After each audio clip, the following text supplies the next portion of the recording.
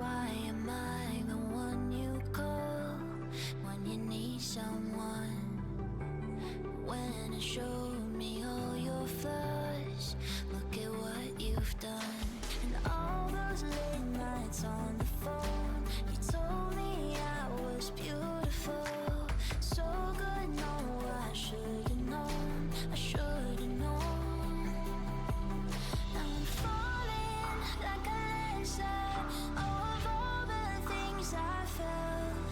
And I'm all in, and I can't hide, but you're in love with someone else. And how am I supposed to hold on? Can't believe I got it so wrong. I dream of you and I, it's falling like a landslide.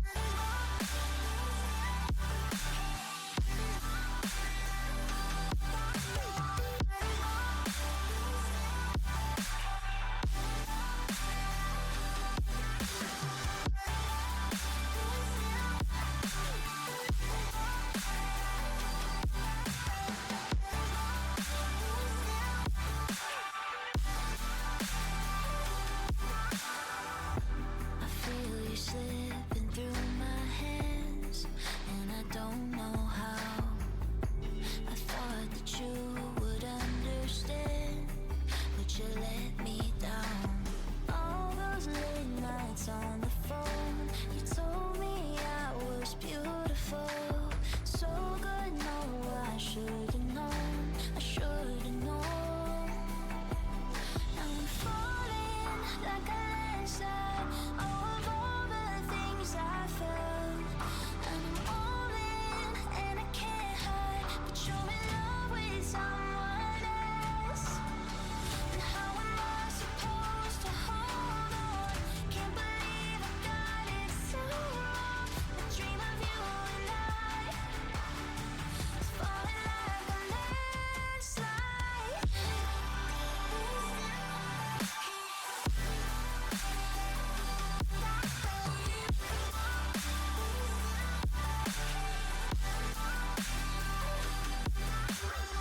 How am I supposed to hold on?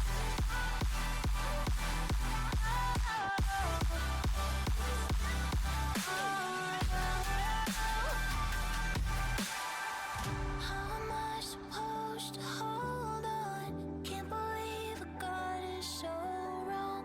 I dream of you and I, it's falling like a landslide.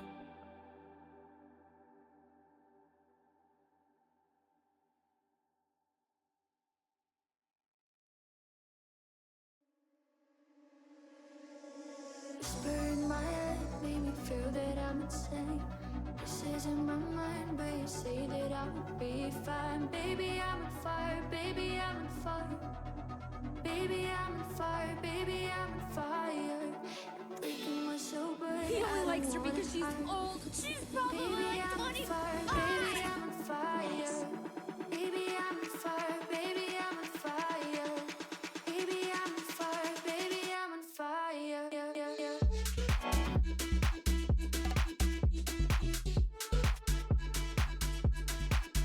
Baby,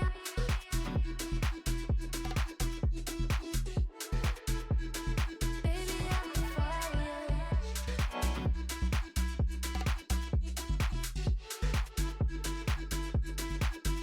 Baby,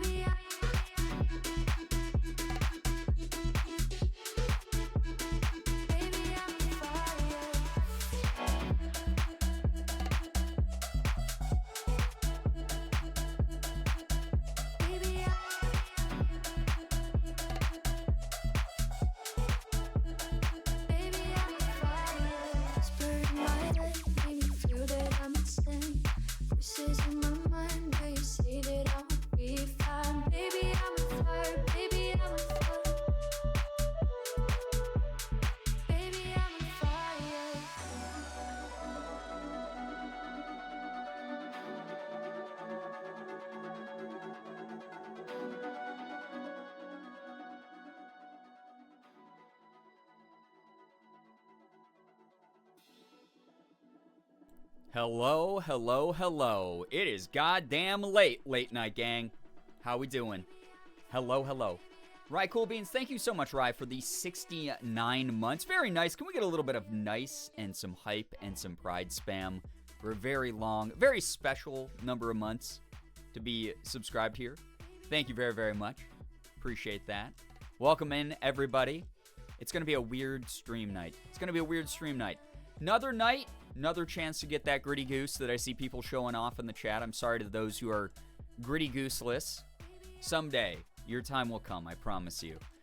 But welcome, everybody. Nice to have you here. Ren, hello. Tay, how we doing? Singing Tree, hello. Bree, Ivy, Shark, V, Scattered, Loy, how we doing?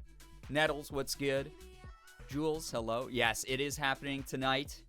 Those who don't know, full read of the entire Twilight movie script. I found the actual script, by the way, with like all the like screenplay notes and everything. It's kind of neat. Ren, enjoy your shower. I'm sure I'll be yapping very, very long, so you'll be able to catch the whole script. Dino, what's good? Nice to see you here again. Hello, hi. Tay, hello, welcome, welcome. I might have said hi to some people twice. I'm sorry if I did. You're the most special, just know that. Rye, hello. Melanie, what's good? Hello, hello. Everyone who has to lurk, totally get it. It's late. I started so late tonight. Life has been just, as Morgan and I have been trying to like cram in work before we leave on Tuesday for LA, our schedules have just gotten just destroyed. So I'm so sorry to anyone who's part of either of our communities, but thank you for bearing with it. Jacob, what's good? Nice to see you here. Welcome on in. Anime Fangirl, hello. Hi. Slade, always so lovely to see you. Hello. Nymeria, hello, hello, hello. Elizabeth, good to see you again. Ouija Peaches, hello. Yo, what's good? Hannah, welcome. Yoshi, hello. Hi, welcome to the stream. Saw Twilight, I think, 50 times when I was in middle school. I'm curious how much I remember. You know, you're going to remember a lot tonight. This is going to be a monumental occasion, as we all know. Yo, what's up, French Vale? How we doing? Nice to see you here again. This is perfect for my D-Gen self. Yeah, Jules. Listen, the only good thing about you as viewers being D-Gens is there is a D-Gen streamer who will be here trying to do their best to get going at a time that's very convenient to those of you with fucked up schedules like mine. Amanda, hello, hi, welcome to the stream. Hello, hello. Let me get myself on screen since I'm not here yet. Shades of Night, what's good? Bethy, nice to see you. Welcome, everybody. So good to see y'all. Boom, look at that. I'm on the screen. This is the Catgirl cosplay some of you might have missed. If you missed the last stream on the 26th. I haven't streamed in like 4 days, which is wild. I had a lot of voice acting stuff, if you were wondering why my schedule got so weird, because I was supposed to do this script reading a long time ago, right? But, things have been busy, like I said. I basically juggle 3 jobs doing static / video content, voice acting, and doing streaming. So it's just been, those 3 things require different amounts of time committed to them week after week. So this was a voice acting week. So I'm sorry that I was kind of late to streams, or I skipped so many stream days. Mental health was kind of teetering for a little bit, so I wanted to make sure I didn't push myself into burnout. But again, thank you for understanding. Thanks for bearing with the weird schedule. You're here after all, right? I'm very excited. Very, very excited to have you here. Juba, what's good? Leo, hello, hi, welcome. Haven't seen Twilight in like 3 years. I watch it like once a year because it's just so fucking funny. It's like one of those movies that's like, it was low enough budget at the time that they just didn't really fully know what they were doing yet. I think the movies get slightly better as they go on, but they're self-aware and camp. Like, they lean into the camp. They're like, they know they're dumb as like a concept and as like a cinematic concept, and it kind of makes them funnier. Kind of makes them better. Y'all ever seen Vampires Suck? Yeah, honestly, I didn't like it that much because it like taking the joke and trying to make it funny made it less funny than the original movies being very campy and stupid to the point that they were so bad they were funnier, in my opinion. Like the original ones were. But welcome everybody. Welcome.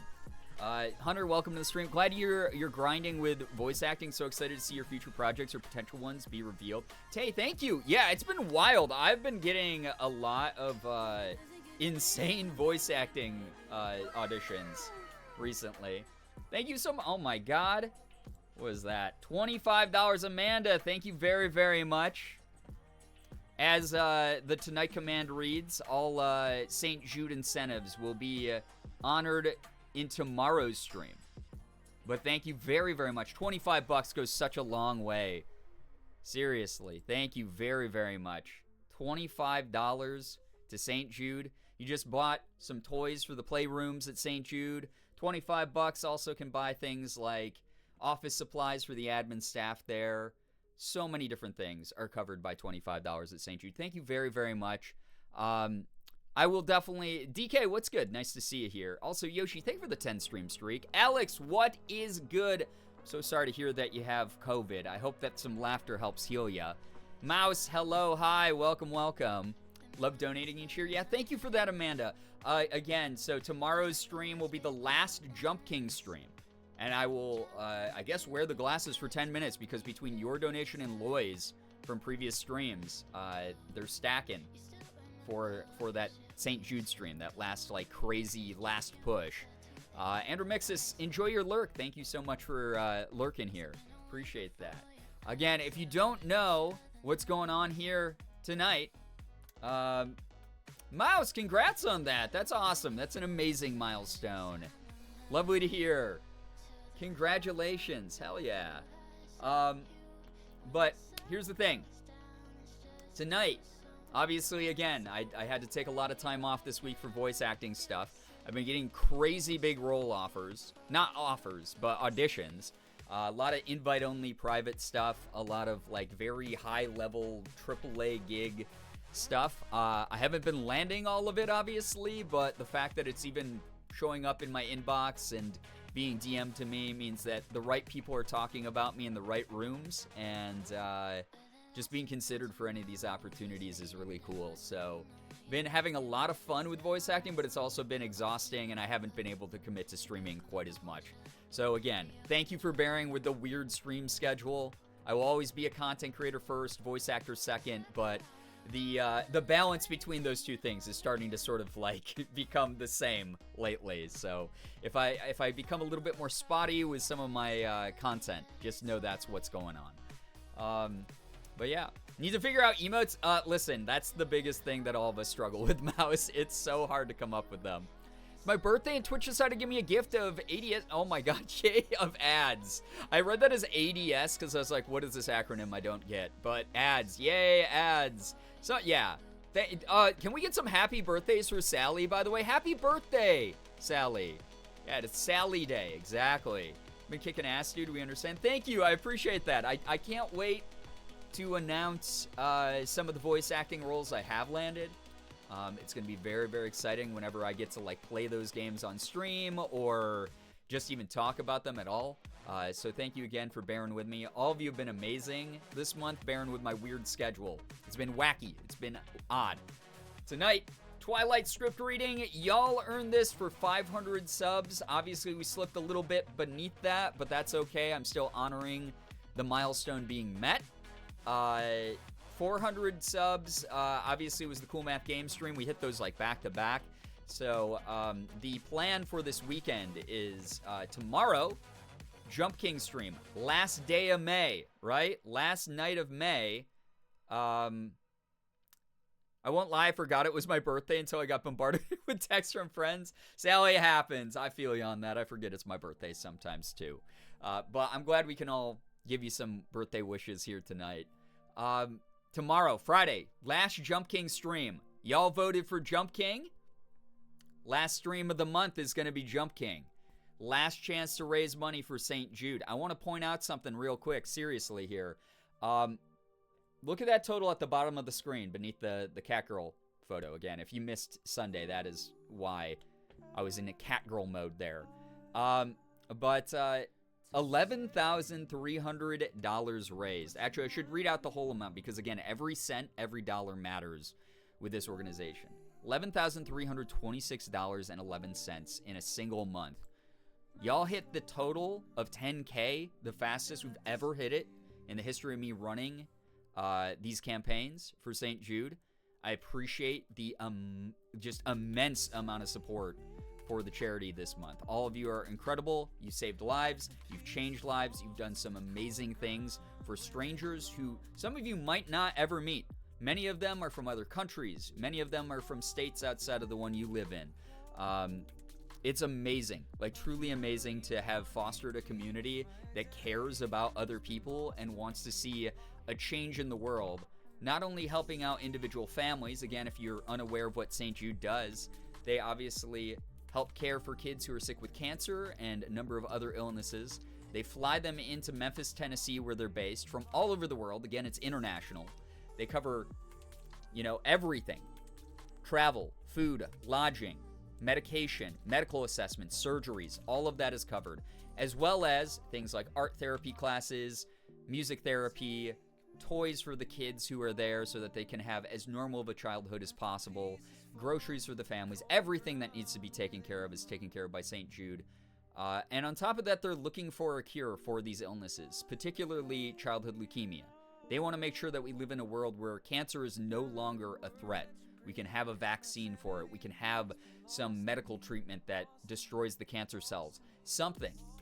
Their research shared freely with the rest of the world. They upload all of their findings to a database that medical institutions, any medical institution across the planet, can access for free.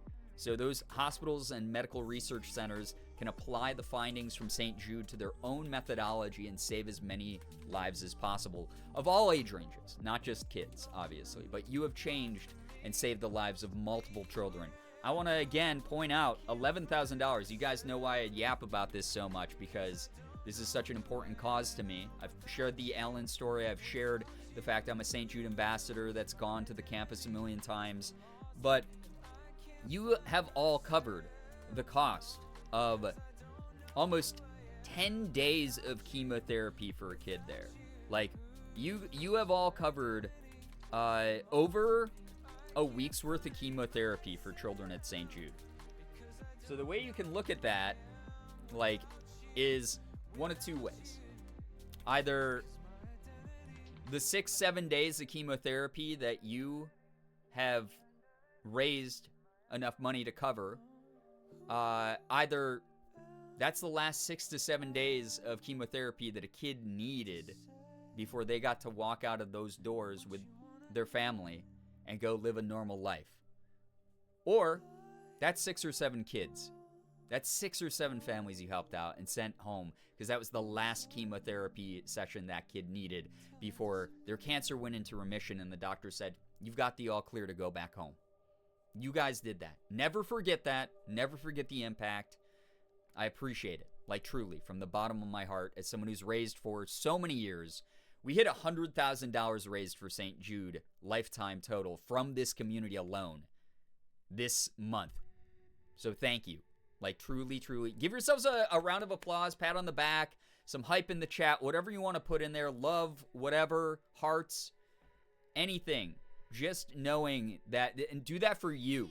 Do that for yourselves, because you have all earned that. You have all helped save and change lives in some huge ways. Please, please, please.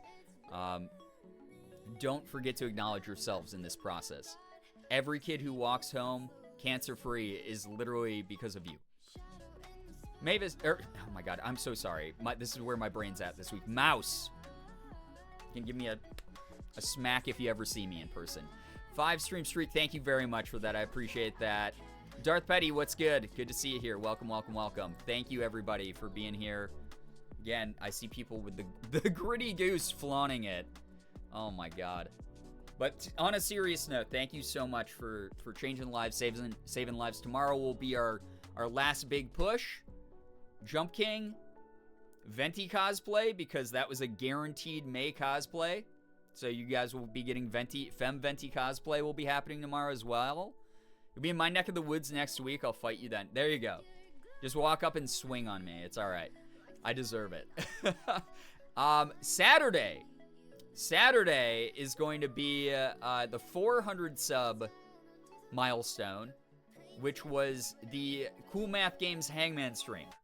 I can't guarantee I'll do Cool Math Games Hangman the entire stream, but I'm going to at least be on Cool Math Games for the whole stream again. Most of it will probably be Hangman, though, because that was a lot of fun. We all had a blast, like, trying to guess things together and try to see how far we could go. Emmy, welcome to the stream as well. Yeah, Venti Cosplay, let's go. Yeah, next few streams are all going to be special streams. Sunday, I worked hard for the goose. You did. Seriously, anyone who's gifted subs this month, anyone who's, gifted bits, anyone who's been supporting the channel. By the way, I changed the tip goal here because obviously we weren't going to get to 500 tonight. But, like, funds for LA next week. If you want to help with meal and snack fund, you know, LA's expensive. I'll be eating lots of good food while I'm out there if you want to help out. But, yeah.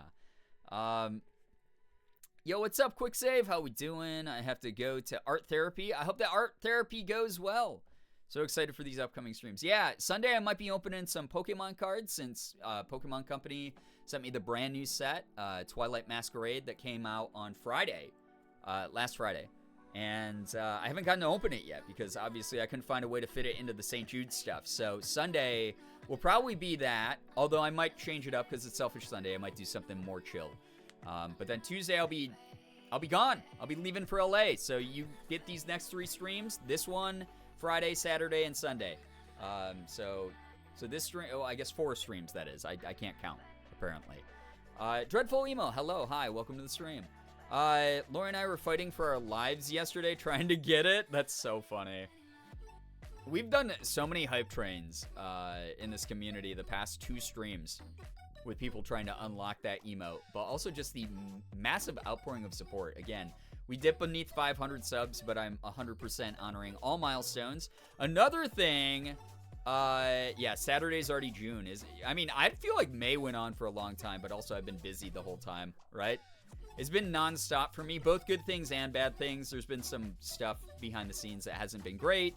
A couple things I've shared with you, a couple things that I've kept private, but going alongside parallel to all the good stuff I've been able to announce and talk about. So it's been a big juxtaposition this month.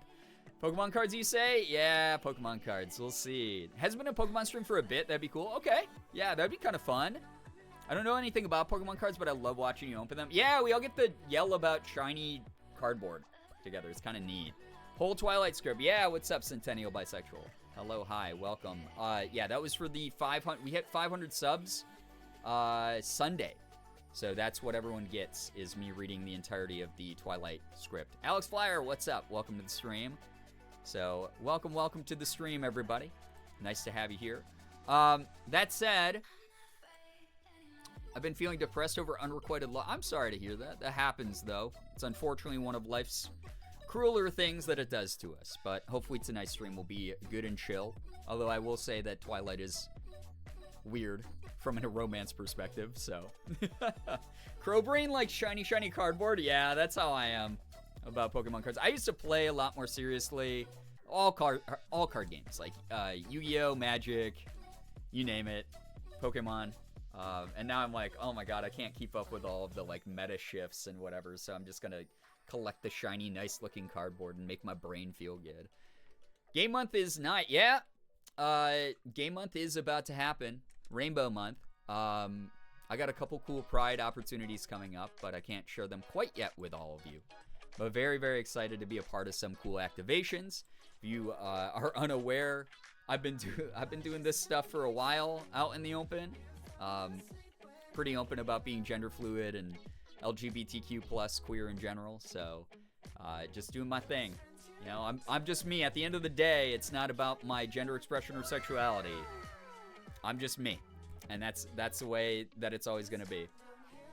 Yo! Oh my god. Yo, CJ, thank you for the $25 donated to St. Jude. Oh my god, I'm going to have to wear the glasses playing Jump King in Femme Venti cosplay for 15 minutes on Friday. Thank you so much. $25 goes such a very long way with this cause. Thank you. All of you are amazing. Thank you. Yo, Juby, thank you so much for the 7 stream streak. I appreciate that. It's been lovely getting to know you a bit better. I don't even play Magic the Gathering. I went out of my way to purchase Karlach, Halcyon, Will, and Volo Magic the Gathering cards for shiny. Pretty. I mean, if you're talking about the Baldur's Gate stuff, yeah, all the stuff they've been doing has been awesome. But yeah, I didn't stay at Panera long enough to get the Pride shirt, but I wish I did. Wait, does Panera have a corporate Pride shirt for Panera lovers? Because I might have to get that. What the heck? Eliza, welcome to the stream. My St. Jude donation was the one birthday gift to myself I was excited about. What the heck? CJ, is it your birthday too? Oh, wait, it is. Yeah, I already wish you happy birthday. We have double birthday in the community. Can we get some happy birthdays to CJ, aka Mechamanga Monkey there in the chat? Please, please, please. Drop some happy birthdays. Thank you, everybody, for joining. Like, truly. Thank you, thank you, thank you. Y'all were here, you know, y'all were seeing me representing the LGBTQ plus community during Pride, but, like, I'm also not, like, the person who only talks about that stuff because I look at it as it's just one aspect of who I am. But I'm really proud to be able to, you know, be a part of the community and be a role model in the community and hopefully just be a good public figure for it. So thank you to those of you who accept me for who I am, all aspects of me, queer or otherwise. So thank you. Thank you, everybody. That said, it is kind of weird to go from like AAPI month where no one gave a shit. For those of you who don't know, it's the month dedicated to Asians and Pacific Islanders and Native Hawaiians. And no one really giving a shit. To going into Pride, which obviously is not to compare. This isn't like me like comparing one being like, oh, it sucks that one was good and one was bad. Oh, freaking gay people. Like, it's not that. Because I'm firmly of the belief that intersectionality matters. But I hope next year we see a little bit more noise for AAPI month due to intersectionality, due to people educating themselves about the plight of POC people and minorities, not just here, but around the world. And something that, you know, I'm just going to constantly raise awareness about and be pretty fucking loud about because, believe it or not, I can't really do too much about, you know, where I'm from or what I look like. That said, tonight, I hope you guys do enjoy the very accurate Jacob Black, or I guess Taylor Lautner playing Jacob Black from Twilight. Cosplay that I'm doing right now. It's a very accurate cosplay because we're both the same amount of indigenous. But yeah, happy AAPI month. Thank you, Glam Pop Sammy. I appreciate that. Thank you, thank you. What does AAPI stand for? See, this was the part earlier in the month, and not to make anyone feel bad, but I was like kind of annoyed earlier that I had to explain what AAPI meant to so many people in the community. Not because, even though, I will say this, you guys are watching a streamer on the internet, so you have access to Google, but the fact I had to even explain AAPI month because this country doesn't talk about it nearly enough or celebrate it enough. I think the one time we got AAPI month to, like, be something that was beneficial to raising awareness about Asians was 2020 and 2021 because we were being stabbed to fucking death and murdered regularly because Trump told everybody. I mean, I'm so sorry. The orange felon, who just was convicted of 34 counts, you dumb bitch, that convinced everybody that we had all spread coronavirus. So that was kind of shitty. That was something that was kind of annoying. But those wondering, AAPI stands for Asian American Pacific Islander. So, yeah. But yeah, it's something that's annoyed me. So I hope next year there's a lot more noise for it. Because I hope the education starts coming through. I hope people, you know, learn about issues.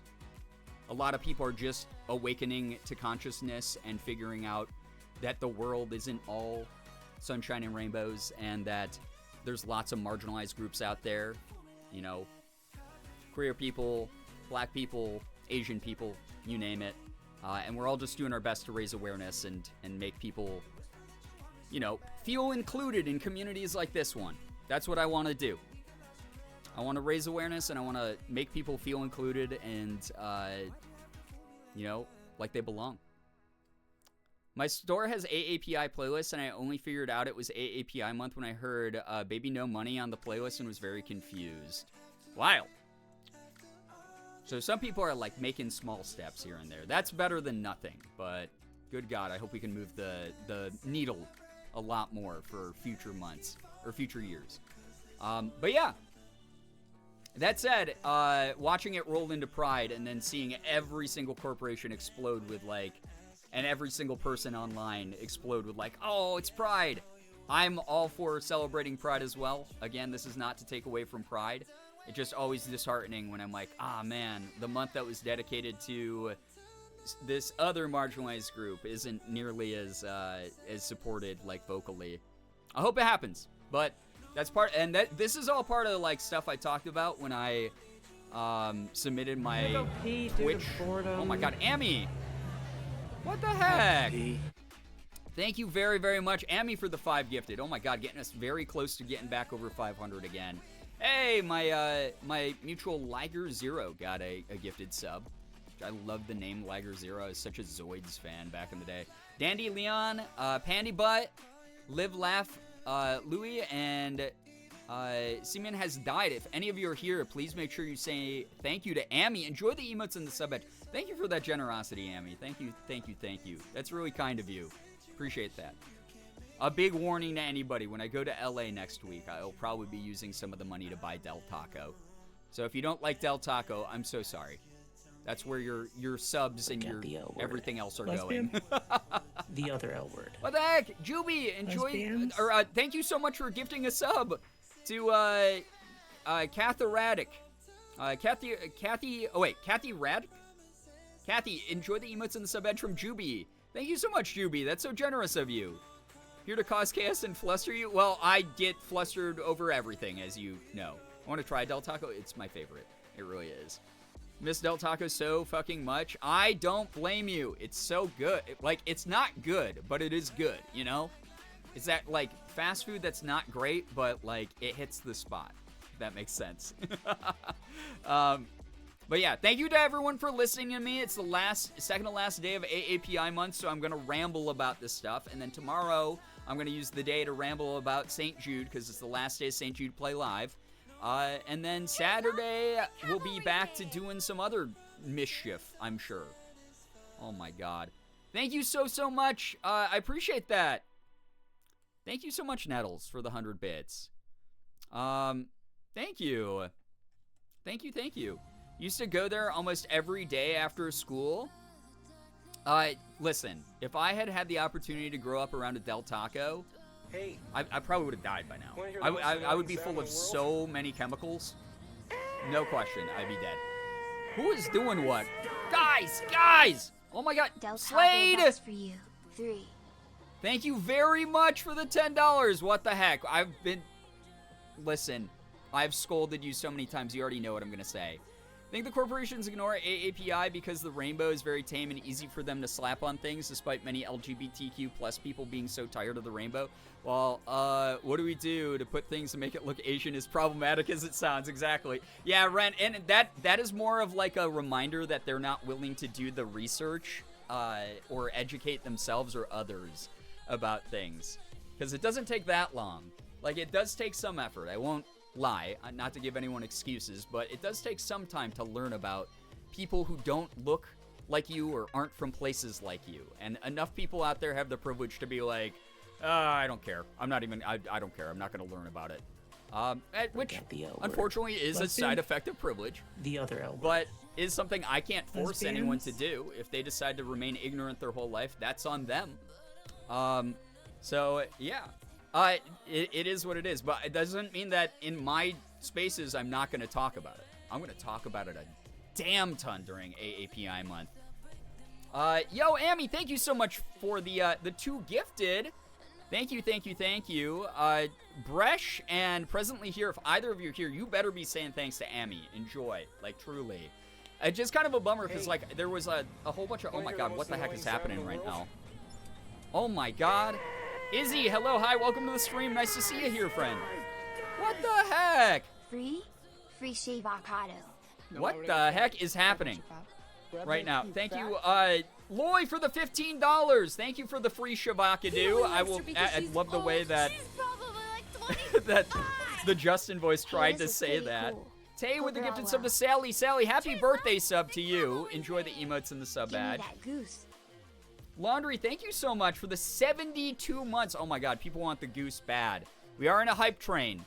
So theoretically, if we can complete a level 5 hype train, some of you will have the opportunity to get a goose. AAPI talk all year long, please. I mean, it's who I am, so it's going to come up sometimes. Thank you, Ren, for being so supportive. Melanie with the 100 bits as well. Thank you so much. All of you. Thank you for the huge hype train and all the support. Back to 500 subs, by the way. What the heck? Can we get some hell yeahs in chat? Can we get some freaking hype? Some pride? Or if you have Gritty Goose already, dangle in front of the faces of others what you have already earned. Because Gritty Goose is the, like, if these were Pokemon cards, Gritty Goose would be the chase card. That would be the card that we would all want to pull, like the main, like, special one. Good God. No, why would I get Thank that? you. That Oh makes my you God, fat. Lloyd, thank That you so makes much you for fat? gifting a sub to Nooks and Grannies. Nooks and Grannies, make sure you're saying thanks. Enjoy the emotes and the sub badge and the ad-free view and experience. Oh my God, thank you, everybody. Pushing the hype train into a level 4 Gritty Goose 1%, right? Yeah, flaunt your 1%. There we go.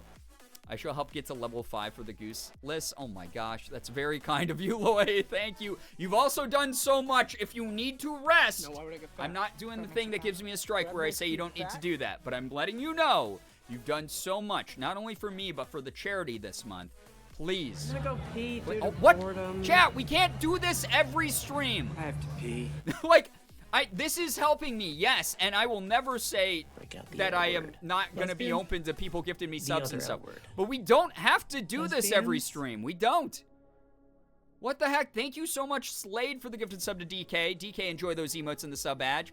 Streamer Hunter. Oh my God, Hunter, thank you so much for the gifted sub to Limanya. Rahul, Gia, Miyabia, Morgan's Dead, and Navy Blue Suicune. Oh my God, speaking of Pokemon, Suicune is a dope Pokemon. Any of you here better be saying thanks to Hunter. Enjoy the emotes in the sub edge. Also, the second is dead name. Oh my God, why is everyone dying? Please don't die. Oh my God, thank you, thank you, thank you.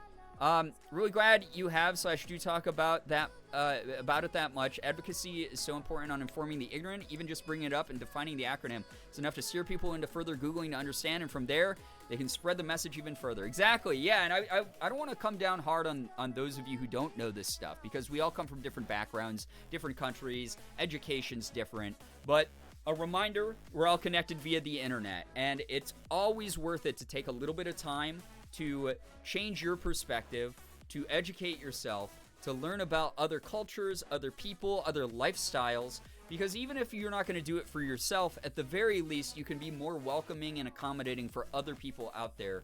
It makes just for a more harmonized environment everywhere you go, and just being an ally is the easiest thing in the world, regardless of what the cause is, regardless of what the marginalized group you're representing is or standing up for is.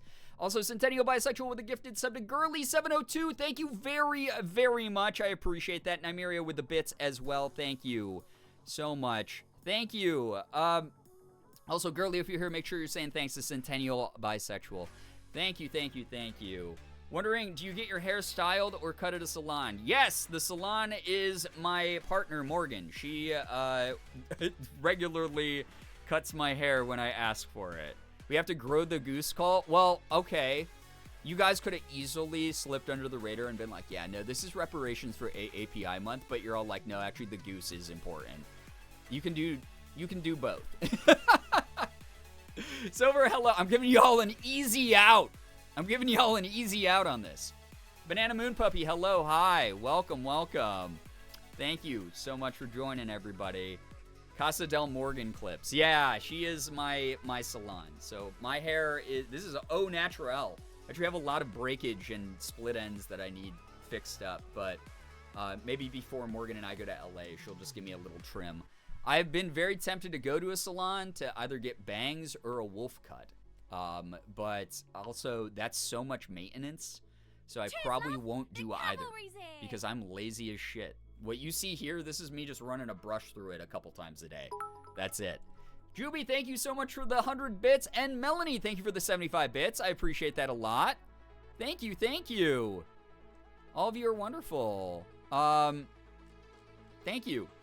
What was I talking about? Oh, All I was talking about is again, thank you to those of you who take the time to educate yourselves. Again, privilege doesn't necessarily mean you're from money or from a background where you weren't someone who was put into some form of oppression before yourself. Privilege is just having the ability to ignore another marginalized group's issues. So just keep that in mind. That's the definition I try to interface with the world with. So Got the L word. there are times where I go, hey, I am other from an L word. underprivileged group. I am from a marginalized group. Lesbians? I want people to know about a part of me that I represent just by being myself, and that many other people out there who look like me or from similar areas of the world as me, conditions they have to face as well. So thank you for listening. Thanks for being awesome. Thanks so much, everyone. Both ends burning. Thank you for the 200 bits. That's so kind. Amy with the 2 more gifted. Oh my God, we're right at the end of this hype train here. Both ends burning with another 100. Thank you so much. And Amy with the gifted subs to Arcane, Archer, and Jimmy9. If either of you here, I hope you both say thank you to Amy. Enjoy those emotes in the sub badge. Thank you very much, Dreadful Emo, for the 3 months evolving into a silver EV badge as well. Completing the level 5 hype train, y'all are in the running now for Gritty Goose. What the heck? Thank you very much, all of you. What is happening? Why does everyone love this alert the most? By the way, guys!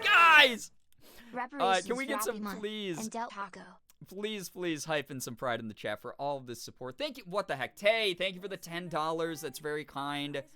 Thank you. All of you are amazing. Thank you. Yeah, Goose Time via reparations. Key, what's good? Hello, hi. Thank you for those bits as well. What is happening tonight? This is crazy. I was gone for like 4 days. Y'all don't owe me shit. You paid ahead of time for streams, and then I didn't even provide them this month. Oh my God, thank you all. Thank you so much for all the support. All of you are amazing. Thank you so much for supporting the stream. I won't lie, I'm also going to be on the hunt for thrifting stuff while I'm in LA, so anyone who's donating to the tip goal, I will definitely be probably at a bunch of thrift stores with Morgan, because Morgan loves to go thrifting, I love to go thrifting. It's how we've stayed on a budget our entire lives together as adults. And I got that dope black denim jacket with the like embroidered roses on it last time I was in LA. Like I explained, it was $18, which in LA money is basically free, so I'm going to be looking for treasures like that. I'm really excited. This is what happens when you leave us for a long time. We're unsupervised. We're going to be unsupervised for even longer because I'm not going to be here from the 4th to the 11th. I'm going to be in LA. So I don't know what you're going to do while I'm gone. I'm going to try to get short form stuff up. I'm going to try to get a couple VODs up. I'm going to try to do the best I can. Maybe I'll do an IRL stream from my phone. We'll see. But, or maybe I'll stop by a friend's setup and stream. But thank you for being here. Thank you to all of you for supporting what I do. Yeah, good luck to the gritty gamers. For sure. It's a random Thursday. We must go wild for funsies. It's wild because it's like this is not like a special night. I mean, I'm reading the Twilight script, but mainly we're just vibing. We thrift. I need to corner Sachi. You gotta have Sachi text me if she wants to do it. Thrifting, but I'm 100% down. Thrifting is so much fun. It is. Jacket was bomb as hell. It looked great on you. Thank you, Amy. I appreciate that. It's like my favorite jacket I own now. 1 week unsupervised, you'll come back and we'll be like children with sugar. Oh, God. If this is how y'all treat me after I was gone for like 4 days, I am very afraid of what's gonna happen if I've been gone for 7. Because A, sub count will drop a lot while I'm gone. But B, I want y'all to have money for yourselves to do some cool stuff with. And treat yourselves too. No, it's fun when Brian gets back from LA, he has to play Layers of Fear. That's true. I do still have to play Layers of Fear when I get back from LA.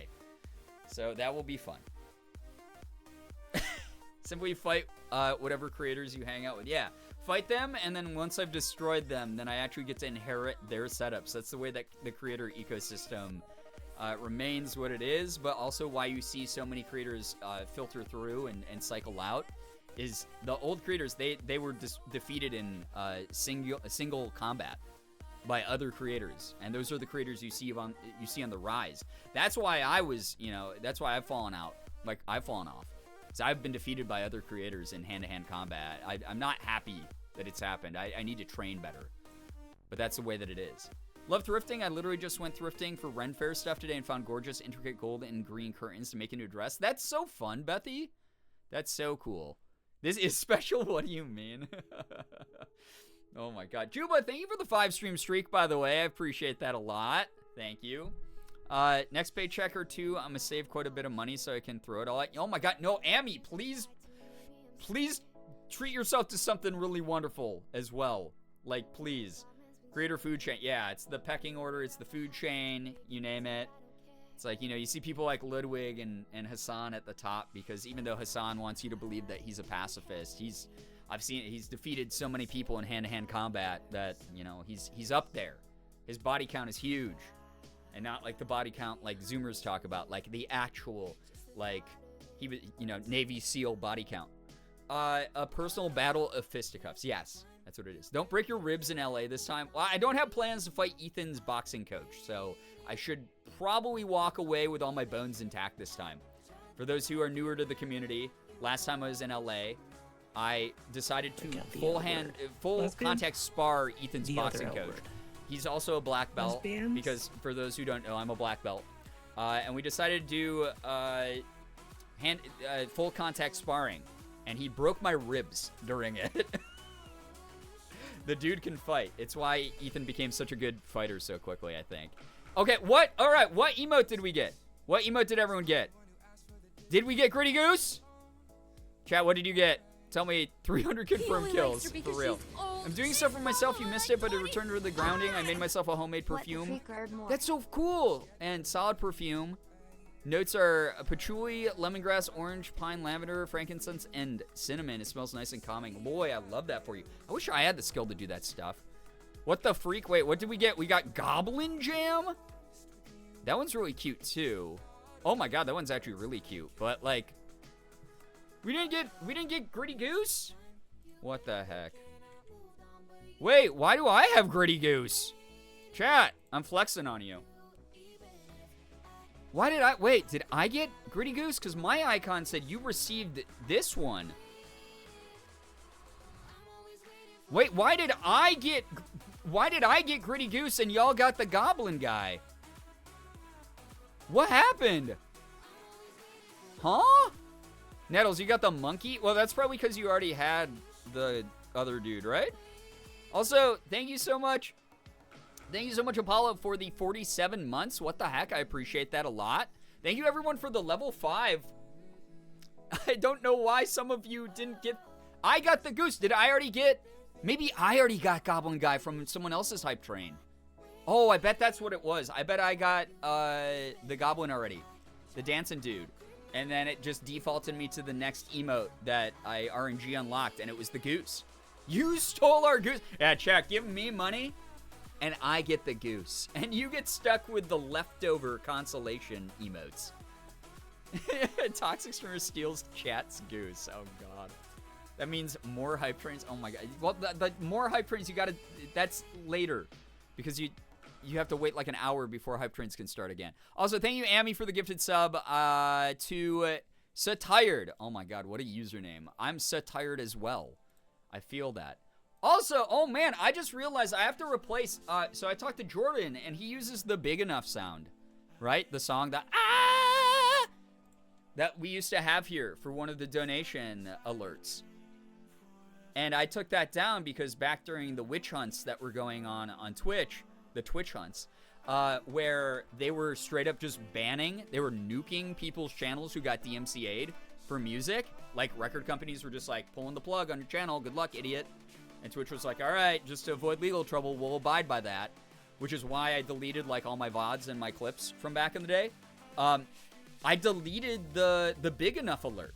Because I was like, if I get DMCA'd, I cannot afford to lose this channel. This is how I make my rent and bills, right? Jordan was telling me they're no longer DMCAing for it from what he's been able to see.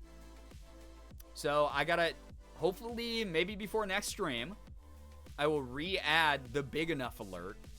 And yeah, we can have Screaming Cowboy back. So anyone with Girbeag's, big day for you. Big day for those who like Girbig emote. Because you'll get to spam that if someone donates. I think it was, I set it at $69 donations and up.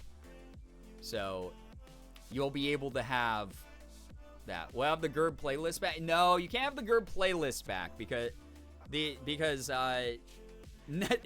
not for all DMCA. It just, people are not being DMCA'd for that song specifically anymore, allegedly. And if Jordan's wrong about this and I get a strike on my channel or I get my VODs muted, I'm just destroying his ankles in Minecraft, okay? But no, it's the interpretation is not that record companies suddenly saw the error of their ways and we can use all the music. I can't use all the music. We're going to keep royalty free. But Girbeagly will be back as an alert at least. So that will be good. Yeah, Girbeagly day for Girbeagly enjoys. Exactly. Brookie, hello, hi, welcome to the stream. Welcome on in. But yeah, I can destroy his ankles in person once you're in LA. Yeah, that's only if someone tests the alert over the next couple days here. Because again, I'm leaving for LA on Tuesday. So I have Friday stream tomorrow, Femventi with the goofy goggles for 15 minutes apparently. And Jump King, last day of St. Jude. Saturday is going to be more cool math games, mainly cool math games Hangman. Sunday is probably going to be Pokemon card opening. And then I'm gone. Then I'm leaving. So y'all have 3 streams to potentially test it. And then if I get DMCA'd, hopefully that $69 that someone donates to me will cover whatever missed work I get from it. We'll see. Wait, you got Gritty Goose too? Wait, how many people got Gritty Goose? What the heck? So I got Gritty Goose and other people got Gritty Goose. Why? So I think what it is y'all have to get enough hype trains going in whatever streams you're in, not just this one, to have unlocked enough of the animated emotes that the RNG pushes you towards getting Gritty Goose, because whatever we've unlocked here for a majority of the people, you'll already have, so it will push you to the next emote, and that will be Gritty Goose. There we go. Just cackled out loud at the visual of Femventi with the goggles. Yeah, these on Femventi are going to go so hard. That's how it works. Okay, yeah, there we go. Thank you, Nettles. You would know you're one of the first people to unlock the Gritty. The Gritty. Oh, I'm hitting the Gritty. I already got Gritty Goose yesterday, actually. I didn't get it here. I got the Goblin this round. Okay, so everyone got Goblin except for those who already had Goblin. And then those who already have Goblin got a random one. Apparently, I already had it because I got Gritty Goose. I'm in the Goose Club. Feeling like I'm a silly goose. Heck yeah. What was I talking about earlier? Oh, yeah. So, LA will be happening. I will be able to break Jordan's ankles in Minecraft in person if he lied to me about DMCA. I will not be fighting Ethan's boxing coach again because I do like having my ribs intact. And y'all know the schedule. So let's get moving with the script reading. Before I do that, thank you genuinely so much. This is crazy that we're over 500 subs. Oh, I didn't address some shit. I don't have a goal for 600 subs, so you're all working for literally nothing. Thank you to everyone who donated tips as well. I will 100% be using that for food while I'm in LA. So any nice dinners that I go to friends with, any, fun snacks I pick up from the airport or whatever to travel with are being funded by you. Thank you all. Thrifting, that kind of thing. I'll make sure I show off outfits. I will have lots more cosplay that I'm just going to be doing for fun. Lots more femme outfits I'll be doing for fun in Pride, or during the Pride month. I'll be dressing up a lot more. So heads up that you're helping that. Thank you, genuinely. Thank you so much for sending these payments through. I do not have, as you should. Thank you, Slade. You're wonderful, truly. I think there's only 1 or 2 other options that aren't the Goose left. Oh my god, I'm so glad people love Gritty Goose because again, my friend A Brito Art made that. She's a phenomenal emo artist and just human. So thank you for enjoying her Gritty Goose. That's cool. Treat yourself. Thank you. Yeah, it's not gonna be anything fancy and crazy, but it's gonna be. Hey, if I want to treat myself to a little bit of Del Taco, it's going to be happening for sure. Goal should be Twilight, New Moon, or Eclipse, whatever's next reading. So it would be New Moon script if we kept with the script idea. If, every 200 subs, it's another script, that would be kind of weird. 600 subs equals something Pride Month. As you can see, I'm deeply inspired tonight. So I talked about this last time. Those of you who don't know, I don't have a 600 sub goal yet because we hit 400 and then 500 so quickly, like the olden days. Some of you remember the marathons we would do where people would just be like, we just want to hit the big numbers really fast for whatever damn reason. So I just want everyone to know I don't have a 600 sub goal yet. So if you have ideas, I wouldn't mind doing another movie script at 600 if people want to do that. But what other ideas that people have? Nothing is really 100% off the table unless I say so. So, like, the worst you can do is... The worst that'll happen is you'll suggest something, I'll say, no, I don't want to do that, or no, I don't feel comfortable doing that. So feel free to drop some suggestions. Don't feel silly about them or anything like that. I did have an idea for 600 of doing another streamo with Morgan or, like, a speakeasy/karaoke vibe, but I'm not sure if you're comfortable doing that with DMCA unless we take down the VOD after. Yeah, I'd have to take down the VOD, which would be kind of a bummer. Streamo, I'd probably also have to take down the VOD, but I'd probably just, like, keep up the muted version of it. Also, it is transformative. I guess I could maybe argue, like, fair use. I would have to talk to my lawyer about it, but, like, Streamo 2.0 isn't the worst idea. Called Eddie the other night and watched Madagascar 3. That's amazing. I love that for you. Big number make brain go burr. Yeah, for real though. Oh my god, I'm like so overwhelmed by all the support. Cooking stream, I would love to do that. I would just have to figure out how to get my setup to work in a kitchen environment. Because the way Morgan and my house is set up, I don't really know how I could set the camera up to view my stove. And my oven properly. We don't have like an island in our kitchen. Like we live in like a fairly small house, so it would be kind of hard to do. But it's not off the table. 1990s kids games like Freddy Fish and shit. Oh, I did say I kind of want to do like a Freddy Fish stream. It'd be kind of neat. Trivia or something. I mean, I want to just do a trivia stream in general. I want to play like Who Wants to Be a Millionaire, or like Trivial Pursuit or some shit on stream, and then like chat can help out, right? So that one, like, that would be more of like a normal, regular, fun stream for everybody. Art stream would be cool. I mean, I could. iPhone scuff stream. That would be the only way to really make like a cooking stream work, I think. Maybe we could set up Morgan's laptop to do it, but again, it's like the angle. We'd have to set up everything at, it would be like a little bit like not super conducive. So what? Yeah, it's just like the layout of everything and like the personal private stuff we have on display in the kitchen. It might not be great. Okay. Well, yeah, we let me think about it not live on stream, and then, yeah, thank you. Art stream wouldn't be the worst. They have Who Wants to Be a Millionaire and Are You Smarter Than a Fifth Grader? Yeah, yep, they have a bunch of those games on, like, Steam and stuff, or on Switch. Art stream, what would that entail? Would that be me, like, doing, like, MS Paint art requests? I'd just be like, chat, just give me a suggestion for what to draw. And then I try to make that in MS Paint. Would that actually be funny? Because I almost feel like cooking stream would be something I'd be like, oh, we hit like 1,000 subs again. Now I'm going to destroy my fucking kitchen. That would be fun. Oh, God, Tay, that's gross. I hate that. I'm so sorry that happened to you. Hear me out. Old school RuneScape or hamster ball. Oh, God.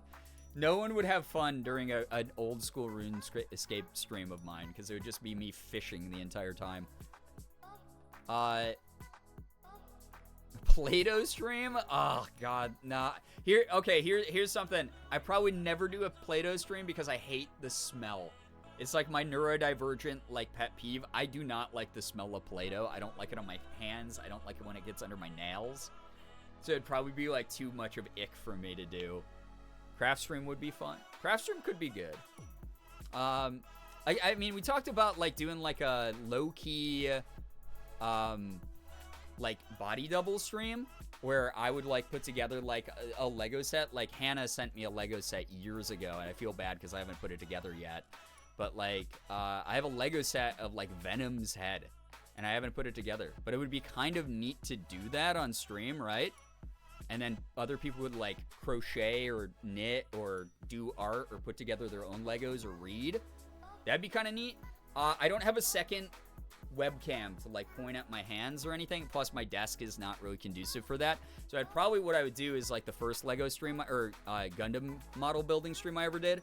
I was putting it together and then I would just hold it up occasionally to show off progress. And that'd be like a good way for us to all check in. So that could be like a fun stream. Art stream, yeah, the lovely drawings that I made. Yeah, Ren, let me show off just so that people have an idea of my art skills. You guys want to see my picture of Dwayne "The Rock" Johnson that I drew years ago? For St. Jude, for an art stream. Because, again, our whole idea is if we get Dwayne "The Rock" Johnson in here, he's going to donate to charity. There's Dwayne "The Rock" Johnson.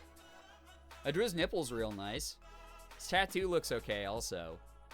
So that is the level of my art skill.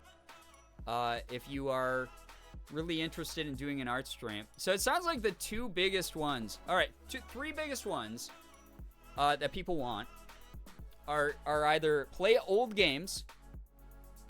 Which old games that would be, we could decide later.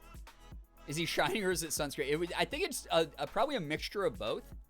But I'm glad that you at least saw that it's supposed to be like a sheen. I used the spray paint tool on him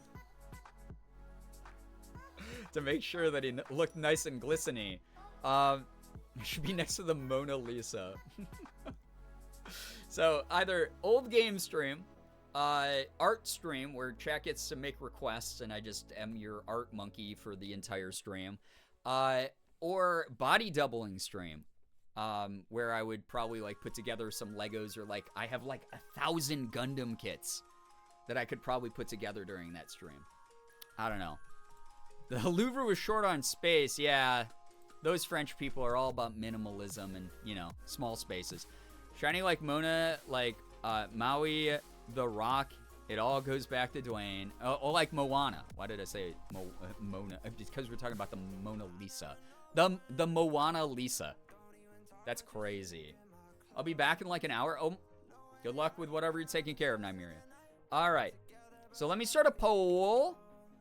Also, I'm so sorry that Automod is so aggressive this month. Again, it's part of the conditions. I have to have Automod on level 2 so it catches things it normally doesn't catch. And we'll just like clear most of them. Those 3 sum it up, yeah? Yeah, I think so too. I don't know why it caught your 3 sums. Oh, because 3 sums. That's so dumb, Automod. No, why are you apologizing? No, it's just Automod being way too touchy. So I have to keep Automod at level 2, which means that very harmless phrases are caught all the time. I know that I said that it was going to end after this month. I lied. And I can't say why, but all I can say is that throughout the month of June, Automod will also be on level 2.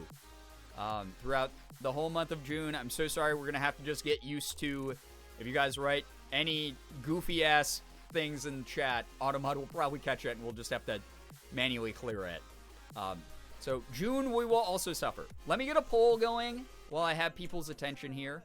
It's early enough in the night, even though it is late, for people to actually be able to vote on this. So 600 sub goal is going to either be old games, i.e. Freddy Fish. Oh, I can't even put that in there, but you guys know, you're here, you're listening. And if you're not listening, then it sucks to be you. Also, art request stream, MS Paint. Art, MS Paint stream. I'll put, there we go. And then body doubling. Chill stream. Body doubling stream. You have 1 minute to vote. Your points will not matter in this. So here we go. There you have it. Gonna go full alert because I have to participate in psychological studies for my psych class. Good luck. I remember doing a lot of those. I hope that it goes well, Bethy. So there we go. Those three. What sounds good for 600 subs? Not that I ever expect to hit the big milestones, but it's just like cool to have one to work towards. I like all of these options, by the way. Oh my god, the art stream is really pulling ahead. Old games is second place. Body doubling is actually on the bottom. I'm surprised because a lot of people sounded like they were favorable towards that. But it looks like art is going to win here. What the heck? Whoa. Okay. 600 sub stream is going to be art stream. I will do MS Paint requests if we hit 600 subs. Let me, I guess, set that as a goal. Yeah. Oh my god. All right. MS Paint art request stream.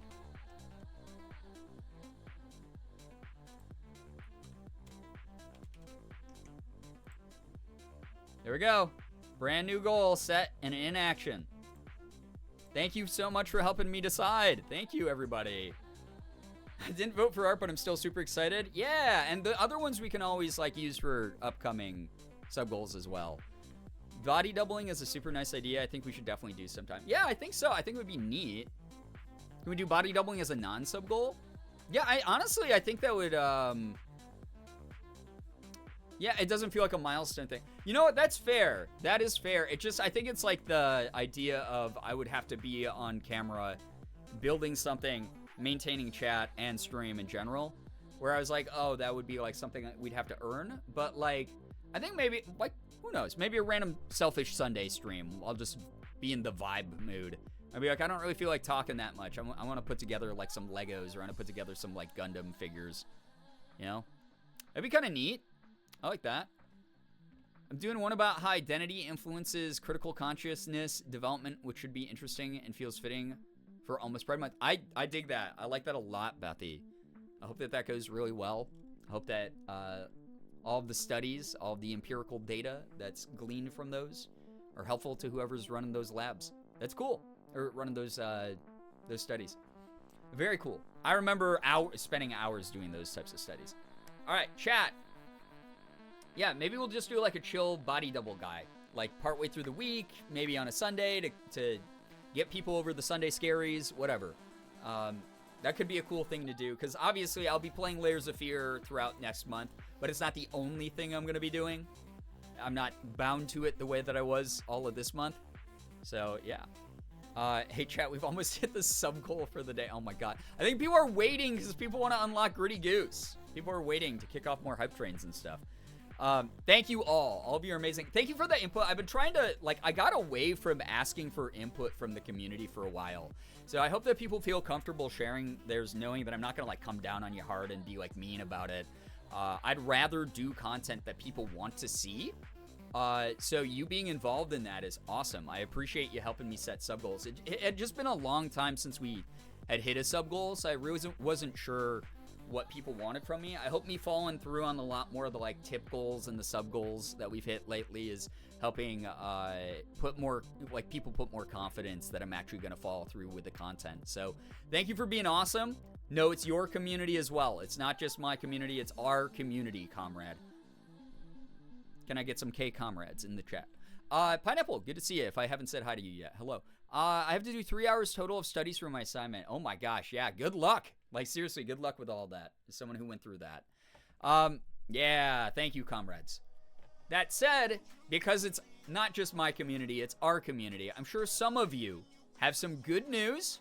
If you have good news, please feel free to share it here in the chat, as long as it's something we can all comfortably enjoy. It doesn't have to be anything big. If it was a silver lining, a small victory for the day, I want this community to acknowledge that. I want everyone here to make sure that you're congratulating everyone who has some good news. And after that, we're kicking off some Twilight reading. I already warned Morgan it's going to be a late stream, so buckle in for late night red eye movie matinee time. And not a matinee, I guess, if it's at this hour.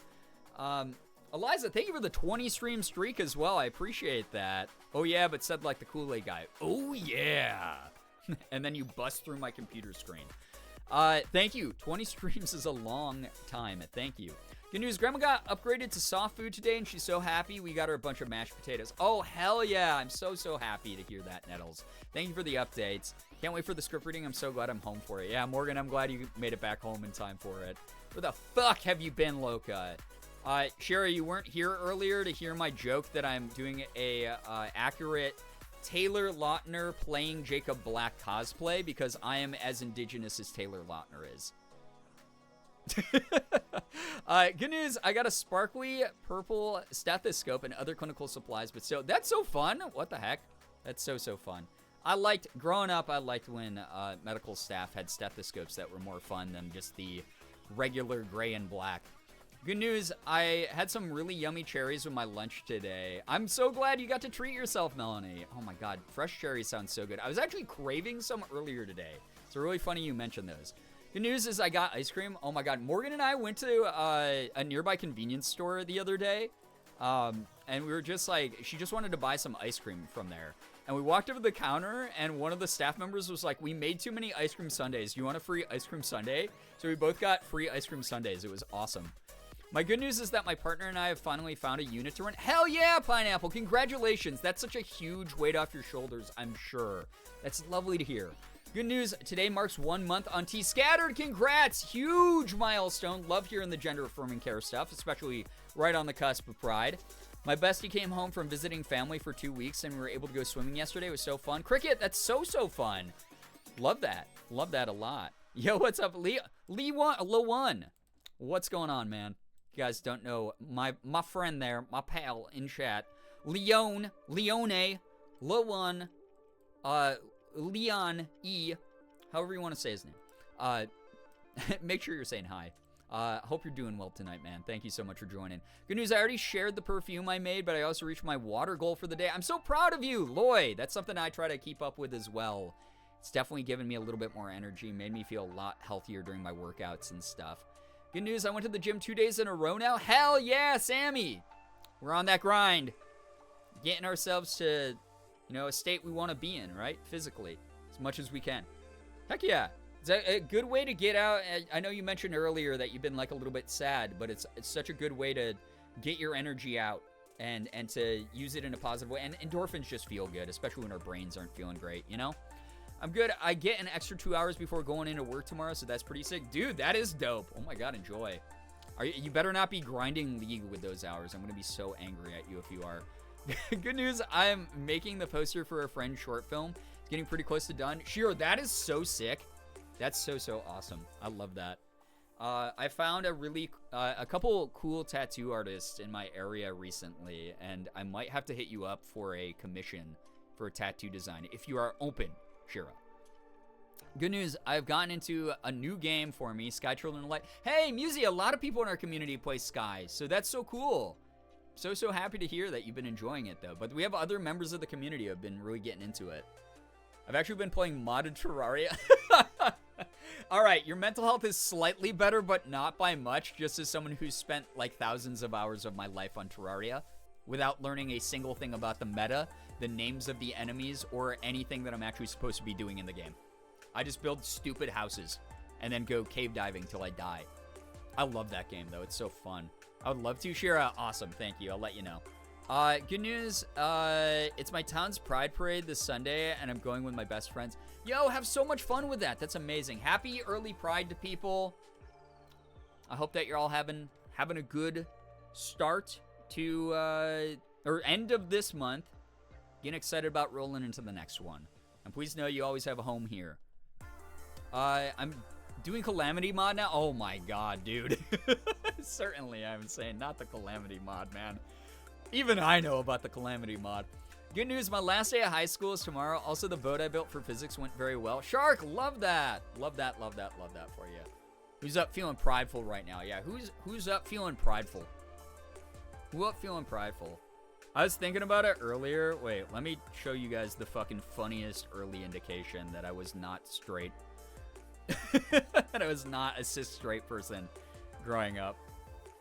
I found, this is an old picture my mom sent of me, which originally had me and my sister in it, and then I zoomed in to look at me closer because I was like, yeah, no, there's like, I even if I didn't fully know at the time, something within me knew fully at the time. Like, what? Like, dude, come on. Clocked immediately. Yeah, I know what you are. I know what you are vibes immediately. Like, bro had no reason to put his hand like that. Good news, Gwen is being cute as always, and I think he's visibly chunkier now. Sammy Iami, thank you so much for the updates on that. Thank you for sharing the news about Gwen. Hunter, thank you so much for gifting a sub to Sammy Iami. That's so nice. Thank you. That's really kind of you. Yeah, chat. There's a part of me that knew the whole time. That was, I think I was like 8 there, something younger than that, probably. Who knows? But I know now. That's really all that matters. Also, Hunter, thank you so much. I think that's got us to 25 of 25 tonight. Why has it been 3 streams in a row of that? Y'all are doing too much. Thank you so much. I appreciate you. Bro said I'm not gay. I'm just a really passionate ally. Yeah. I'm method acting being gay so that I'm a better ally is what happened. Yeah. Amazing. Thank you all. I don't know. I just work here. Well, thank you for being here. Hashtag actor things, all right? I just love the community so much. I'm so glad you feel that way. We love having you here. That goes for all of you. Thank you for your contributions. Even if you're someone who lurks, you're lurking, you're vibing, you're making the view count go up. You're having fun. You're included in the jokes, the in-jokes that we make here and the goofy moments that are had. That's way better energy than someone who comes in and disrupts everything. So thank you, all of you, for just like being a member of this community. You are wonderful. I'm not gay, I just play one on TV. Yeah. It's like, who was it? I can't remember which actor. I think it was Tom Hardy. During like an interview, someone was like trying to be like really edgy and inappropriate and rude to him. And they were like, Tom, you're an actor, so like you've probably been in like gay porn, right? Or like been in a relationship with a man. And they were being like really homophobic and terrible. And he just looked at them and he was like, yeah, it's like you said, I'm an actor in Hollywood. Of course I've had gay sex. Who cares? It's just like, that's the most based way of replying to that ever. That's so funny, dude. That's so good. Gonna start making inside jokes that nobody gets so that everyone is left out. I'm not gay, I just think women are really pretty and want to kiss them and hold their hands and maybe marry them. But I'm not gay though. Yeah, it's just like just because you have rounded every base and didn't hit home, but you were on your way there and you're mainly all the way to the home base, doesn't mean that you're gay though if you got stopped before the home plate. So you were stopped, obviously. Someone tagged you out. Obviously. Mas, I know what you're talking about. Yeah.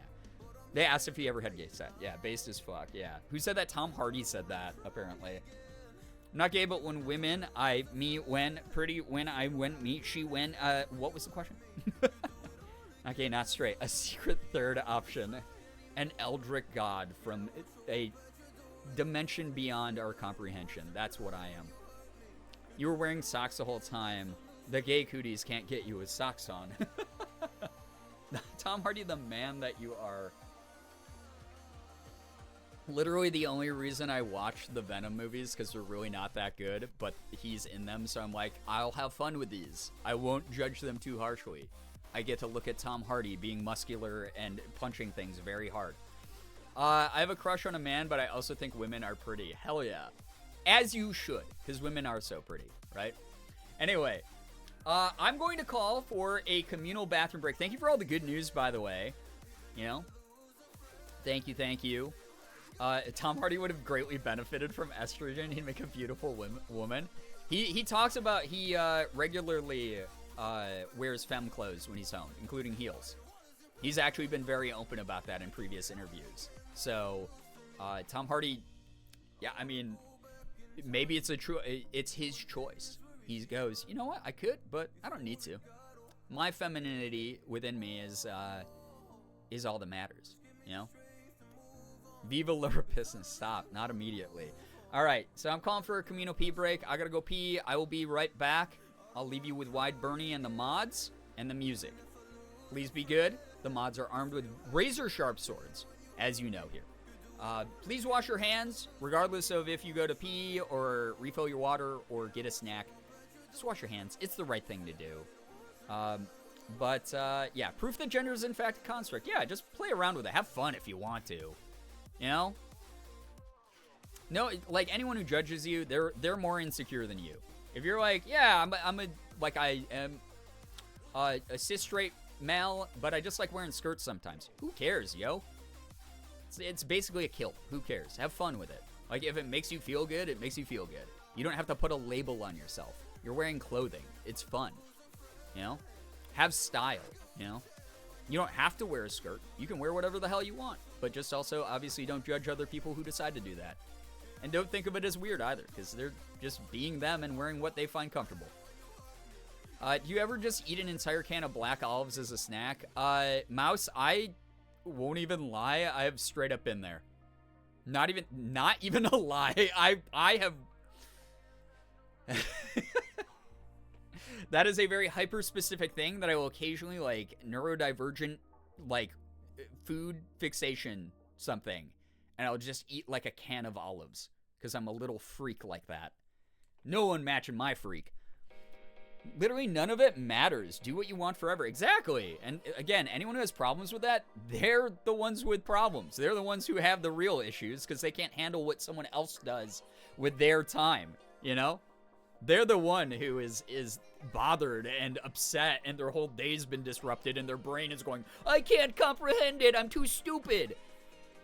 So that's a skill issue on their side. Do whatever the hell you want. As long as you're not hurting other people and not hurting yourself, you know? There you go. They go so hard, I'm thriving right now. Yeah, Mouse, you're so based for that. For real, though. Buying a whole can of olives as a little treat is the best thing. Yeah, hit up Dollar Tree, they got them. They got whole jars of those. Said this a long time ago, but there are many new people since then. So do y'all agree that Dwayne Johnson is the human embodiment of a green olive? Stop. Danny Leon, hello. Clothes are clothes and wear what you like. That is what I'm teaching to my kids. Fuck yeah. Exactly. I love that. That's cool. All right, I'm going to go pee. I'll be right back. Enjoy this wide guy, I guess. What could have been? All right. Enjoy. He'll stare at you judgmentally if you come back and you don't wash your hands. It's just honestly kind of a weird thing. So think about it. I'll be right back. And be good to each other, or else.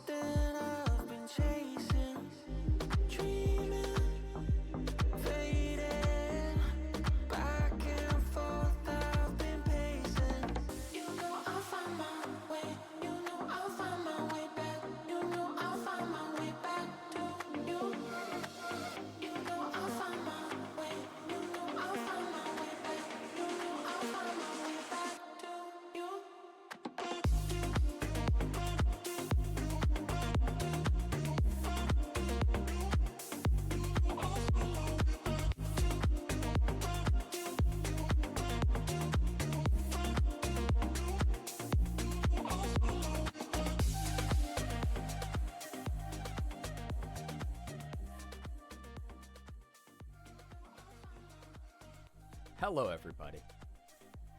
It's me, Bernie Sanders. This is what my voice sounds like now. I decided to take voice acting classes so I could sound more relatable to people who don't like my very thick accent. But you can still hear that it's me, obviously. It's me, Bernie Sanders. It's me. I'm kidding. Tricked you all. It was me the whole time, guys. I know. Sorry, that was a mean joke. I know some of you thought real Bernie Sanders was on stream. That would have been a huge celebrity guest, honestly. But it's me. I know, it's crazy. Like I said, though, I hope people have been enjoying tonight's Taylor Lautner as Jacob Black cosplay. I love that non-Indigenous people get so many opportunities to play Indigenous people because obviously... I can't even finish the joke. It's so terrible that fucking happens, man. If you guys did you guys know that if you take 2 glasses of water, a lime and a lemon, and then put the lime lemon into the glasses of water, the lemon would float, the lime would sink? I actually knew that because Morgan buys both of those citruses. It's me, Jessica. I'm in here. Bernie giving when the world needed him most. He vanished. Yeah, bamboozled again. I know. Such a good voice actor. You had us fooled. I'm always saying this. Lime superiority? Why? Because limes sink? I guess that does infuse the water better than a fruit that would be floating, right? Theoretically. From like a density perspective. I don't know, though. Anyway. Yeah. Time for me to read Twilight. Are y'all so excited for Twilight? I'm not doing the voices, by the way. I will commit to some of the inflections of iconic lines. But overall, I mainly just need to speed read this because it is almost 1 a.m. And I'm gonna be doing this for a while. This movie's like 2 hours long or something in real life, right? Like 2.5 or something. We'll see what happens. Mainly because it's not just me having to rush this either, that I'm not going to be doing the voices. I literally don't have the confidence that I could do any of these. But look at this. Melissa Rosenberg, writer of the Twilight script / screenplay version, speed read me to sleep. It's long, but when watching it, the movie feels much, much longer. So true. Skill issue? Yes. Truly. I know you can do a perfect Bella. I'll just fall asleep at the wheel. Yeah, you're right. All right. Based on the novel by Stephanie Meyer. Wait, chat, we need music for this one. I can't use the actual soundtrack of Twilight. I'll get DMCA'd. But I wonder if I can get some, like, good royalty-free piano or something. Would that be, like, is that emo enough for this movie? Royalty-free, I don't even know. Like, where's, like, the Twilight lo-fi? Is there Twilight lo-fi on YouTube?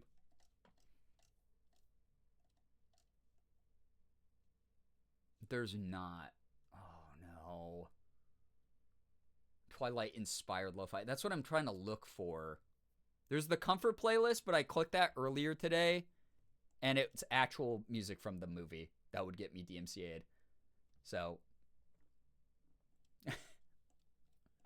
Decode by Paramore plays. Okay. Wait, Twilight-themed classical piano playlist. That's kind of good. It's almost 3 hours long. That might be the move right there. Oh, wait. Oh, my God. Wait, that's only an hour. Shit, that one. All right, I'm going to do POV. You're in Twilight and have your own playlist. A true dark academia playlist. Twilight themed classical. Shut up, ad. Its answers are not reliable. Yeah, that's right. Chat GPT is not reliable. You're so right. Ad guy yelling at me in the ad.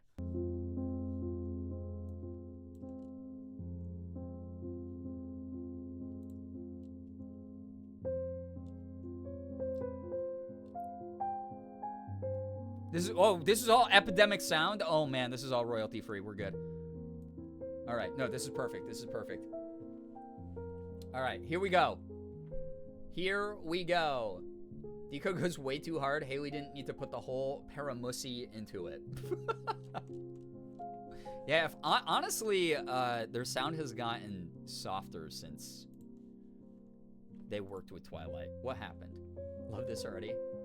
Music's gonna make me fall asleep. Well, all right. Let me read then. All right. Based on the novel by Stephanie Meyer. This is the actual draft too. Look at the shooting draft. Look at this. Blue revised shooting script dated 2/11/08. These are all the changes they made. This is like that official screenplay. It's wild.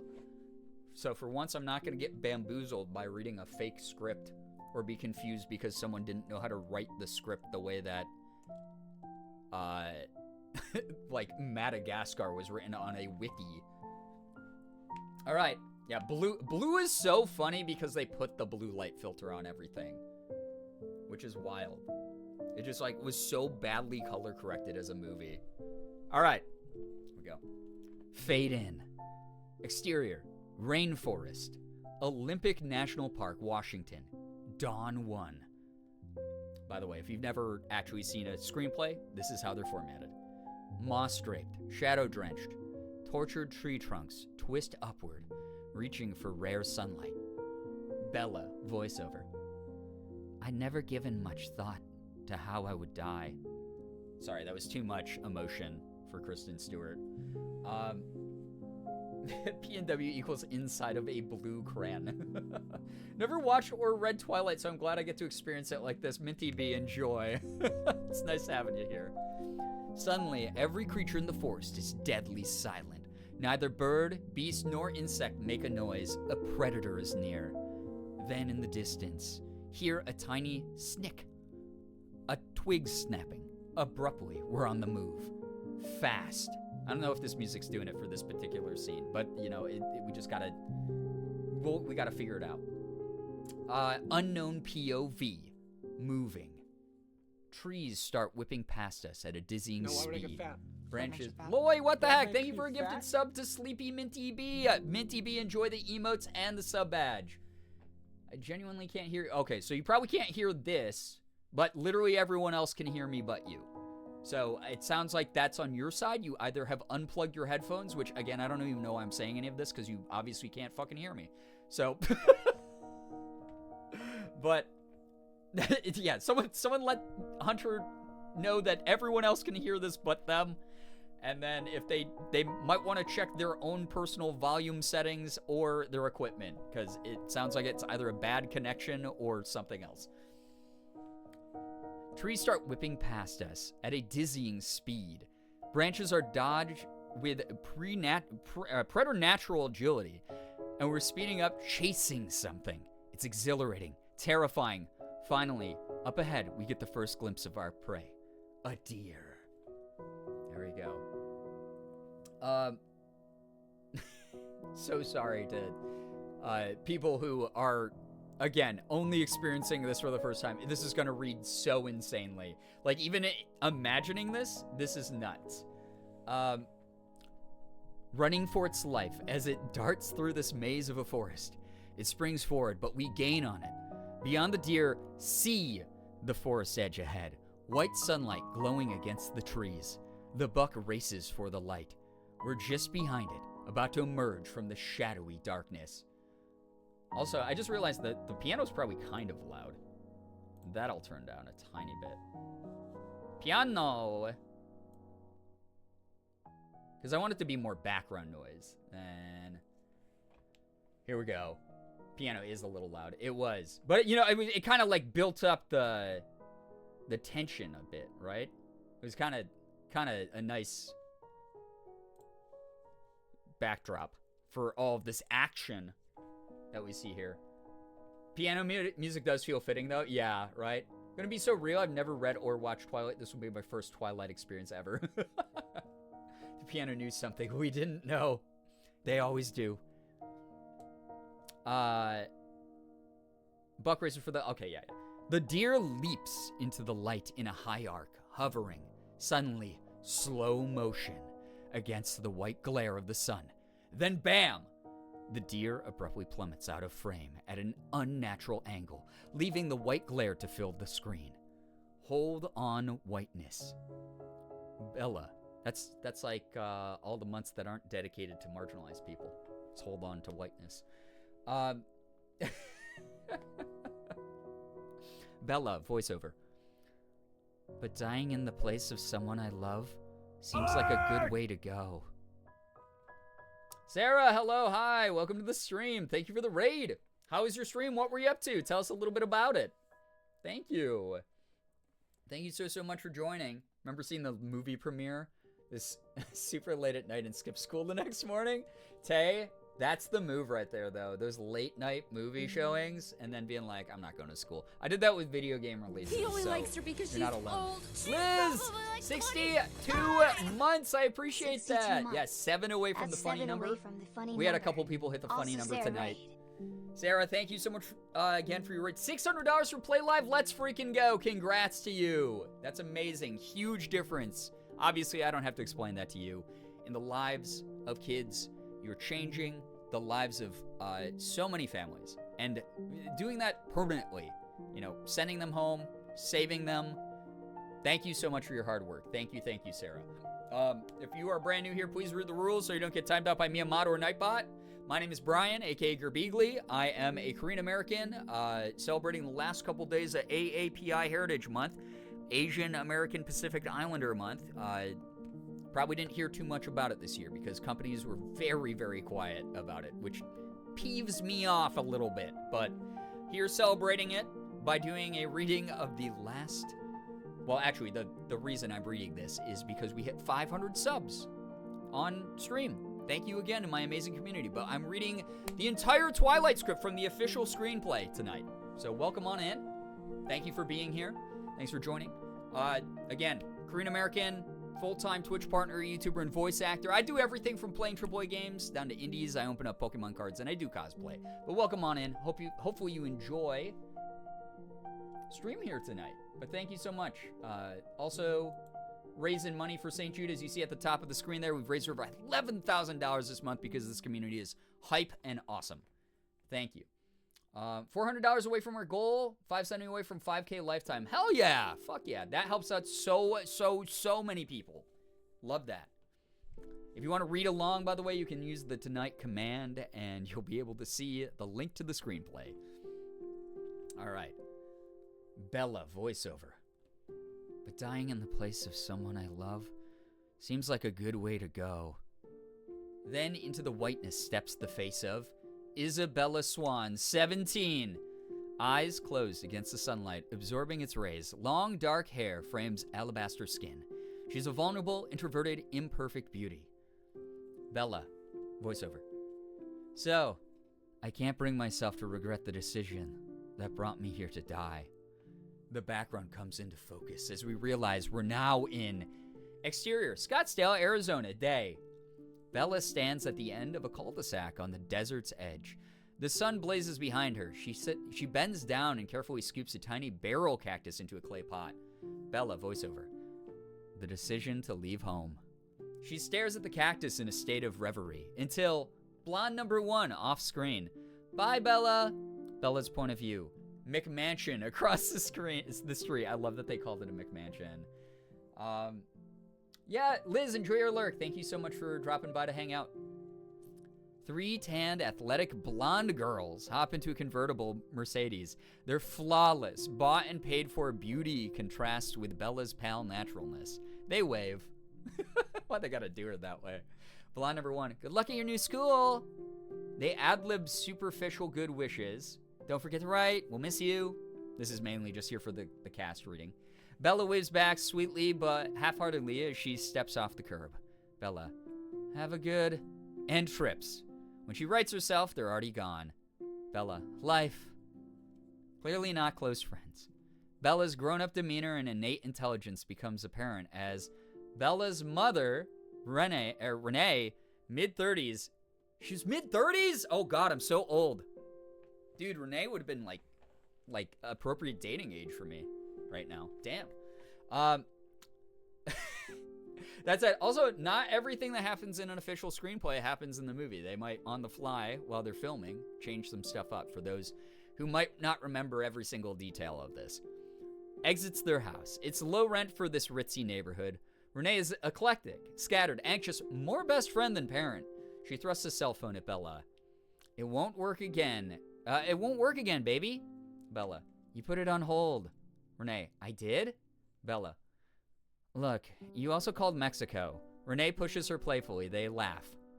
Renee, I'll figure it out. You got to be able to reach me and Phil on the road. I love saying that. On the road. Bella, very romantic.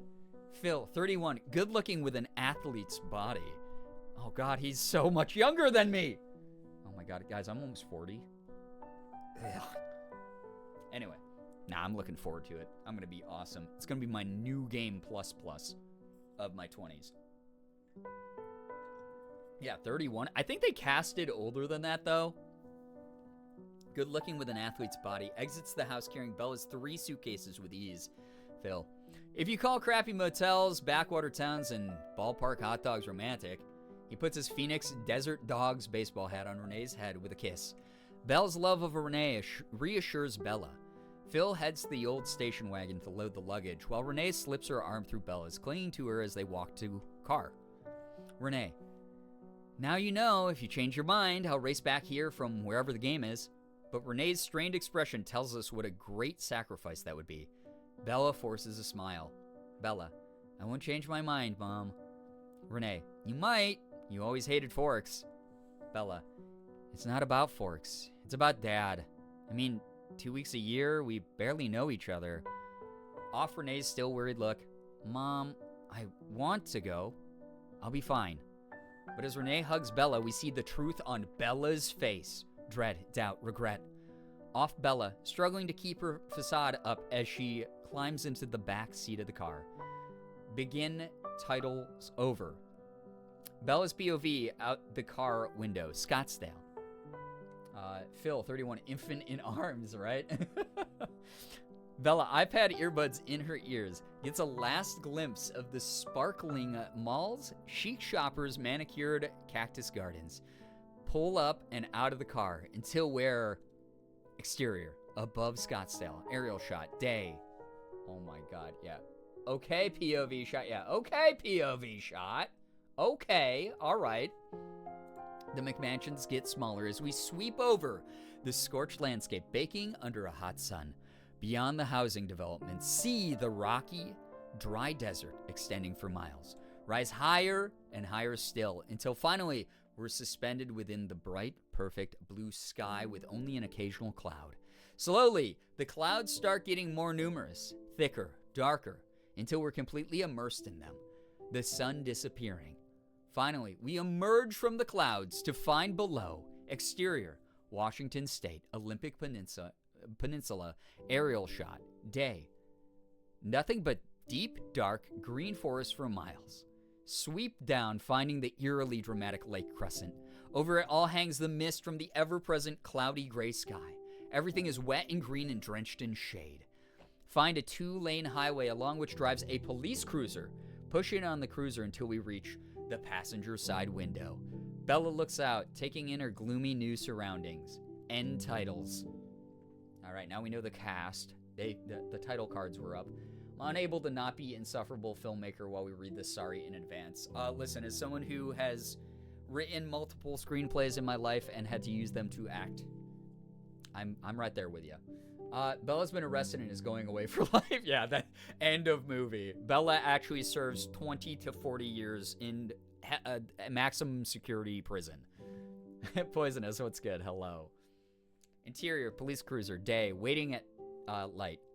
Bella sits next to her uniformed father, Police Chief Charlie Swan, 40s. Okay, ACAB, everyone but Charlie Swan. The man doesn't have enough crime to actually be part of the systemic issues that go on in this country. He's mainly just telling, like, kids to not, like, loiter in front of the nearby CVS. He's not actually... He is someone who is a great father in this series. He's very supportive. He doesn't always know what's going on, but it doesn't make him rush to judgment every time, and he's always supportive of Bella in her best interests. Charlie Swan is a fucking legend. Alright? All Charlies are based. He's not even a real cop, bro. His name is Charlie Swan. Exactly. Yeah. He's written as kind of a cop that does not exist, so yeah, he can be exempted. Exactly. He's an imaginary cop because no cop acts this way. This man is a legend, okay?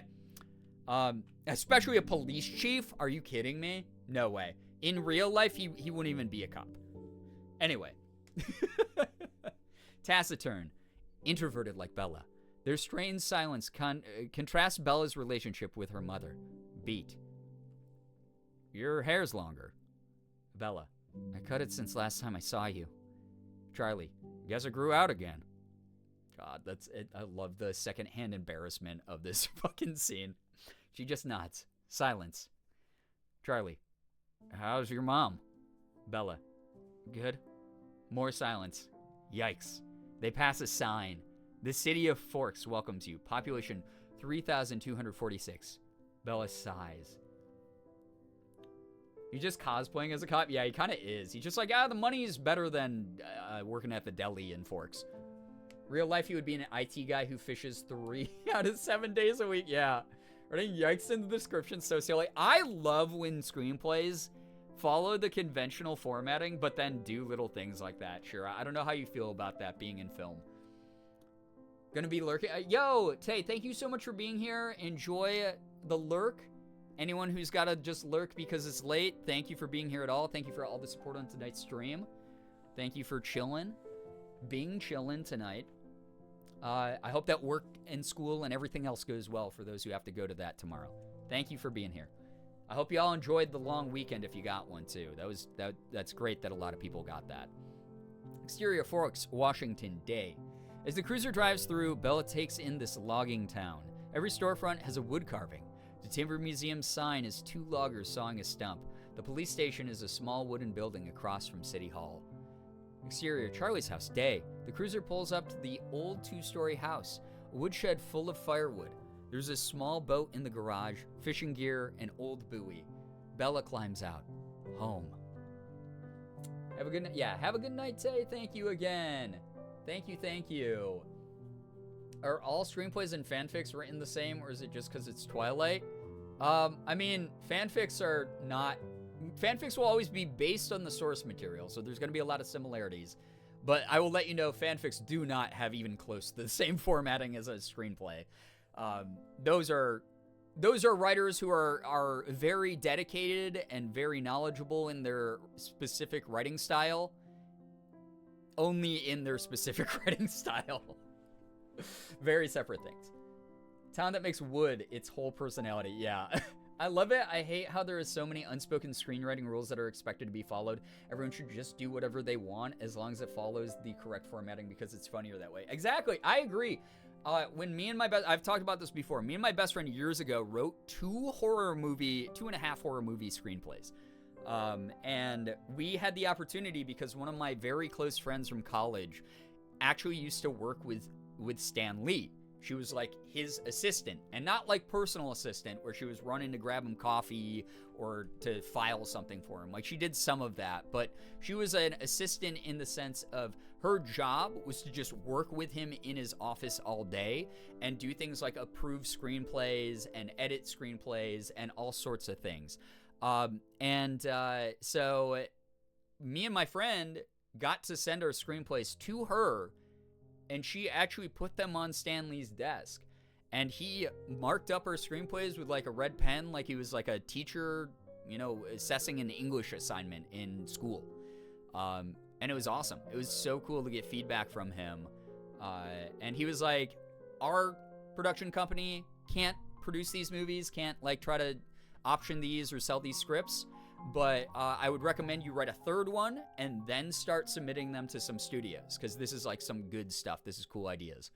So that was pretty cool. That was like really neat feedback. So yeah. Have we heard those screenplays? Where's the script read of those? I've never read those. Those will probably never see the... Also, I don't want people to steal those, because who knows? Maybe I will still try to option those, That'd be kind of neat. That would be a neat kind of pipeline to get into. How do you just know everyone? Queen of networking? Because I've been alive for way longer than I thought I was going to be. That's all. And I mainly just mind my own business. And then people think I'm nice, so we become either acquaintances who network, or we become actual friends who want to do me favors because they're nice people. I wrote the first act of a feature length in the fall, and one of these days I'll get around to finishing it. Fucking love that for you, Shira. That's so fun. Love, love, love that. Anyway, I have so much of this movie left to read. You genuinely know so many people, it's wild. I just have been doing shit for a long time. You guys gotta keep in mind that I've been in content for 11 years.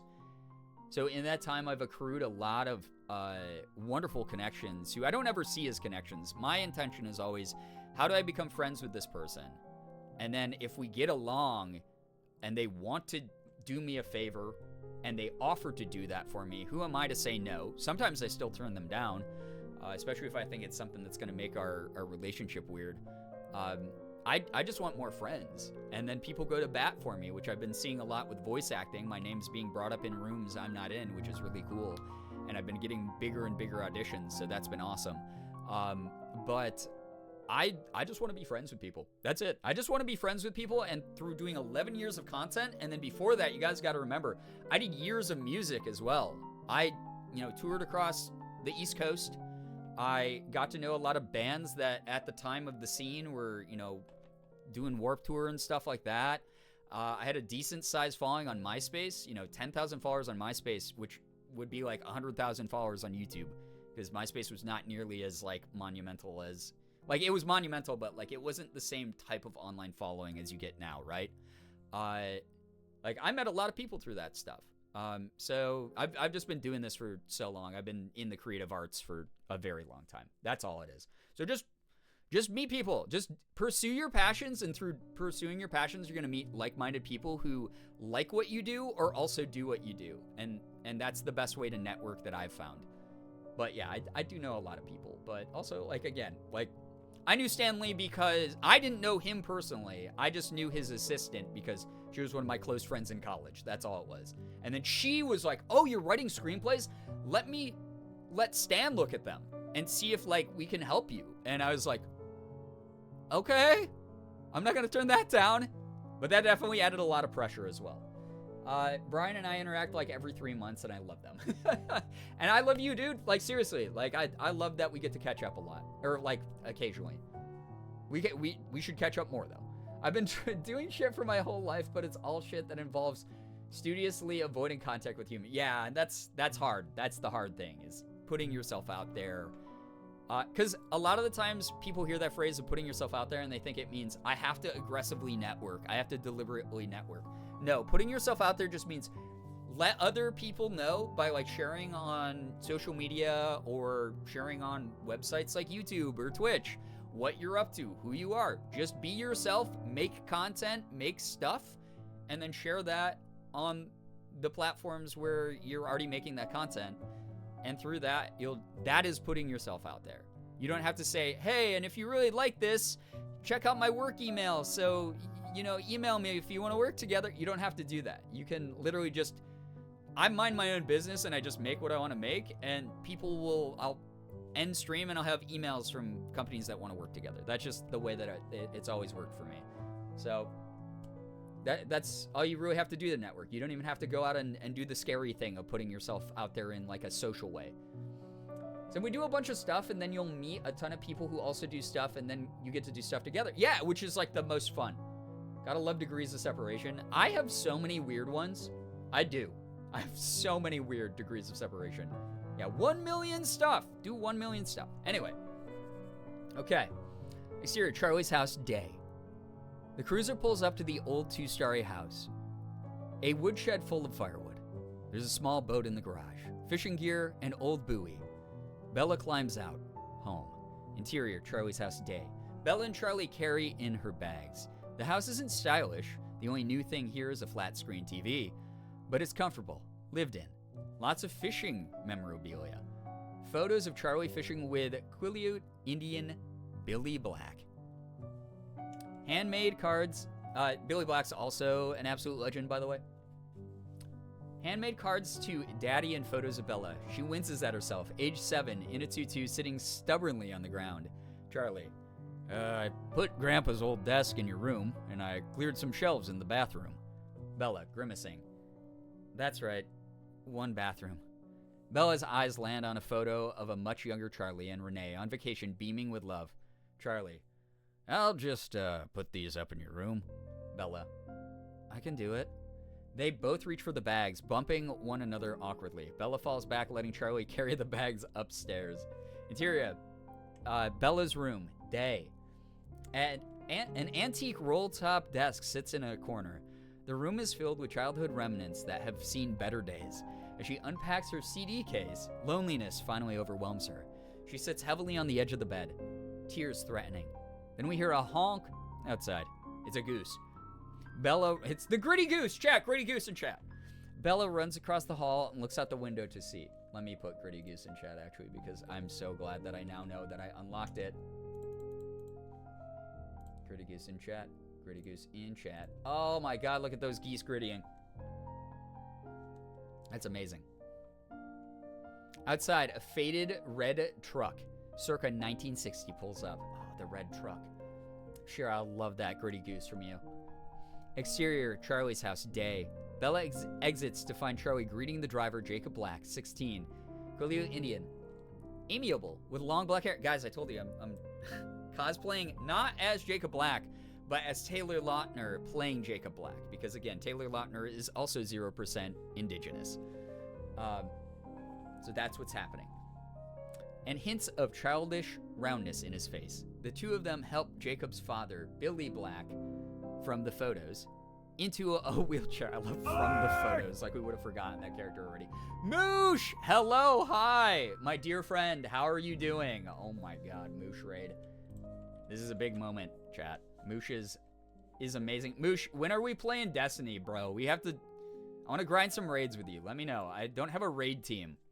So please, let's play. I've done one raid in the 2,000 plus hours of Destiny I've played in my lifetime. I've done one raid.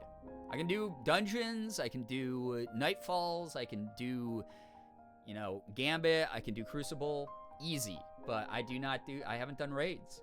So happy this is happening and the piano is so soothing. Moosh, thank you for the raid. Dude, what were you up to? How was your stream? Please tell us a little bit about it. Please go follow Moosh. Fantastic individual. We were raising money for St. Jude Children's Research Hospital, and also we hit 500 subs again recently on the channel. So as a milestone reward to my community, I'm reading the entirety of the Twilight screenplay. It's the official screenplay, by the way. But yeah, Moosh, I know you're getting ready. I was just talking to Mika yesterday. You're getting ready for all the stuff with Final Shape. Bungie just sent me Final Shape early access, or not early access, but the preloaded stuff, and then and all the season passes. So that's amazing. I'm very happy that they have saved me so much money, because I'll be playing the shit out of it. I'm getting so excited. It's been very hard because I've been getting drawn back into Diablo 4 as well. And then freaking Xbox and Activision just sent me the new Call of Duty season pass as well. So hashtag ad on those. All of those were sent to me by companies.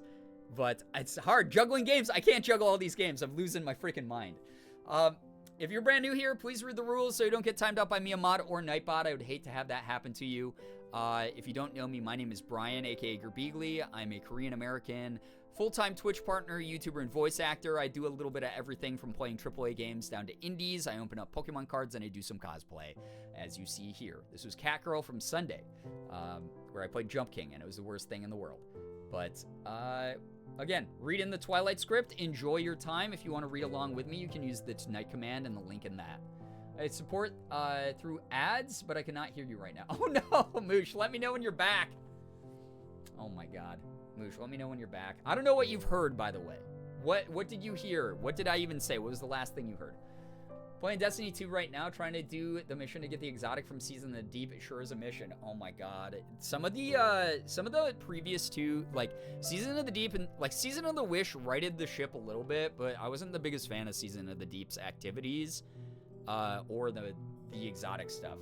So I'm right there with you, Generic Glittergoth. Good luck. Some of the dungeons, too, just running them, like the timed stuff, is, like, annoying. Yeah, let us know when you're back from ads, and then we can continue stuff. I heard we got to do some raids, and then Chili's popped up. My God, I love me some Chili's. Moosh, all I was saying was I just got sent Final Shape.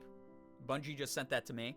But it's been hard to, even though I'm so excited and I've been prepping, you know, I've been doing so much prep work for Final Shape because Diablo 4's season is actually, Season of Loot's actually really good.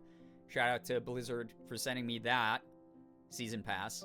And then also sending me the season pass for, our Activision, Blizzard Activision sent me the freaking, season pass for the new Call of Duty season. So I've been having to play. I've been playing the new Call of Duty season as well, which is ass. The game sucks. I don't know why I get pulled into it. But there's my time. I don't have enough time. I need to know Life Destiny more, and I just don't have time because I'm playing so many games. Juggling games is hard. But yeah, I did Solo Legend 0 Hour last night. No shot. I have to fucking do that. I wasn't the biggest fan of 0 Hour, if I'm going to be honest. Like, it's fine, but I just don't like timed mechanics, you know?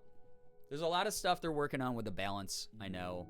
I have high hopes for Final Shape. I know in week 1, people with prismatic stuff, they're already going to break it. The game's going to break, but it's going to be very fun while it's broken. So, yeah. You have seasonal allergies right now? A bit. I get burned out on seasonal activities a bit. I wasn't the biggest fan of Season of the Deep. Season of Wish kind of righted things a little bit more, but, you know, that's for me to ramble about another time. I got Twilight to read.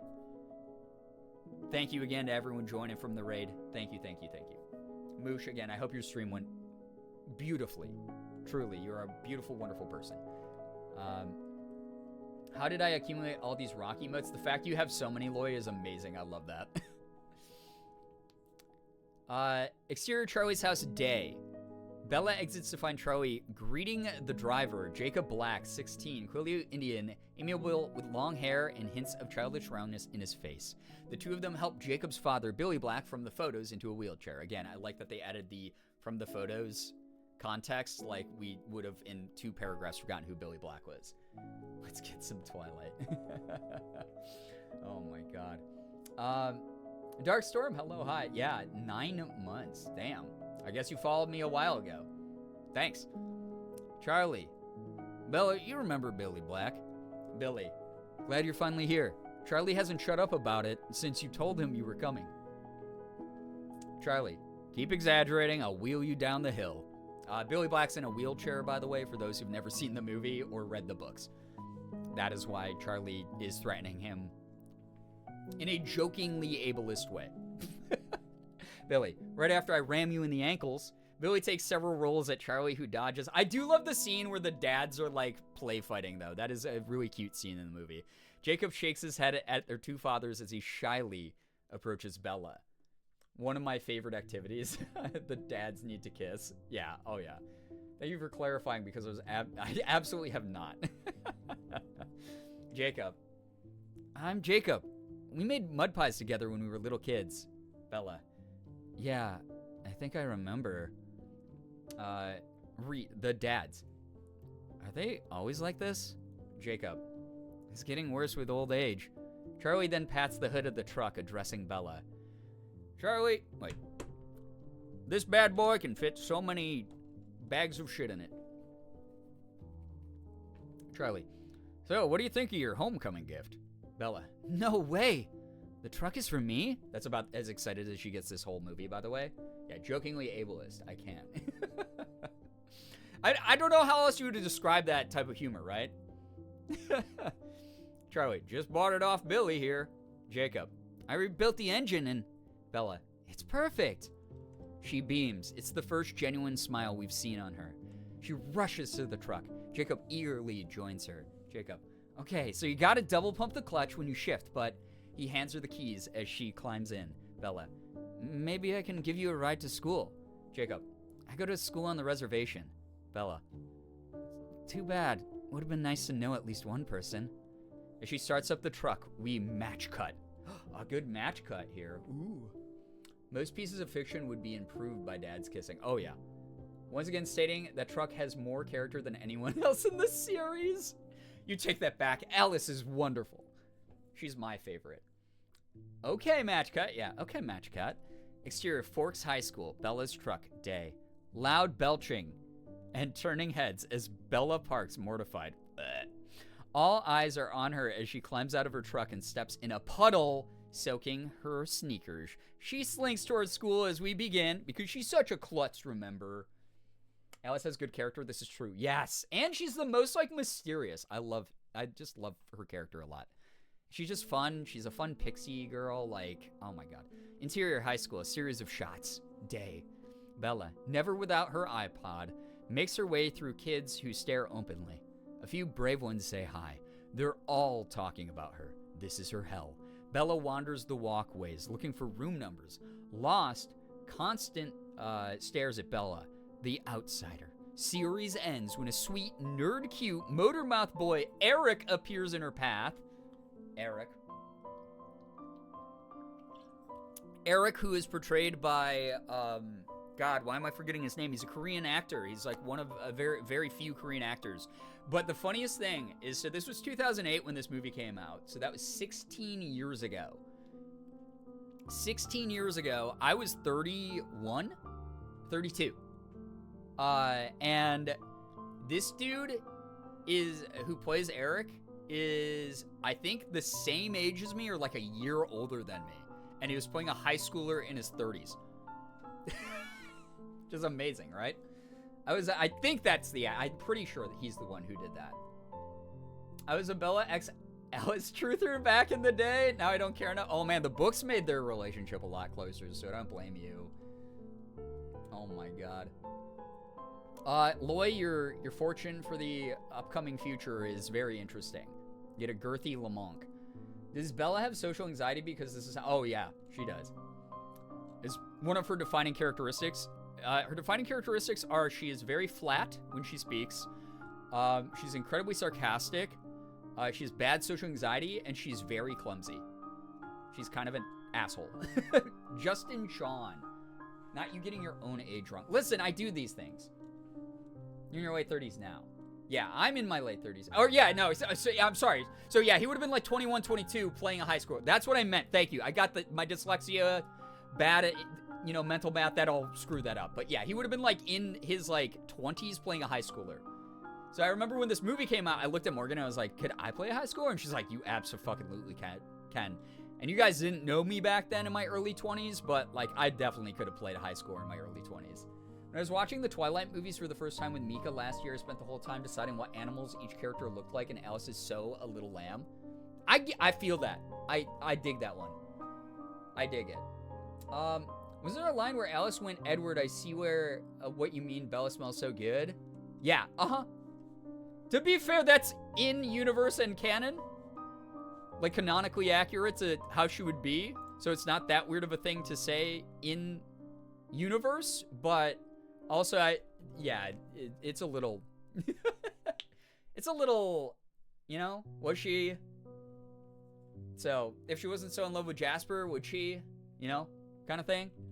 Bella's a bunny, Edward is a coyote, Jacob is a shark. I dig that, actually. Yeah. Now I gotta look that up. Justin Sean. I think he was... Am I thinking of the right actor? Yeah, dog is fucking 5 years older than me, man. Or 4 years older than me. He's like 4.5 years older than me. He is Korean. I can spot my own. What the fuck ever. He would have been... So 2008 was 16 years ago, which means I would have been 22 at the time. He would have been 26 playing a high schooler. He played Eric, the high school kid. The one Asian at Forks, Washington. That's insane, actually, as a 26-year-old. Good for him. Alice was my everything when I read the book. She was always my favorite character. Kettle, hello, hi. Taylor Lautner being Shark Boy, that makes perfect sense. Oh, yeah. Even now, Alice is the star of the series in my eyes. I wanted them to do a spinoff where it starred Alice. I'm enjoying the soundtrack. I'm glad that, I picked this. Honestly, it works. AAPI month, we salute being able to play way below age. Oh, yeah. Absolutely. Absolutely. The only thing I'd draw the line at would be like, yo, I'm a full-ass adult on this cast. I am not having any romantic subplots with any of my co-stars. It's fucking weird to me. I don't want that shit. But outside of that, like, toss me in a college movie. Fuck, man. Quick. Dumb college kid or whatever. Eric. You're Isabella Swan, the new girl. Hi, I'm Eric. The eyes and ears of this place. Anything you need. Tour guide, lunch date, shoulder to cry on. I remember, like, the first arc of this story, too. It's every boy in the school has a crush on Bella because Forks High School is so small that, like, a new girl there is like, oh, you know. And Alice spinoff sounds so funny. I think it would be dope. It would be so sick. You would play killing a college kid? Oh, yeah, me too. I think so. I could do it. Oh, man. Anyway, Bella just looks at him. Is he for real? Bella, kind of the suffer in silence type. Eric, good headline for your feature. I'm on the paper, and your news. And your news, baby. Front page. Bella, no, I'm not news. I'm seriously not at all. Eric, whoa, chillax. No feature. Bella, relieved. Would you mind just pointing me toward Mr. Varner's class? He leads her away, enjoying the attentive stares as she cringes from them. Eric, you missed a lot of the semester, but I can hook you up. Tutor, cliff notes, medical excuse. God. Interior, gym, day. The boys' basketball team runs drills on half the basketball court. A girls' volleyball game occupies the other half. Also, if you've never read or if you've only read the book and never seen the movie, they changed some of the casting. They combined some of Bella's friends into single characters. So there's not nearly as big of a group. I think they removed like one whole character from the book for the like ensemble cast.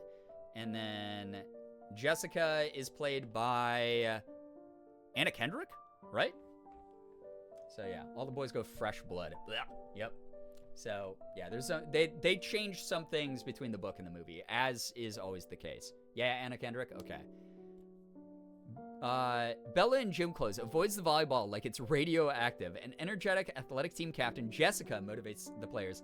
Block it, Chloe. Yeah, good attack. Unfortunately, the volleyball heads towards Bella. She closes her eyes and flails at it, smacking it. It flies off court and beans a basketball player in the head. He is Mike Newton, good-looking, affable, with blonde, spiky hair. Although it's really funny because the whole idea of Mike is compared to a vampire in the series. He's just mid as fuck. Like, the vampires are the hotties in the series, and Mike is just like, yeah, I'm okay. I'm pretty good looking for, like, the small-town boy, like the small-town star athlete, but I'm basically just mid as fuck in comparison to the hotties in this series. Jessica was, like, tiny and curly brunette in the book, and then she was Anna Kendrick in the movie, yeah. I always liked Angela a lot, too. I gotta reread the books, because I barely remember Angela. I like how they specifically use the word flail, right? I mean, it's very her. It's very her, so, yeah. Ow! Bella hurries to him, embarrassed. Are you alright? I warned them not to make me play. Mike, it's only a flesh wound. Mike grins and she smiles, relieved. A bell rings. Class over. Mike, you're Isabella, right? Bella, just Bella. Mike, I'm Mike, Newton. He looks at her a second too long, clearly taken by her. Suddenly, Jessica appears, stepping between them. Subtle, but possessive, as she nudges Mike. Jessica, she's got a great spike, doesn't she? To Bella. So, you're from Arizona, right? Aren't people supposed to be tan down there? Bella, that's why they kicked me out. Mike laughs, and because he does, Jessica does. Bella just feels uncomfortable with the attention. Interior, cafeteria, day. Follow Bella, Mike, and Jessica as they carry their trays to a table. Eric appears and squishes into a seat next to Bella. Eric, Mike, you met my homegirl Bella? Mike, your homegirl? Jessica, to Bella, it's first grade all over again, and you're the shiny new toy. Bella smiles awkwardly. Suddenly, a flashbulb blinds Bella. She looks up at the photographer, Angela, Jessica's sweet, low-key, insecure friend. She's got that old school camera, you know. Flesh Wound would make a good band name. It kind of would. Is this real chat? It's her trying to be sarcastic and joke. Yeah. So it's her being, she's very dry, and most people don't get that she's dry. So when she meets Edward, that's why they're such a good match, because he's so emo and takes things too seriously. So he's in the books, he's way funnier than he is in the movies, but he does love like dry sarcasm in the franchise. By the way, if you guys can't tell, I'm actually a Twilight fan, so I'll talk about this to the ends of the earth. That said, I love to make fun of the franchise because it's absolute dog shit and so stupid, but so fun. It's so lovely, honestly. We could tell. Oh, I'm sure. I understand now, yeah. More using humor sarcasm to deflect a rude question. Yeah, that too. That too. Bella smiles awkwardly. Suddenly a flashbulb. Okay, I read that. Angela. Sorry, needed a candid for the feature. Eric. Feature's dead, Angela. Don't bring it up again. To Bella. I got your back, baby. Angela. Disappointed. Guess we'll just run another editorial on teen drinking. Bella. Sorry, there's always eating disorders or speedo padding on the swim team. Angela. Wait, that's a good one. But Bella's attention is now riveted to Bella's POV. Here we go, chat. Here we go. This is a moment. This is a moment. Bella's POV. The double doors of the cafeteria. They swing open as four of the most astounding people Bella's ever seen enter in slow motion. The Cullens. 2 guys, 2 girls, all chalky pale, purple shadows under their eyes, and all devastatingly beautiful. They move through the room with effortless grace and take a seat at a table furthest from Bella's. Bella leans over to Jessica and Angela. Who are they? Angela. The Cullens. Jessica leans in, swinging into gossip mode. Jessica. Dr. and Mrs. Cullen's foster kids. They all moved down here from Alaska 2 years ago. Angela. They keep kind of to themselves. Jessica. Because they're all together. Like, together. The blonde girl, Rosalie, and the big dark-haired guy, Emmett. On Rosalie. 18. Long blonde hair. Model beautiful. Knows it. Alongside her is Emmett. 17. Oh, my boy, Emmett. He has no personality at all. He's literally like a placeholder character. I love him so much. He's the ultimate himbo. He has some of the funniest fucking lines in this movie. He's great. Decode by Paramore starts playing, yeah. Big, brawny, like a weightlifter, but a playful glint in his eyes. Jessica. Cannot see Emmett at 70. I mean, he's in the book, so. I love Emmett. He's just there. Yeah, he's just there. I love it. He's great. He's the only redeemable vampire. He is dumb as rocks. He's so stupid. I don't know. They don't talk about this in the movie, do they? I think they only talk about it in the book. Do you know how he died? He was hiking and a bear attacked him and he thought he was strong enough to fight the bear. And he died. Would you rather be in the woods with a man or a bear or Emmett? And then he was brought back to life as a vampire, which is so great. He's so great. I love Emmett so much. Yeah, Moosh. Good taste in men. That's kind of me, to be honest, actually. Yeah. I was like, no, especially now after we've had the bear versus, like, who would you rather have, a man or a bear in the woods? I would be like, oh, the bear is here to kill me. Nice. Dope. This is awesome. At least this bear will respect me in one-on-one combat. I think I encountered a bear. I would know it was chill like that. Yeah, it would just be like, yo, you're just here to chill? Here to vibe? Cool. Need to reread the books. It might have been, I might be thinking of in the official guide, like so they have a compendium guide that Stephanie Meyer worked on that Morgan has. It's basically just an encyclopedia, and it gives all of the characters' backstories in more depth. It has official like art that she thought, like fan art that she thought looked the most like the characters. So she like has some fan art in there of each character of what she thought, and like artist rendition sketches in it. It's actually really cool. It's actually very, very cool. Pineapple, I'm not buffering on my end, so it might just be your internet. I'm sorry. So there you go.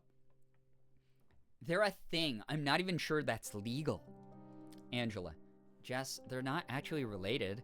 Jessica. But they live together. And the little dark-haired girl, Alice, she's really weird. Don't talk shit on my girl. On Alice. 17. Pixie Light. Rail Thin. Light on her feet with short black hair going in every direction. She hovers over Jasper, 18, honey blonde hair, tall, lean, slightly tortured. Fucking Jasper, dude. I love that Jasper has like 2 lines in this movie, and the rest of the time, if you've never seen this movie, yeah, leave Alice alone, Anna Kendrick. Anna Kendrick Lamar. That would be like a dope display name on Twitter, honestly. Or TikTok. Someone could take that. Feel free to use that. Anna Kendrick Lamar. So Jasper only has like 2 lines in this movie. He has a lot more speaking roles in the book, but in the movie, they just cut it down to Jackson Rathbone doing this at the camera.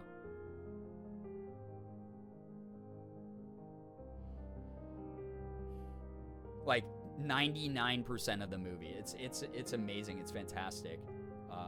And then when he does speak, it's just the worst dialogue of all time. It's great. But that's what makes this movie so good. Wait, Deadass? Yeah, he just like stares at people like with like Party City contacts in. So it was in the books, I think. Rosalie. Oh yeah, it's in Rosalie's chapter. Yep. Because it's like almost like an afterthought. Yeah, so he literally lived in the mountains of Appalachia. She found him at the brink of death, having just tried to fight a bear, and was like, what a dumbass, how sweet. Ran him to Carlisle to save him. Yeah, thank you, Ren. Yeah, so, yeah, he damn near Kubrick stares. Yeah, he really does. So Emmett, yeah, that's right, because so you get Rosalie's backstory in one of the later books / movies, and, basically, I'm pretty sure in the book they break it down in that chapter where you're getting the backstory of Rosalie, and she's just like, oh, if it wasn't like for my Emmett, I would have like lost faith in men or something, basically. And she's like, I found him on the brink of death, just having hand-to-hand combated a bear. So we love Emmett in this house. He's a fucking idiot. He's basically like harmless, like dude bro, older brother vibes is the way I like to describe him. So he's very fun. Jessica. She's with Jasper, the blonde who looks like he's in pain. I mean, Dr. Cullen's like this foster dad / matchmaker. Angela. Maybe he'll adopt me. Bella laughs, liking her. Then sees the last Cullen to enter. Here we go, chat. Himbo? Yeah, so himbo. Very himbo. Edward. 17. Lanky. With untidy, bronze-colored hair. He seems inwardly turned, mysterious, more boyish than the others. But the most striking of all, Bella can't take her eyes off of him. Bella. Who's he? Jessica. That's Edward Cullen. Suddenly, Edward looks over as if he heard Jessica from across the room. His eyes meet Bella's, but he seems confused. Bella, in this part of the movie, it looks like he's pooping his pants, by the way. He does this look at Bella, like, from across the cafeteria, like he just shit himself. Yeah, insert Muse song. Get those crunchy guitars going. Although the pinnacle of the series is the Thunder baseball scene to Muse. Like Knights of Sidonia or whatever. It's so good. It does look like he's pooping his pants in the scene. You're right. Bella quickly looks away.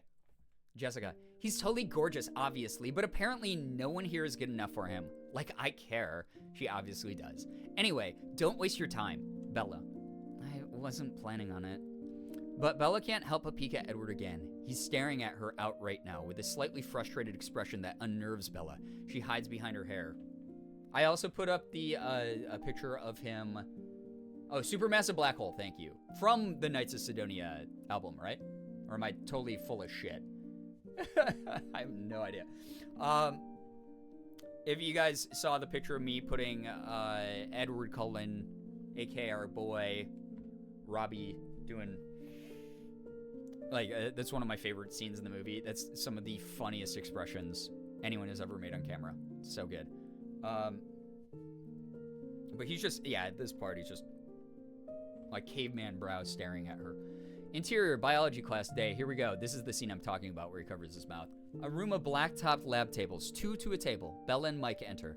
Mike takes his seat and points her toward Mr. Molina, Birkenstocked, enthusiastic science teacher at the head of the class.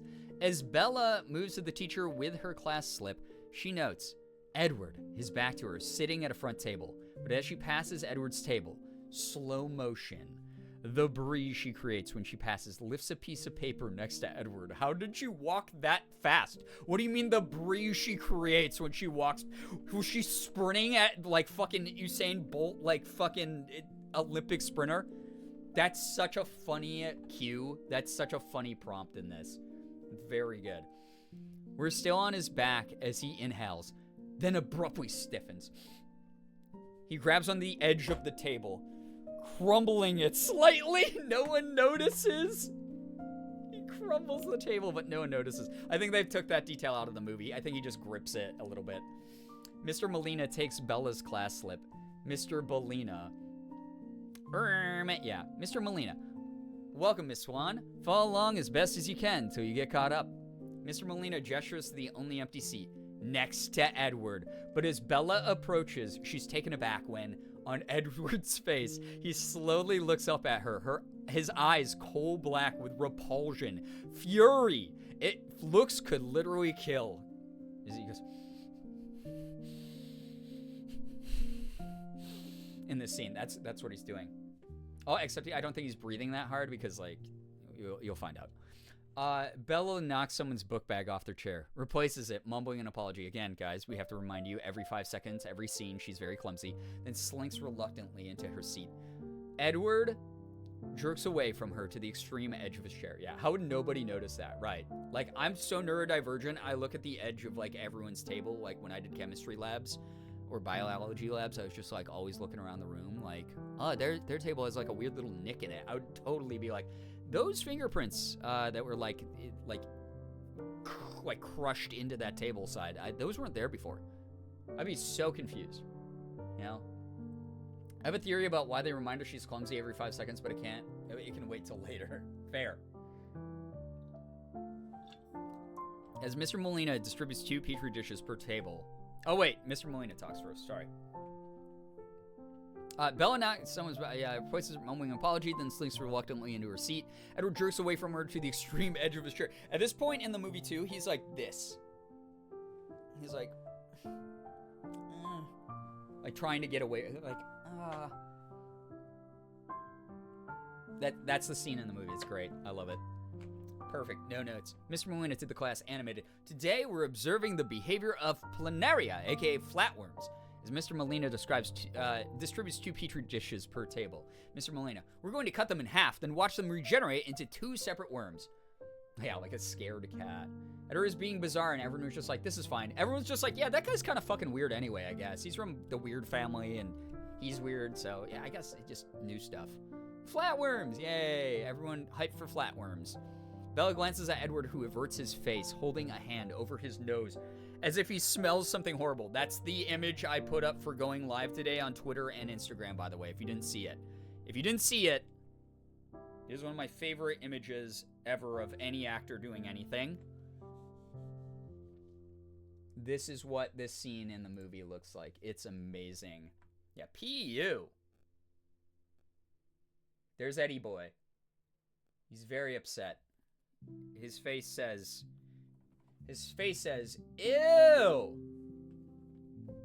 I'm smelling something. Dog? It's one of my favorite scenes in any movie. Yeah, girl stanky. Yes, folks, zombie worms. They just won't die. Oh, wait, I skipped the whole thing. I just realized. Thank you for the big toot. That's what she smells like. I need to send you some deep-fried Edward and Bella screenshots I created. Please do. Me when I just walked up a flight of stairs and I'm out of breath but don't want people to see me mouth breathing. Yeah, Edward, get your stank ass away from me, Colin. Just not even hiding it at all. Bella, shrinking, subtly sniffs the air. Smells nothing. Then she sniffs her hair. It's fine. She's perplexed. Mr. Molina hands Edward 2 petri dishes. Mr. Molina, yes, folks, zombie worms. They just won't die. Edward takes a dish, then slides the second one across the table to Bella as if she has Ebola. What an unnecessary detail to put in there. She takes her dish and makes it. This is the official screenplay, by the way. That's so funny. I found an air freshener on Etsy that is Edward's stink face, and I'm so tempted to buy it. That is the perfect air freshener. I love that. Fart jump scared me. It do happen. It is very loud. She takes her dish and makes a dark curtain of her hair between them. She did the emo bangs to avoid the eye contact. She can see Edward's hands under the table, clenched into fists. This man is ready to punch drywall.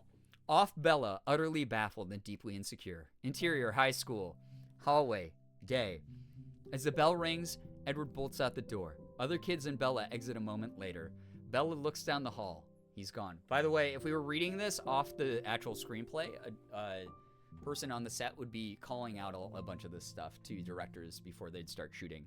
They go, all right, scene is interior, high school, hallway, day. Scene 17, as the bell rings, Edward bolts out the door. Other kids and Bella exit a moment later. Bella looks down the hall. He's gone. And roll. You know, and that's what they would do for those who have never been on a film set. Depending on how the film is run. I've also done student film where none of this matters at fucking all. Nothing says, speeding rolling action. It was written in the 2000s like Ebola mentioned. Yeah, for real though. Interior, administration office, day. Bella enters but nearly turns and leaves when she sees Edward, sweet-talking the enchanted female administrator in her 40s. He doesn't see Bella enter. That administrator is on a list somewhere. So there we go. That's pretty cool. As someone who's never been near any kind of film set, I find that quite neat information. Yeah. I hope that a lot of you get to see that in person at some point. Like, watch them, like, making of documentaries about, like, films and stuff. It's really cool to learn about. How far into the movie are we? About 20%. So, but to be fair, I've been distracted for at least a good 45 minutes of this. So, Edward, there must be something. Wait, Edward. There must be something. Open 6th period. Physics? Biochem? Administrator. No, every class is full. I'm afraid you'll have to stay in biology. I'm so sorry. Bella blanches. The administrator sees her and gestures for her to wait a minute. But Edward suddenly straightens as if sensing Bella. He slowly turns to glare at her with piercing, hate-filled eyes. She backs to the wall, hugging herself, suddenly chilled with fear. Dude, if I transferred to a new school and there's just a dude who fucking hated me... There's a really funny, someone was like making up cursed book prompts earlier, that on TikTok that were like, or on like Instagram or somewhere, that were like, one of them was like, for like spicy romances or just romance books in general. And one of the ideas for a book prompt was incredibly nice dude who loves everybody but hates you. He only likes her because and I was like, she's that old. is the She's funniest so fucking book iconic. prompt of all time. I see we are reading a masterpiece. But like reading this, I'm like, wait, that's just Edward. Everyone fucking loves Edward. Everyone loves Edward in Twilight, but he fucking hates Bella for the first like 1/4 of the book. So like, it's already been done kind of. Bryant, thank you so much, by the way, for the 60 freaking months. We are at 5 years for you. Wow. Can we get some hype and some pride? Thank you, thank you. I appreciate that. Yeah, book prompt, the golden retriever despises you, for real, though. So, but dude, I would be devastated if I transferred to another school and people were like, hey, it's nice to get to know you, new kid. And the one dude that everybody's like, yeah, don't know much about that mysterious guy, but he's like kind of cool, right? And that guy just for no reason fucking hated my guts. Like, it just like, I would just be like, all right, transferring again immediately. I'm going to do online school, I think. I think that might be good for me. Edward to the administrator. I'll just endure it. He strides out the door. Off Bella. Off Bella? Exterior, high school, day. Edward climbs into a shiny new silver Volvo with the Cullens, while Bella, upset, hurries to her truck. The many eyes still watching her add insult to injury. Finally, she reaches interior. Bella's truck, continuous, and closes the door. Her eyes well, but she fights it, getting mad. Bella. Jerk. As she tries to start the car, choking the engine, we begin to hear a man's ragged, frightened breath. Smash 2. ECU on a security guard. In the darkness. Extremely tight on his terrified face. Sweat dripping. Breathing in short gasps, trying desperately not to make a sound. Include interior, Grisham Mill, late afternoon. Oh, yeah, for sure.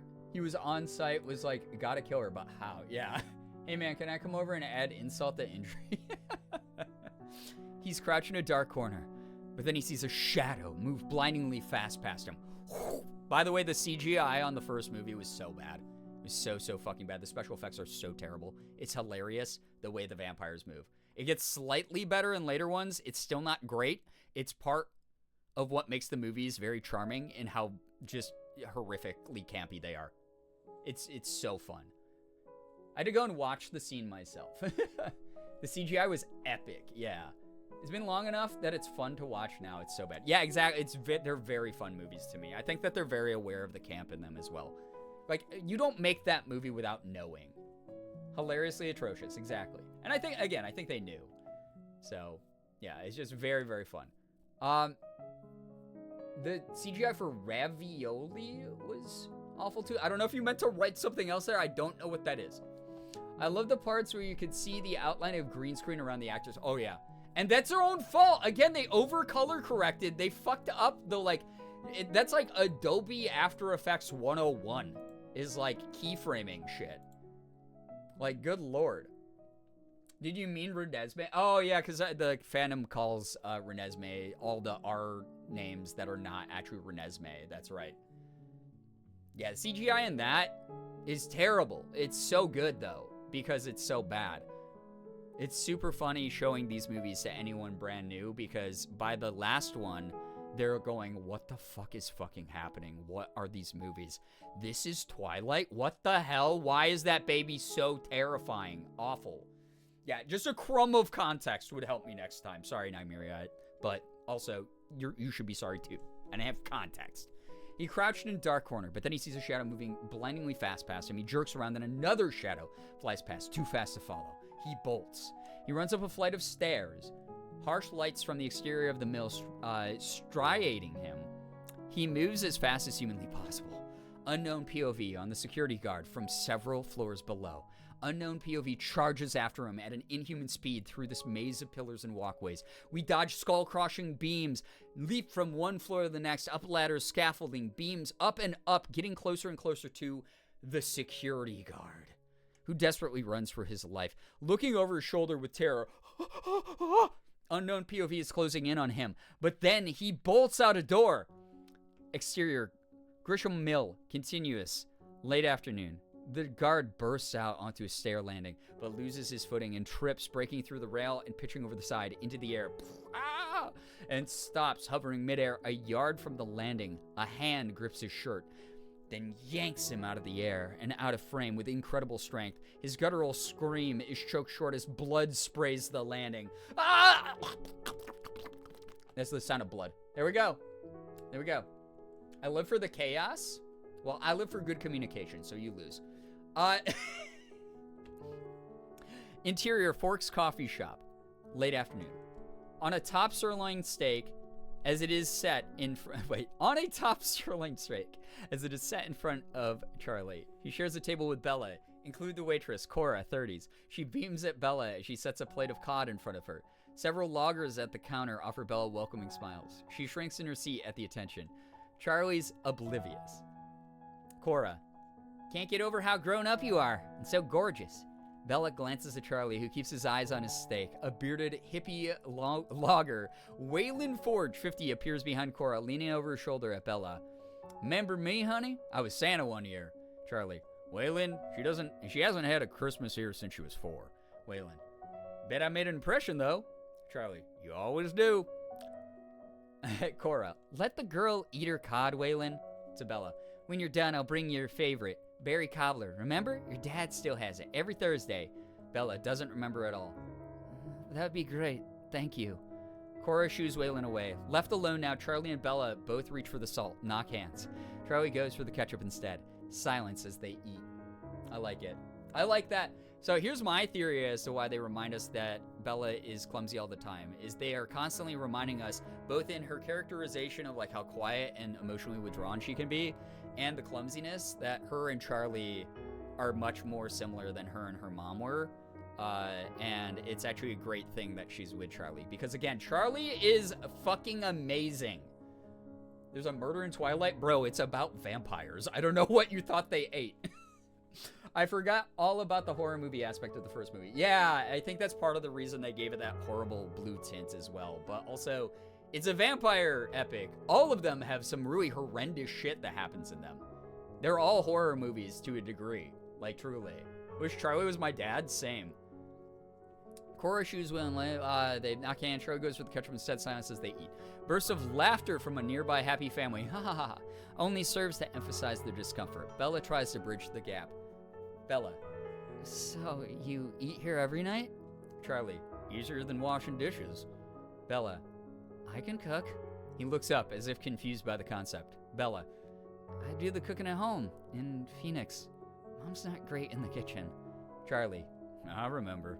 They both laugh, recalling, haha, and especially bad dinner. Charlie. How was school? Meet anyone? Bella. A few people. Do you know the Cullen family? Charlie looks up sharply. Are people talking about them again? Bella. No. Well, a little. Charlie. Just 'cause they're newcomers. We're lucky to have a surgeon like Dr. Cullen at our Podunk Hospital. Lucky his wife wanted to live in a small town. Lucky his kids aren't like a lot of the Hellraisers around here. Bella. Okay. Charlie. I just don't like narrow-mindedness. And he returns to his food. Silence. See? He's an ally, guys. He's an ally. So there we go. I don't like Twilight. However, we stand Charlie in this house. You can leave the stream, by the way. This is a Twilight This is a Twilight safe zone. Charlie is daddy. He kind of is, though, Tiff. You're not wrong. I don't want to either, to be honest. Well, why are you here in the stream? Because literally I'm reading the script of Twilight, so I cannot really imagine why people would be here if they don't like Twilight. Guys, I fucking hate heavy metal, but I've been listening to the heavy metal station all day. Other channels on the TV for people who want to air their complaints. Hate watching. Yeah, hate watching. For the giggles. Yeah, here's the thing. Twilight is so fucking stupid, you can't actually hate it, and if you do, I just assume you don't have a sense of humor. That's about it. That's my piece on it. We don't have to make it a war. You're allowed to like what you want to like, but I'm allowed to have an opinion on that because my name's on the channel, and you're here willingly. Interior. Bella's room. Night. Bella looks out at the fog as she talks on the phone. Renee. If spring training goes well, we could be living in Florida permanently. Telephone operator. Please insert 25 cents to continue. Some of you do not even, none of you, so many of you will not understand that fucking reference of payphones. Good Lord. You don't know that for sure? I know more than you think, based on the behavior I witness day to day. That's all I'll tell you. By the way, again, obviously said in a joking fashion, so if you're here to actually argue with me about that, this is a read the room moment for you. Listen, I've never seen the B movie either, but I'd still watch if you read the whole script. I mean, and you did. Bella. Mom, where's your cell? Intercut with exterior gas station / garage. Night. Renee talks on a payphone, her dead cell phone in her hand. In the background, Phil and attendant work on the Subaru engine. Renee. Okay, I didn't lose my power cord. It ran away, screaming. I literally repel technology now. Bella smiles, missing her mom. Renee feeds the phone quarters. Renee. Now tell me more about your school, baby. What are the kids like? Are there any cute guys? Are they being nice to you? Bella, a beat, lying. They've all been really welcoming. Pushing on Bella's face, getting mad all over again as flash pop to Edward's face, his coal black eyes. The fury, flash pop. Smash 2. We get a smash cut. Good Lord. The UK still has payphones, and it made me so nostalgic. That would be a weird nostalgia. I went to the hotel I stayed at for St. Jude Summit last month had payphones in one of their lobbies. It was really interesting, or in like one of their like waiting areas, and they apparently worked. I thought it was kind of cool. Like, it's pretty neat. Nymeria, that's actually debunked. That is a fake theory that fans invented and then said it's headcanon, so it has to be true. But that is actually, you can go back and read old interviews with Stephanie Meyer. That is something the internet made up. That then spread like wildfire because people thought that was neat. Because for some reason, Gen Z got obsessed with MyChem and think that they were the biggest band of the scene. Which, don't get me wrong, I love MyChem. But the obsession around we have to make everything somehow relate back to Gerard Way is very strange to me. Because they were very big, but they weren't the only thing happening at the time. I'm literally dying over Brian doing voices after saying they weren't. I'm not really doing, but it's more of like inflection, you know? Yeah, source, trust me. Yeah, but if you go back and just... Again, all of you are on the internet. You should feel ashamed that you don't Google more. So there we go. I'm getting fanfic flashbacks. Yeah, it was literally like a whole bunch of like people went, this is my headcanon, and Stephanie Meyer said she listened to My Chemical Romance, so it has to be My Chem fanfic. Because some people don't live in reality and they just think that whatever they come up with in their head has to be true. As we see constantly on the internet with chronically online people. She was inspired by the aesthetic of My Chem for the vampires and moodiness, but it wasn't a fanfic, exactly. Everyone's like, oh, it's a self-insert fanfic. Oh, it's a fanfic. It was not a fanfic at all. But 50 Shades was a Twilight one, yeah, which makes that funnier. And then more people, because then people are like, oh, did you know this? And it's like, no, but do you know what was a fanfic? 50 Shades series was actual Twilight fanfic. And that one's weird. But yeah, go back in time, go read some old interviews by Stephanie Meyer. She literally says multiple times on like her book tours and stuff. Yeah, it's, I listened to mainly like Muse and My Chem while I was writing these. But like I dreamt of like the field scene when I was like starting to think of like book concepts, and I like had to include that in the book. And then it was just like a fun concept I made up. So, yeah, 50 Shades is so fucking funny. Oh, yeah. Oh, yeah. So, there you go. There you have it. United States was just a Greco-Roman Empire fanfic. I read it on their blog.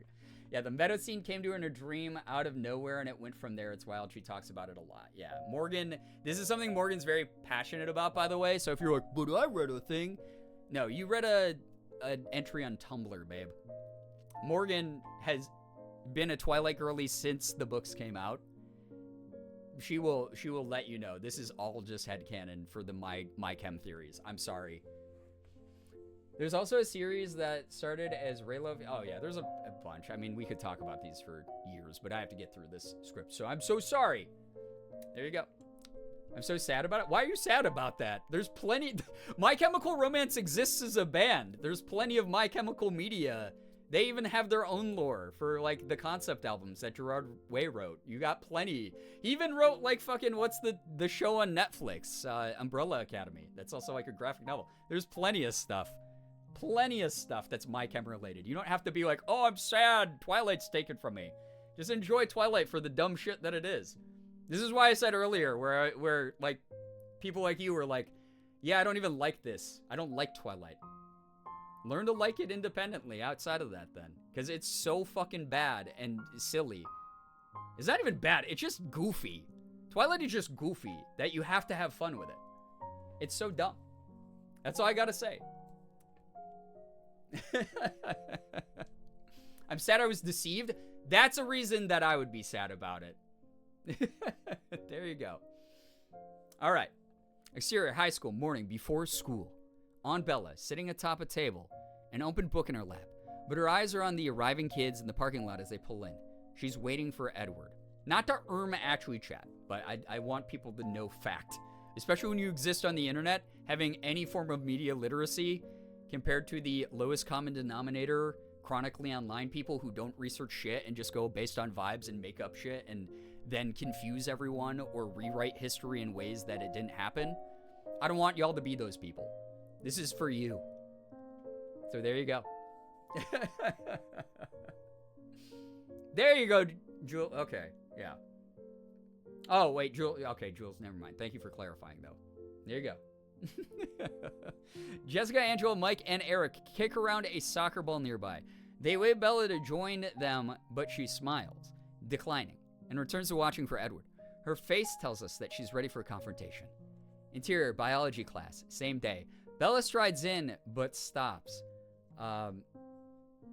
Surprised to find her lab table empty. Off Bella, frustrated. Sorry, the lines are starting to blur together here. Good God. My Immortal was heavily influenced by My Chemical Romance. So there you go. There you go. Has anyone here? Okay. Not for me. This is for chat. So there we go. Begin a series of scenes over several days. Interior, cafeteria, different day. Bella sits with Jessica and Angela, who watch a YouTube video on their phone. Bella gives it a cursory look, but is focused on the call-in table. Only 4 of them. Edward's seat is empty. Interior, girls' bathroom, different day. Bella washes her hands, then looks up at the mirror, startled to find Rosalie and Alice behind her. They study Bella, Rosalie with chillingly cold eyes, and Alice with curiosity. Bella, uneasy, hurries out. Also, how could you hate this movie? The wigs in this are some of the worst I've ever seen in any movie. They are so funny. They're so bad. The costuming, they didn't have a budget for this movie, the same way they did for the later ones. The costuming is fucking atrocious. It's so funny. It's so good. Just watch it as a comedy, and then you'll like this stuff. Yo, what's up, Kia? Welcome to the stream. It's so nice to have you here. Loy, enjoy your lurk also. Thank you so much for vibing. Thank you, thank you. Appreciate it. Like, truly. Exterior, Forks High School. Different day. Bella exits with Angela, Mike, Jessica, and Eric, becoming a part of this circle. She now only glances at Rosalie's car, a red M3 BMW. Damn, nice car. As it drives past, noting again 4 colons, no Edward. Bella returns to her friends, finally forgetting about him. Series of scene ends as we go to interior, Charlie's house, living room, morning. It's neater, rearranged more attractively. Clearly, Bella's given it her touch. She sweeps through, folding Charlie's fleece jacket, straightening up. She grabs her book bag. Bella, Dad, I'm heading out. Exterior, Charlie's house, continuous, morning. On Bella's face as she opens the door and stops, dismay filling her. It's pouring down rain. The yard is full of puddles, some frozen. Bella shivers, wraps her coat tight. Bella, great. Whip pan to the driveway as Charlie pulls in, driving her truck. Bella, Dad, I can drive myself to school. As she walks down the steps, she doesn't realize something's watching her. Ooh. So many friends. Yeah, Kia, it's so nice to have you. They're hilarious bad. Exactly. The other reason, okay, so here's another thing. Real fast. This is my last of my ranting, and then I'll go back to just reading this and being a goofball and not dunking on chat, okay? But the reason this pisses me off when people make fun of Twilight is not because I'm a Twilight fan, but because I was there in 2008 watching the discourse go from, oh yeah, Twilight's not really made for me, which is acceptable and that's normal. That's how normal people talk about it. To, I hate Twilight because it's popular, which is stupid. To men just going, yeah, Twilight's for fucking, like, gay people and girls. Like, it fucking sucks. Wow. Why do women even like this shit? Like, romance triangles are, like, stupid, and, like, they're vampires and werewolves, so fucking dumb. And it was just men. It became this big movement, because, again, I lived through it very consciously. Yeah, they're right, but not for the reasons they think. It became, like, a thing where, like, dudes just wanted to shit on women. And, yeah, Twilight is for gay people and girls, exactly. But it became, like, a men shit on women thing. Oh, you like Twilight? What, are you gay? What are you, a girl? And it's like, okay, why are either of those things negative? First of all. Second of all, like, that was kind of like a super crappy angle. Super crappy, misogynistic, and homophobic angle. And that's what it became. And unfortunately, a lot of you are so young, you grew up either only seeing Twilight in the media because older people enjoyed it, or you might have had older siblings who were like, oh, that's so stupid, that's gay, or whatever. And that's where you learned it from. Being like, oh yeah, it was stupid, oh, it's dumb, it's, yeah, love is stupid, and vampires are dumb, and werewolves are dumb. A lot of us who lived through it, it was very much a, oh cool, we get to watch men bash something that primarily women like. That now, because a lot of women are harmlessly going, hey, I really like these books, I really like these movies, we got a whole bunch of dudes trying to destroy their fun. And unfortunately, that was the mainstream angle, whether people knew they were arguing for that or not, whether they were a pick-me girl or they were women or they were men, that was the angle. So that's the only reason it triggers me a little bit. We can make jokes about how bad Twilight is. I'm fine with that, but don't come into chat and be like, oh, if you like Twilight, you're dumb or anything. Like, don't even insinuate that kind of thing. Like, oh, the whole franchise is fucking awful. I hate it. Like, don't do that shit.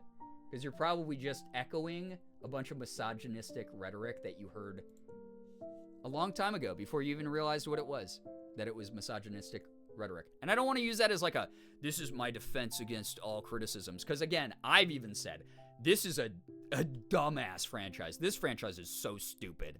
The concept is stupid. The characters are dumb. Some of the scenes, especially in the movies, are ridiculous. But I have fun with it. I like it because it's silly and it's self-aware camp. Because most vampire media is much more self-aware than you realize. Anyway, rant over. Back to goofy voices. Back to reading one of the worst movies that's so bad it's good in the world. There you have it. There you have it. There you have it. I was in high school back then. I was the target of a lot of the online derision as a teen girl. Twilight fan. Yeah, I can imagine, Liz. I'm so sorry you had to deal with all that crap. The hate for boy bands and artists during that time too. Yeah, exactly. Men would constantly bash boy bands and girly pop music and shit like that. None of us are arguing Twilight's the best literature. Yeah, we're just trying to have fun with it. And people are like, oh, well, it's stupid. It's too dumb to have fun with. Like, sounds like you don't have fun very much in your life. You're probably the person who walks in a room and everyone's like, oh, God, the fucking grumpy, annoying person's here. Don't do that. Don't be that way. Don't be a hater. Don't yuck in someone else's yum. You know? Wasn't huge on the films, but I like hearing people talk things they like. Exactly, Kia. Exactly. There we go. Yeah, exactly, Ren. It was right on the heels of Harry Potter, so it was the first, like, very successful young adult fantasy series after a short amount of time, after, like, that series started fading away a little bit more. Yeah, we got a lot of other good series because it opened the door to media, like, companies taking, oh, wow, young adult is actually, like, a huge cash cow. You know? So, there you go. I gotta be honest, I've never seen Twilight, so going through the entire movie like this is a new experience. I will let you know, again, go watch the movies as a comedy and you will enjoy them a lot more. They're silly. And if you like them for the romantic bits and there's things that have an emotional meaning to you, I'm not shitting on you either.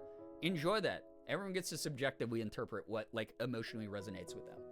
Like, yes, it's bad, but that isn't the point. Yeah, isn't that the point? Exactly. That is the point, that it's kind of silly. It's, like, dry and weird. I was a huge vampire romance novel fan back in the day, including Twilight. Now I look back on it and I think it's funny, but it meant a lot to me back in the day. Right, and no one should be able to take that from you, Nanobites. I love that outlook. Welcome to the stream, by the way. I hope you've been having fun here. But again, I'm not here to hate on other people. I'm not here to make you even feel bad. I'm just here to let you know why I react the way I do to certain things that are said by the community at times. This is one of those moments. I've gone on this rant before where I'm just like, yeah, I'm okay with you all making jokes because it's not like I wrote the franchise. I don't care. But don't be an actual hater. Don't actually get shitty to the point where you get demeaning to other people who like something that doesn't affect you. And that goes for not just Twilight. That goes for anything. Anything. Vash, what's good? Welcome to the stream, man. I've always liked Twilight only as a silly ass thing. Some of the story parts I like, but I like it more for how goofily awful the movies are. Yeah. Not to mention there's a scene in the last movie that goes kind of hard that I dig, but yeah, at the end of the day, I watch them mainly to show other people and be like, oh boy, you're in for the shock value moment of the movie. Or, oh my God, this scene's so bad, it will make you laugh. Those are my favorite things. I like sharing those moments. That's the way you gotta look at it. You can always share media with other people to make other people, like, laugh or have a good time. Literally went to the first one with my mom because there'd been a massive backup on the highway to... Yeah, people... Due to an away football game, so we detoured to a late showing. Here's the thing. People don't realize how... These were so big... You could not get movie tickets the first couple weekends when they were showing in theater because the fandom was that huge. theaters were selling out. It was wild. Oh God, Kia, the last 2 movies are such a fucking crazy mess. I like to pretend to be hateful. I don't think anyone is dumb for enjoying anything. I'm just being a shithead. I'm just going to let you know it doesn't translate great over text, so please keep that in mind. Not just here. Like, if someone's online and being like, haha, misogyny joke, and no one knows the merit of your character, that's a really great way for people to be like, oh, bro is probably actually a misogynist, or bro is actually probably problematic or bigoted. So just a heads up on how text works. Not just here, but everywhere. I've seen people who are like, oh my God, I almost reacted to this person because I thought that they were being serious, but it's just a weird, dry, sarcastic bit they do where they act like an edgy asshole. And I go, cool, I don't like that person regardless, even if they're pretending to be an edgy asshole, because they're still mixing up other people and attracting edgy assholes to them. So that's the way. I'm mostly a lurker, but I love the energy and the vibes of the stream. Well, thank you for being here. Like, I appreciate you being here at all. Gonna be watching the last 2 movies for the first time tomorrow night. Bethy, good luck with them. They are emotional roller coasters and whiplash. We lucked the fuck out that there were 2 tickets for like an 8 to 9 p.m. on a Friday. Damn, Liz, that is actually insane. That is insane. Good God. But yeah. Thank you again. Oh, I was just double checking to see what was deleted. Okay, yeah, okay. Yeah. Thank you. Thank you for catching that, mods. I don't try to make my humor towards people just things. I think that's a good way to do it then. But again, just keep in mind, obviously mindfulness is always the number one thing I recommend people lead with. Last movies were my favorites, to be honest. They're so ridiculous. But they do have some like really interesting scenes. Yeah. Unknown POV from the trees, tracking Bella's every move as she sits. I forgot she's being stalked from the trees. They make this part kind of creepy, where it's like a first-person camera, and it's like a... like, it's so weird. It's like so badly done. I love it. Tracking Bella's every move as she slips and falls on a patch of ice. Back on Bella, fallen on her ass. Charlie climbs out of the truck, helps her up. Charlie, you okay, Bells? Bella, this doesn't help the uncoordinated. Charlie, that's why I got you new tires. She looks over at the truck. Yep, 4 new tires. Charlie, the other ones were nearly bald. Bella, you got me new tires. No one's ever done that before. Charlie looks at her, confused. Bella, I mean, nothing. He clearly doesn't get it and heads towards his cruiser, is I'm assuming what they meant to write there. Charlie, I'll be late for dinner. I'm heading down to Mason County. A security guard at the Grisham Mall got killed by some kind of animal. Unknown POV on Bella and Charlie as he speaks. Bella, an animal? Charlie, you're not in Phoenix anymore, honey. They've been hunting it for a week with no luck. Thought I'd lend a hand. Bella, be careful. Charlie, always am. Back on Bella. Bella, and thank you for the tires. He sees emotion in her eyes, doesn't understand it but nods, heads inside. Bella looks at the tires again, oddly moved. Omitted. Oh.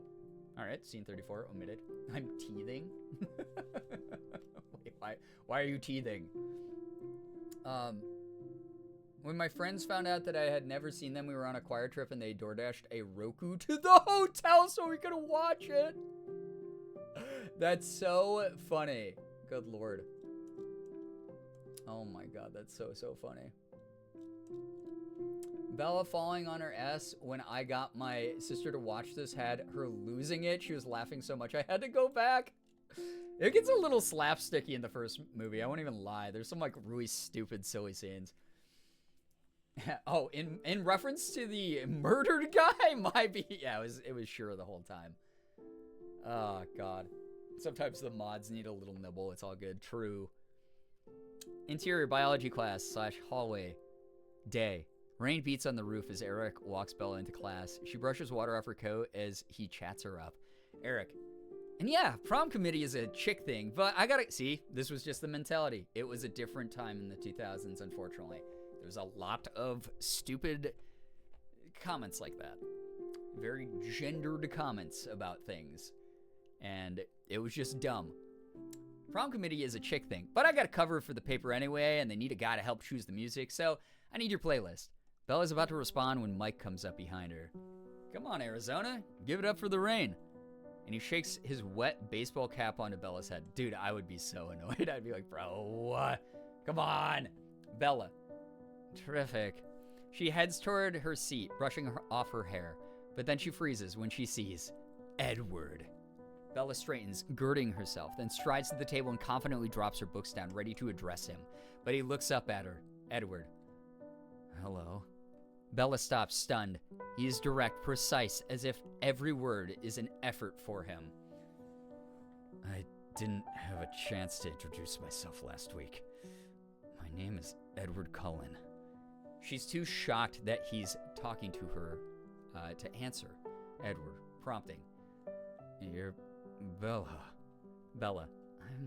Yeah. Feeling like an idiot, she quickly sits. He abruptly moves to the extreme edge of his seat. She's even more baffled now. Mr. Molina to the class. Onion root tip cells. That's what's on your slides. Separate and label them into the phases of mitosis. The first partners to get it right win the golden onion. He excitedly holds up a spray-painted onion. Everyone just looks at him. He's disappointed by their apathy. Mr. Molina. Come on, people. Tick-tock. Everyone sets to work. Edward pushes the microscope to Bella, keeping his distance, his voice controlled. This is such a funny scene too, because he literally is just like, just like pushes it so slow. It's so bad. The way he acts like he wasn't away for weeks, right? It's so funny. Yeah. How you liking the rain, girl? What's that out? Sure, take care. Thank you very much. Thanks so much for hanging out. The joy of winning the golden onion could change their lives forever, right? What if this is a pivotal moment for all of them? Edward. Ladies first. She grabs the microscope defensively and snaps the first slide in, adjusting the lens. She's curt as she addresses him. Bella. You've been gone. Edward. Out of town. For personal reasons. She glances at him, but he just leans far away, his face tight. She looks back into the microscope. Bella. Prophase. She begins to remove the slide. Edward. May I look? She slides him the microscope. He glances through the lens. Edward. Prophase.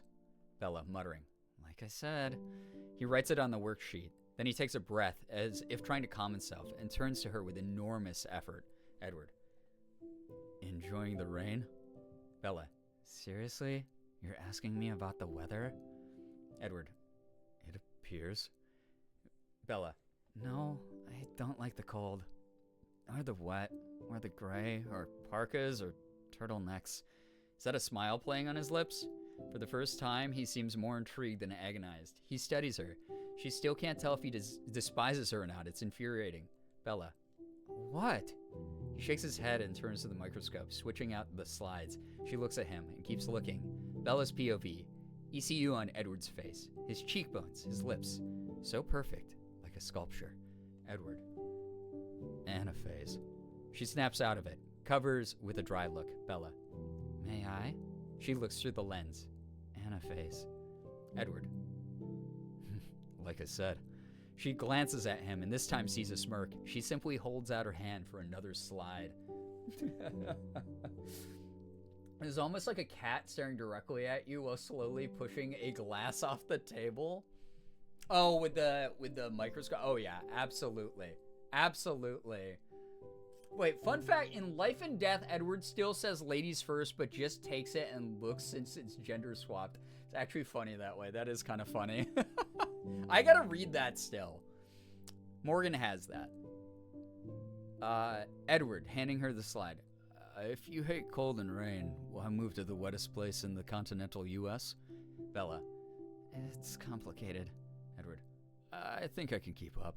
He actually seems interested. She looks into the microscope as Bella. My mother remarried. Edward. Very complex. So, you don't like him? Bella. Phil's fine. Young for her, but nice enough. Read the slide. Interface. Cut on the school bell. On the school bell. Oh, okay. Interior high school hallway moments later. Bella exits holding the golden onion and practically runs into Edward, who's directly in front of her. And they've won the golden onion. Edward. You didn't stay with your mom and stepdad? He waits for her answer, studying her as if trying to decipher her. She's drawn in by his attention, oddly compelled. All right, Phil's a minor league baseball player, so he travels a lot.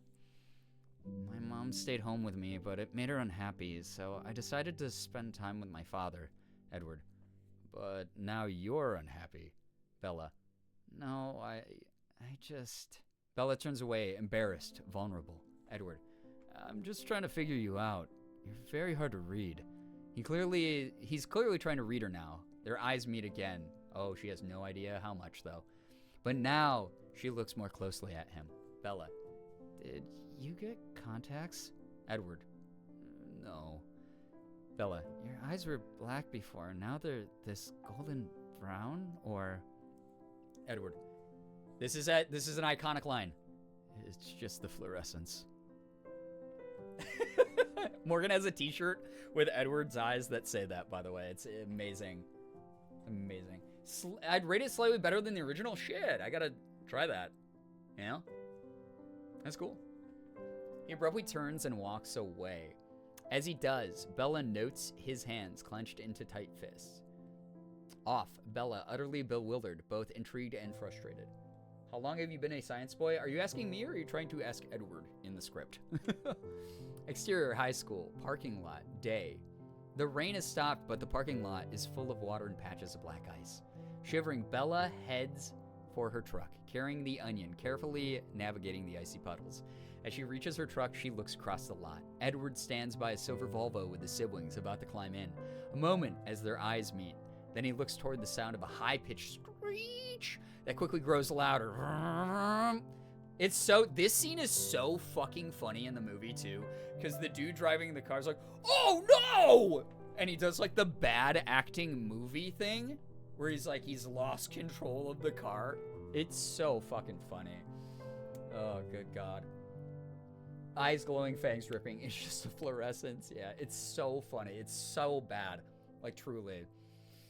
Bella turns to see a van skidding on the ice, careening out of control. This is where the movie escalates a lot, chat.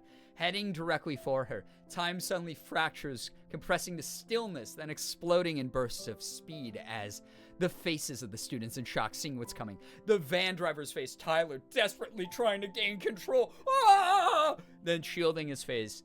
Edward's face. I hope that you have his line, Tyler's line in this. Edward's face. Looking at Bella with horror. The van is about to hit Bella's truck, with her standing in between, when suddenly something knocks Bella down, pinning her to the ground. She looks up. Edward is on top of her. The world around them freezes in this fraction of a second. Their proximity, like, this scene's so fucking stupid, because who wouldn't see him do this, dude? Everyone was already staring at Bella. Everyone knows. Their proximity is overwhelming, electrifying. He breathes in her scent. She takes in his flawless face. Abruptly, these are the reasons I love these movies, by the way. They're so bad. In this fraction of a second, oh wait, I already read that. Abruptly, we blast back to speed as several things happen so quickly. We and Bella are unsure what's going on.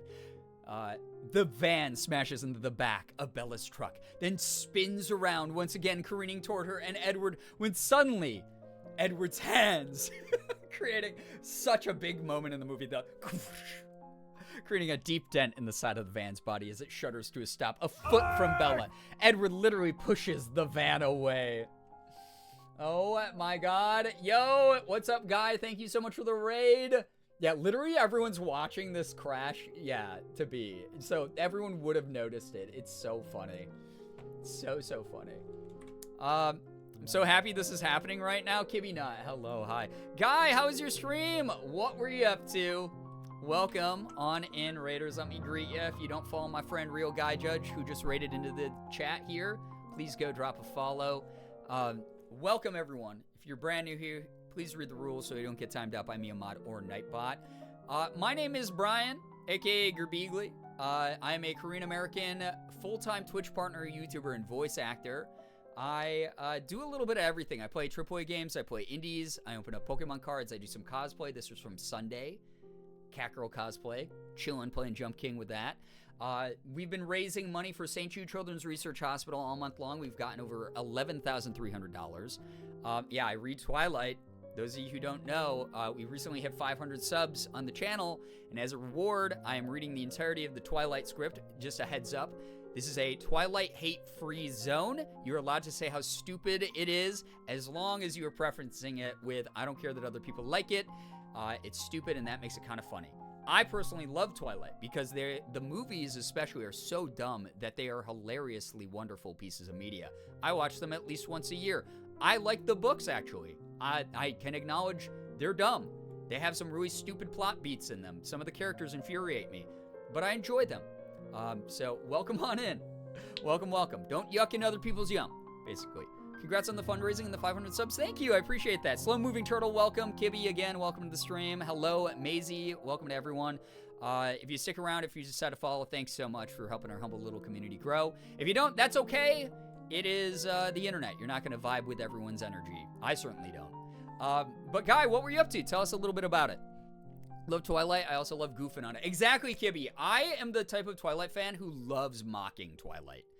Because I just explained, for those of you who are younger than me, those of you who don't know, I am almost 40, which is insane.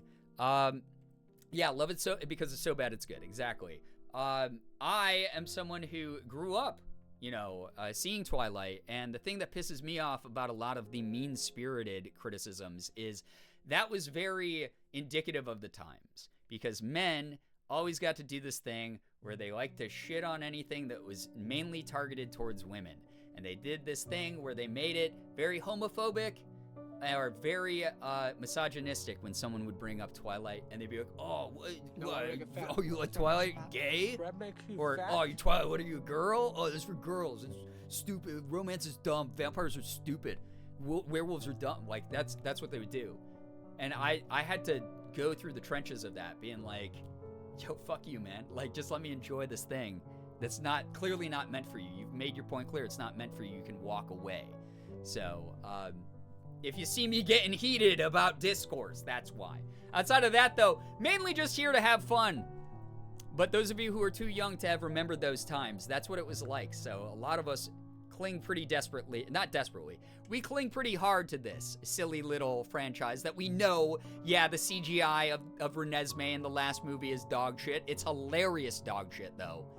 Terrifying and hilarious. But there you have it. There's my rant. Welcome on in. Kibby, thank you for the tier 1, by the way. I hope I don't get canceled in the next 30 days, so you can actually use the emotes and you don't have to hide them because I become problematic. Thank you so much for the follow and the tier 1. Thank you. If you want to read along, you can use the Tonight command. That is the wrong side of the screen. And read along with a copy that I have. It's the official screenplay. So some of the stuff is different than the movie version. This is like the last draft they used before they started actually filming. And some of it is very different from the book, as many of you know already. But of course, werewolves and vampires were cool in Underworld and Van Helsing. Oops. Oopsie, did you just bring up the disparity between genders back in the 2000s when people were really crappy about that stuff? They still are. But yeah.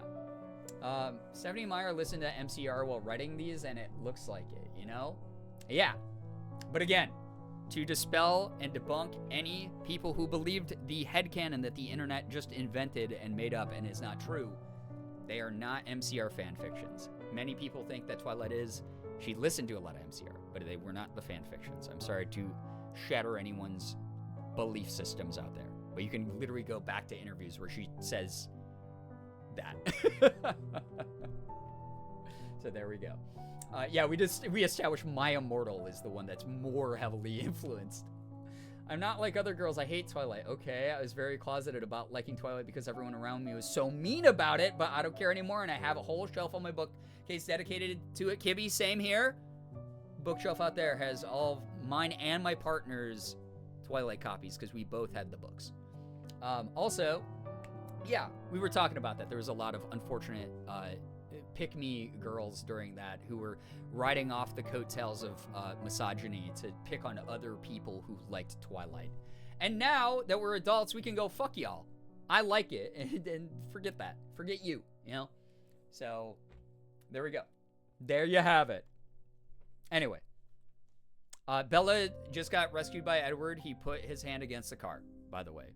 So, Edward literally pushes the van away. So that's where we are in the script. I might not be able to finish the whole thing tonight, just as a warning. But I promise I will finish it at some point. So there we go.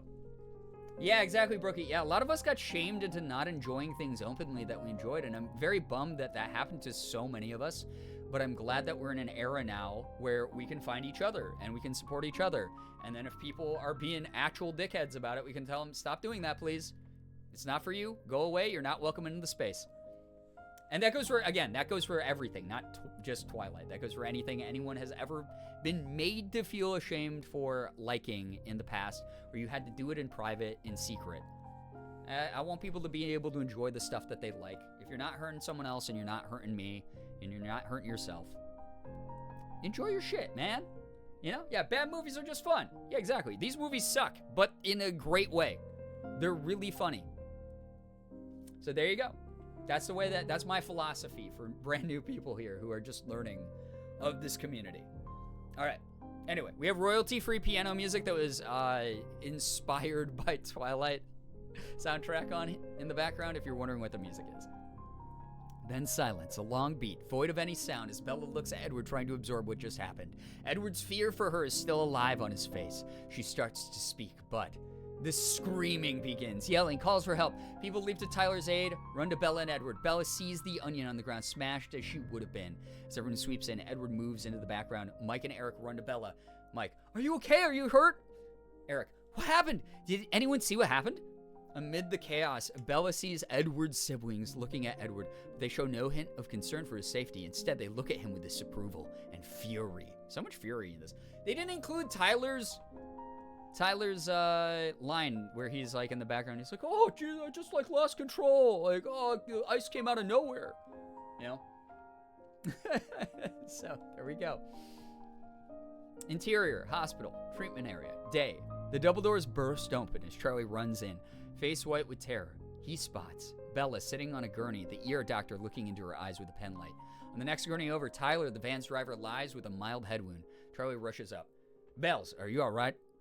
Bella, I'm fine, Dad. Calm down. Tyler, I'm so sorry, Bella. I tried to stop. Oh, that's right. It's dialogue. Bella, it's okay, Tyler. Charlie, sure as hell is not okay. Bella, Dad, it's not his fault. Charlie, stern, cutting her off. We nearly lost you. Bella, but you didn't. He'd hug her if that was who he or who she was. Instead, he glares at Tyler. Charlie, you can kiss your lessons goodbye. Dr. Cullen, off screen. I heard the chief's daughter was here. They look up as Dr. Carlisle Cullen, mid-30s, approaches. Blonde, movie star handsome. His face is kind, but pale, tired. There we go. The thing that bugged me about the movies, too, is not only were the wigs terrible, but half the cast didn't have the natural hair color for the roles they were playing, so they put them in those bad wigs.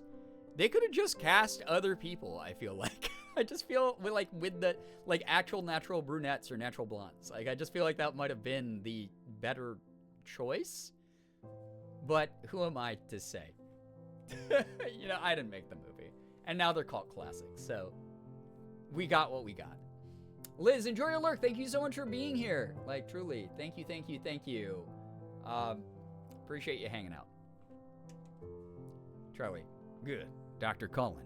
Dr. Cullen to ER doctor. I've got this one, Jackie. The ER doctor hands Dr. Cullen the chart. Exits. Dr. Cullen reviews her chart, then feels the back of her head as Dr. Cullen. You have a nice knot growing back here, but your x-rays show no indication of concussion. Tyler. I'm so sorry, Bella. I'm really... Charlie abruptly pulls the curtain between them. Bella. It would have been a lot worse if Edward hadn't knocked me out of the way. Charlie. Edward? Your boy? Dr. Cullen quickly looks back at the chart. Bella's intuition flickers, sensing he knows something. She presses. Bella. It was amazing he got to me so fast. He was nowhere near me. Dr. Cullen smiles. As long as you're safe. Shady. Shady. I'll be back on my Pomodoro break. I hope that we get to see you again. But if not, I'll see you tomorrow. Hopefully. Tier Hospital Reception Day. Charlie and Bella exit the treatment center. Charlie. I just have to sign some paperwork. You better call your mom. Bella. You told her? She's probably freaking out. He shrugs and hurries off. Bella shakes her head, pulls out her cell phone, is about to dial, but then sees down the hall. Those of you who do not know Bella's characterization yet, you're being beaten over the head with the fact that she does not like to be any kind of burden to anybody, even when she's not really a burden. Hunter, enjoy your lurk. Thank you so much to everybody hanging out. Truly, thanks so much for chilling. All right, Bella's POV. Edward, Rosalie, and Dr. Cullen. Rosalie is clearly furious at Edward, who stands his ground. Dr. Cullen plays intermediary. Rosalie, this isn't just about you. It's about all of us. Dr. Cullen sees Bella and stops Rosalie. Dr. Cullen, let's take this to my office. Rosalie glares at Edward as she goes off with Dr. Cullen. Edward adopts a nonchalant air as Bedward approaches, determined. Bella, can I talk to you for a moment? Off his nod. How did you get over to me so quickly? Edward, I was standing right next to you. Bella, you were next to your car across the lot. He steps closer to her. His expression turns icy hard. Edward, no, I wasn't. She won't be bullied. She steps closer to him. Bella, yes, you were. Edward, you're confused. You hit your head. Bella, I know what I saw. Edward, and what exactly was that? Bella, you stopped the van. You pushed it away. Edward, no one will believe that. Bella, I wasn't planning to tell anyone. This registers with Edward. They're inches from each other. The tension. Thick. Oh, yeah. If they were remaking them now, they'd probably have more choices given that they had such a cult following. Yeah, I agree. Absolutely. Could see a remake as a TV show? Push out the books more? Movies, though? Maybe. That's what I'm saying. I think, like, a Alice, like, freaking side, like, series as, like, a TV show would kind of go hard on, like, Netflix or something. I think that'd be kind of dope. Bella. And, like, about, like, each Cullen. You know people would eat that shit up. I just want to know the truth. Edward. Can't you just thank me and get it over? And get over it? Bella. Thank you. A long beat as they look at each other, angry, defensive, and without a doubt, attracted. Edward, you're not going to let it go, are you? Bella, no. Edward turns, walks away, and I hope you enjoyed disappointment. Bella, why did you even bother? He stops, a beat, looks back at her, unexpectedly vulnerable. Edward, I don't know. As he keeps walking, Off Bella, confused, frustratingly attracted, and absolutely determined to find out the truth. Bella, voiceover. That was the first night I dreamed of Edward Cullen.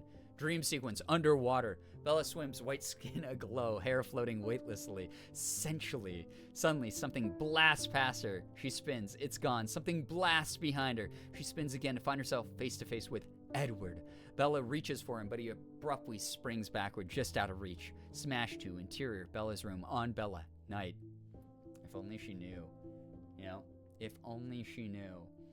So. I don't think the attraction came through as much as it was supposed to in the final cut. Oh no, not at all. Not at freaking all. She bolts awake. In that split second in the darkness, she sees Edward watching her. She snaps on the light. The room is empty. Was she dreaming? Exterior, high school, parking lot, day. Bella stands in the exact spot of the accident. Behind her, on the lawn, several classes congregate, gathering for a field trip. Mr. Molina is in charge. Mr. Molina, make sure I get your permission slips. Push in on Bella's face, staring at the skid marks on the pavement. Flash pop to the van, reeling right for her. Flash pop to Edward's hands, stopping the van. I love this sequence too, like we didn't just fucking see it. Flash pop to Edward on top of her, the proximity, electricity. Back on Bella, blushing at the memory. Then she sees Edward arrive with Ellis and Jasper. She watches him, barely noticing as Mike trots up to her. Mike, a la Dr. Frankenstein. Look, you're moving. You're alive. Bella, yeah, false alarm. Mike, actually, I'm glad you're not dead, because, well, that would suck. Plus, I wanted to ask you, even though it's, like, a month away, but Bella's distracted by Edward. Mike's voice dips as Bella's POV across the lawn. Edward, head down, is in quiet conference with Jasper and Alice. Abruptly, he looks up, as if listening to her and Mike, though he's too far away to hear. Bella quickly focuses on Mike. Mike, so, what do you think? Offer a blank look. You want to go? To prom with me. Bella, realizing, horrified. Prom, as in dance. I have to go somewhere. To Jacksonville. Yeah. Mike, you can't go another weekend? Bella, non-refundable ticket. Maybe you should ask Jessica. Mike follows Bella's eyes way across the lawn to Jessica. She smiles at them. Suddenly, Edward crosses in front of Jessica. He seems to be smirking.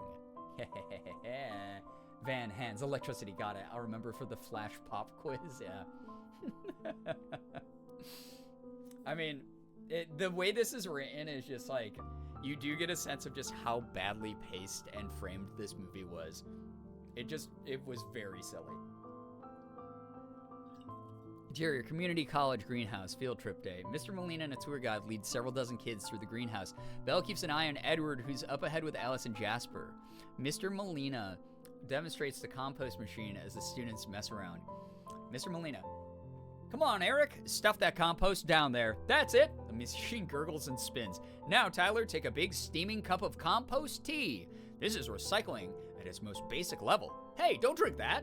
When Bella sees Edward pause by an ancient staghorn fern, alone, she takes a breath for courage and strides up to him. Oh my God. Bella. Hello, Edward. He glances at her, merely nodding. We notice his fists clench and unclench. Bella looks at him, appalled by his rudeness. Bella. Really? No response. She turns, starts to walk away. Edward. What's in Jacksonville? She turns back to him. Bella. How did you know about that? Edward. You didn't answer my question. Bella. You haven't answered any of mine. You won't even say hello. Edward. Hello. What a dickhead. Bella. And how did you stop that van? Edward. Adrenaline rush. Very common. Google it. Bella. Not buying it. Floridians. That's what's in Jacksonville. She turns to storm off, but she stumbles over the irrigation hose. Edward steadies her, catching her scent. Still so powerful. He clenches his jaw. Edward. It helps if you actually watch where you put your feet. Insulted, she keeps moving. He keeps pace. Serious now. Edward. I know I've been rude, but it's for the best. She just looks at him like he's crazy. He walks away as Jessica suddenly rushes up. Jessica. Guess who just asked me to prom? Bella smiles. Jessica. I totally thought Mike was going to ask you, Bella. Is it gonna be weird? Bella. No way. Zero weirdness. You guys are great together. Jessica. I know, right? Giddy, Jessica rushes to catch up with Angela. Bella heads out the door that leads to exterior community college greenhouse. The buses. Continuous. Where everyone's looking at the compost worm box, grossing each other out with the slimy creatures. As Bella walks away, Edward steps up.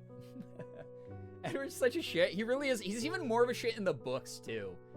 Like, I wish that they included more of his personality in the movies, because he is, like, such a, like, dry humor, sarcastic shit. And he's actually very funny. Bella needs a bubble. She does. Oh, my God. Bella really was brave for just willingly talking to the guy who didn't like her until he was like, okay, fine. Yeah, for real, though. Edward. Bella, it would be better if we weren't friends. Bella, wounded. Too bad you didn't figure that out earlier. Bella continued. You could have let the van crush me and saved yourself all this regret. Edward, snapping, angry. You think I regret saving you? Bella. I know you do. Edward, furious. You don't know anything. His harshness stings her. Suddenly, Alice appears at Edward's side. She eyes Bella with curiosity. Alice. The bus is leaving. To Bella. Hi, will you be riding with us? Edward. No, our bus is full. He purposefully walks Alice away, but he glances back at Bella with, is that remorse? She doesn't see it. I will say this much. Edward is a huge shit in New Moon. In the second book, he's such an emo, dramatic idiot. So infuriating. But so is Bella, but Edward way more so. Interior, Charlie's house, kitchen, evening. Bella enters, throws down her book bag and coat, still angry. She starts upstairs, but Charlie enters from the kitchen. Charlie, your mother called. Again. Bella, your fault for telling her about the accident. Charlie, she always did know how to worry. Hints of sadness. But she's changed, too. She seems happy. Phil sounds all right. Bella, he is. She continues upstairs, glancing at her parents' wedding photo. Off Bella's face, we match cut. Interior high school, cafeteria on Bella's face, day. She pushes through the door. She glances over at the calling table. Edward with his siblings. He doesn't look at her. Anger and determination set in again as Bella joins Eric, Jessica, Mike, and Angela. She drops her book bag on a seat. Eric, La push, baby. You in? There's a line. La push, baby. Bella's actually a teenager despite being forced to mature faster because her mom, but Edward is literally 100. Yeah, and is still so petty. He's so hot and cold. He's one of the most annoying characters. But you gotta love him for it. He's much better, in my opinion, even though the age gap is atrocious between Edward and Bella. I do like the Edward and Bella personality pairing better than I like Jacob in general, who is comes off as creepy teenager who almost is an incel at times. Bella, should I know what that means? Mike, La Push Beach, down on the Quillia res. We're all going after school. Big swell coming in. Also, anyone who's just joining, by the way, I am doing an accurate cosplay of Taylor Lautner, who plays Jacob Black. I'm not doing a cosplay of Jacob Black because that's not my heritage, but me and Taylor Lautner are the same amount of indigenous while he played this role. It's a big 0%. So there you go. Yeah, Eclipse, Jacob stresses me out. Yeah, he's a freak. He's a little fucking freak. He's gross. Honestly, he does a lot of, like, really yucky things in that book. Eric. And I don't just surf the internet. Jessica. Eric, you stood up once on a foam board. Angela. There's whale watching too. Come with. Eric. La push, baby. Bella. I'll go if you stop saying that. The salad bar station, minutes later. Bella artfully, guys, this is a very important iconic moment as well. What ethnicity is Taylor Lautner? He's like French, Dutch, and like, he's just white. Isn't that insane? He's the weird, racially ambiguous white guy. But he's like 99.9% white. He just got a really gnarly tan during Shark Boy versus Lava Girl, and has just has had it since. He must have he probably like vacationed in Myrtle Beach a lot as a kid and got like really tan. But yeah, he's a white boy. Isn't that wild? Isn't that insane? And they had him playing an indigenous character, which is like, again, sign of the times. I know that some people go, that's not an excuse for the bad stuff they did back then. I'm not saying that we were all okay with the bad stuff. Most of us were not okay with the bad stuff. But the bad stuff was happening and we couldn't stop it. Just because there wasn't as much people pushing back and speaking out. And those who did, we were normally just pushed aside and ignored. So this is very much a little freeze frame of that era. And unfortunately, what was acceptable at the time. I'm very glad that more recent indigenous roles that I see, still not happening often enough, but a lot of the indigenous roles I see in Hollywood now are being played by indigenous people. So those are my 2 cents on that. Yeah, he pulled in Ariana Grande. Yep. And he just kept it up. Yep. Racially ambiguous Mediterranean white boy. Yep. There it is. So, yeah. And that's why they focused on the other members in the wolf pack as indigenous actors, because all of them were indigenous, at least partially indigenous. But they just didn't ever mention Taylor in that. They're like, oh yeah, all the Quillia tribe are all played by actual indigenous actors, who are like, Jacob's homeboys. And then they just wouldn't mention him. Just to do like, oh yeah, we omitted that. So we didn't really lie to you about that. But we just didn't want to bring it up because we knew someone would be like annoying. So yeah, Naimir, it was a surprise for a lot of people. Bella artfully designs an architectural salad. As she reaches for an apple, this is a very meaningful moment, chat. Edward is suddenly next to her. Edward charmed. Edible art. Startled, she fumbles and drops the apple. Edward catches it with his foot, hacky sack style, bounces it back into his hand, the red of the apple stark against his pale skin. He presents it to her with a small smile. He literally, this guy, for those who have never seen this movie, literally kicks the apple back up into his hands and catches it like this, like the book cover. It's such a stupid scene. It's amazing. Impulse Dabs, hello, hi. I could go for an architectural salad right now. Actually, any salad sounds really good, if I'm going to be honest. If Taylor Lautner wasn't Jacob, do we think he would have rocked M. Night's Avatar: The Last Airbender? Just throw him in all the rules that he wouldn't have been ethnically proper for. Stardo, she fumbles and drops the apple. Okay, yeah, so that is amazing. Bella, thanks, but your mood swings are giving me whiplash. Edward, I said it would be better if we weren't friends, not that I didn't want to be. Bella, what does that even mean? Edward, it means if you were smart, you'd avoid me. Edward inadvertently glances at his 4 inhumanly beautiful siblings who wait for him expectantly at their table. She notes her own very human friends monitoring this conversation from their table. Mike glowers jealously. Bella, so let's say for argument's sake that I'm not smart. Would you talk to me? Tell me the truth? Edward, probably not. I'd rather hear your theories. Bella, okay, how about radioactive spiders, kryptonite? Edward levels his gaze, challenging. You're talking about superheroes. What if I'm not a hero? What if I'm a bad guy? Bella, beat, looking closer at him. No, I don't believe that. You're not bad. You can be a jerk, but it's like this mask to keep people away. He's taken aback by her honesty, her insight, drawn in by her. Oh boy, 3M. Oh my god, we did hit 3M. This is the visual equivalent of a title name drop.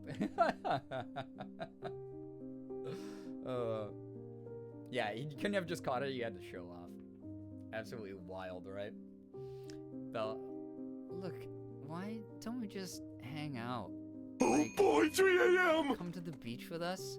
It'll be fun. Sand fleas, wind burns, saltwater sting in your eyes. Bella, Edward, small smile considering it. Which beach? Bella, La Push? His smile lessens almost imperceptibly. Ooh, he doesn't like La Push. Thank you for the 3 M's. Thank you, everybody. Bella, is something wrong with that beach? Edward glances over at Mike. The two exchange cold looks. Edward, it's just a little crowded. Off, Bella, as Edward walks away. Exterior, La Push Beach, baby. Day. It's freezing, but Mike, Tyler, Jessica, and others suit up for a surf. Eric hangs with them. Bella wanders by the driftwood with Angela, who takes photographs. Ah, how lovely. Angela, I keep thinking Eric's going to ask me to prom, but then he just doesn't. Bella, I could ask him. Off Angela's flustered look. Take control. You're a strong, independent woman. Angela, I am. Jacob, off screen. Bella! She looks up to see 3 Quilliot boys approaching the group. Jacob Black and Sam and Embry. Man, I love Sam and Embry in the books. I love it. It's my favorite. I'm glad we peaches. Bella smiles at Jacob. Bella. Guys, by the way, I hope this has been an entertaining read so far. Please let me know by showing me emote spam, because that's all I can ask for right now. Bella. Guys, this is Jacob. Are you stalking me? Jacob. You're on my res, remember? You surfing? Yeah, Bella, where the hell have you been, Loca? This has been great. I'm glad that you think so. Definitely not. Jessica teasing. Keep her company. Her date bailed. Eric. What date? Jessica. She invited Edward. Bella, embarrassed. To be polite. Angela. I think it's nice she invited him. No one ever does. Mike. Because Colin's a freak. Sam. You got that right. Bella. You know them? Sam, sharply. The Cullens don't come here. Jacob shoots Sam a look, shakes his head. Bella registers this, a beat. Then she casually pulls Jacob aside. Bella, you want to go look at tide pools? She offers an awkwardly flirtatious smile. He grins, infatuated, as they head toward the water. Thank you for all the emote spam. Thank you, Chad. Appreciate you being here. Like, truly. Wonderful company to have. Exterior La Push Beach, later day. Bella and Jacob wander near the water, looking out to sea for whales. The surfers are out on the waves. She nudges him, continuing her attempt at flirtation. Yeah, see, Bella does lead on Jacob a little bit more, and you get that a bit more in the books as to why that love triangle is so complicated, but also Jacob does start getting, like, really fucking creepy, like proto-incel. You have a nice reading voice. Thank you. I'm glad that you think so, because I hate my voice. Which is ironic, because, again, I make content and I do voice acting literally for my job. Yes, there are voice actors who hate their voices. Yes, we exist. I think that transition of strong, independent woman to Jacob walking in was supposed to make us think, ooh, Bella could make a move, but, like, he's 15 to 16. That's not legal at all. Yeah. And to be fair, Bella at this point is, like, 16, 17, so, like, they're closer in age, but... Whereas, like, her and Edward is not legal by a long shot, by a century. But, you know, it is what it is. Bella. So, what did your friends mean about the Collins not coming here? Jacob. Oops, caught that, huh? He moves closer to her, lowering his voice for mock secrecy. Jacob. I'm not supposed to say anything. Bella gives him her best alluring smile. Bella. I can keep a secret. Jacob. Laughing. Just an old scary story. Do you know the Quilliads are supposedly descended from wolves? Bella. Like, fur, fangs, doggy breath? No, other wolves, Bella. What fucking other wolves are there? Jacob chuckles. Bella smiles and prompts him to continue. Bella. So, the legend about the Cullens is... Jacob. Well, they're supposed to have descended from this, like, in a spooky voice, enemy clan. But they claim to be different. So we made a treaty with them. Bella. Didn't they just move here? Jacob. Or just move back. Bella. Right. So what was this treaty? Jacob, whispering. If they promised to stay off Quilly lands, we wouldn't expose what they really were to the pale faces. Jacob pauses dramatically. Bella shivers. Girl, off screen. Ah! Bella jumps at the blood-curdling scream as Angela runs past, chased by Eric, waving a dead crustacean. Dude, Eric is such a menace in the movies. Like, when he's like, Bella, it's a worm. Look, Bella. Like, it's insane. Absolutely insane. So, everyone in the series needs to leave everyone else in their crib, right? Jacob smirks and starts back to the group. Bella, wait, what were they really? Jacob laughing. It's a story, Bella. Off Bella with more unanswered questions. Exterior shack community on the river. Shack community, the Burger Shack. It's Chris Melberger's community. It's the Burger Shack community on the river. Late afternoon. Collection of haphazard shacks and boat docks, connected by wood plank sidewalks. Find Waylon Forge, the hippie logger who used to play Santa Claus, scraping paint off his boat, swigging a pint as he listens to his prehistoric Walkman. His old dog lies next to him as the sounds of the forest and river chirp and buzz. Waylon sings along to his Walkman. Suddenly the sounds of nature abruptly silence themselves. The dog raises his head, starts to growl. Waylon doesn't notice. Stay on Waylon, singing, working, until he looks up and realizes the dog's gone. Waylon. Jerry? Waylon pulls off the headphones, whistles, no dog. Waylon walks up a walkway, then sees a dog leg sticking out from under a bush. Waylon. Oh, come on, Jerry, you old mutt. He pulls out at the leg. It's detached. I'm so glad they didn't include that in the movie. I would have been so sad if I had to see a dead dog, dude. Shack meetup in Washington? Yeah, in Forks, Washington. He reels back, stumbling onto his boat, frantically untying the line and pushing out. On the water, Waylon floats. Breath short, listening acutely. Yeah, what? Yeah, that's different from the movie. Waylon's POV on the woods lining the river. And the book, I think. I don't think that the vampires killed the dog. Ominous darkness, a noise. He jerks around, nothing. Then suddenly his boat rocks violently. He spins. A man now stands on the bow. On the bow. Also, the character they chose for James looks so fucking ridiculous in some of his scenes. It looks like Hot Topic dressed him. It's so funny. 30, pale white, a vampire. He's like, in this scene, it's so funny. The body acting he does. Yeah, a man. Yeah, no! Oh my god. But his eyes, unlike the Collins, are deep, sinister burgundy and absolutely lethal. His cat-like movements are always on the edge of a crouch. Waylon, how'd you do that? James, Always the same inane questions. Waylon turns, but a woman leaps onto the bow. It's Victoria, 26. Chaotic, red hair filled with leaves from the woods. Terrified, Waylon spins around to see Laurent, 28. Glossy black hair, olive skin, lounging on his boat seat. God, I actually like Laurent. I think that he's like a fun character. All three nomads wear frayed clothes, and all three are barefoot. James.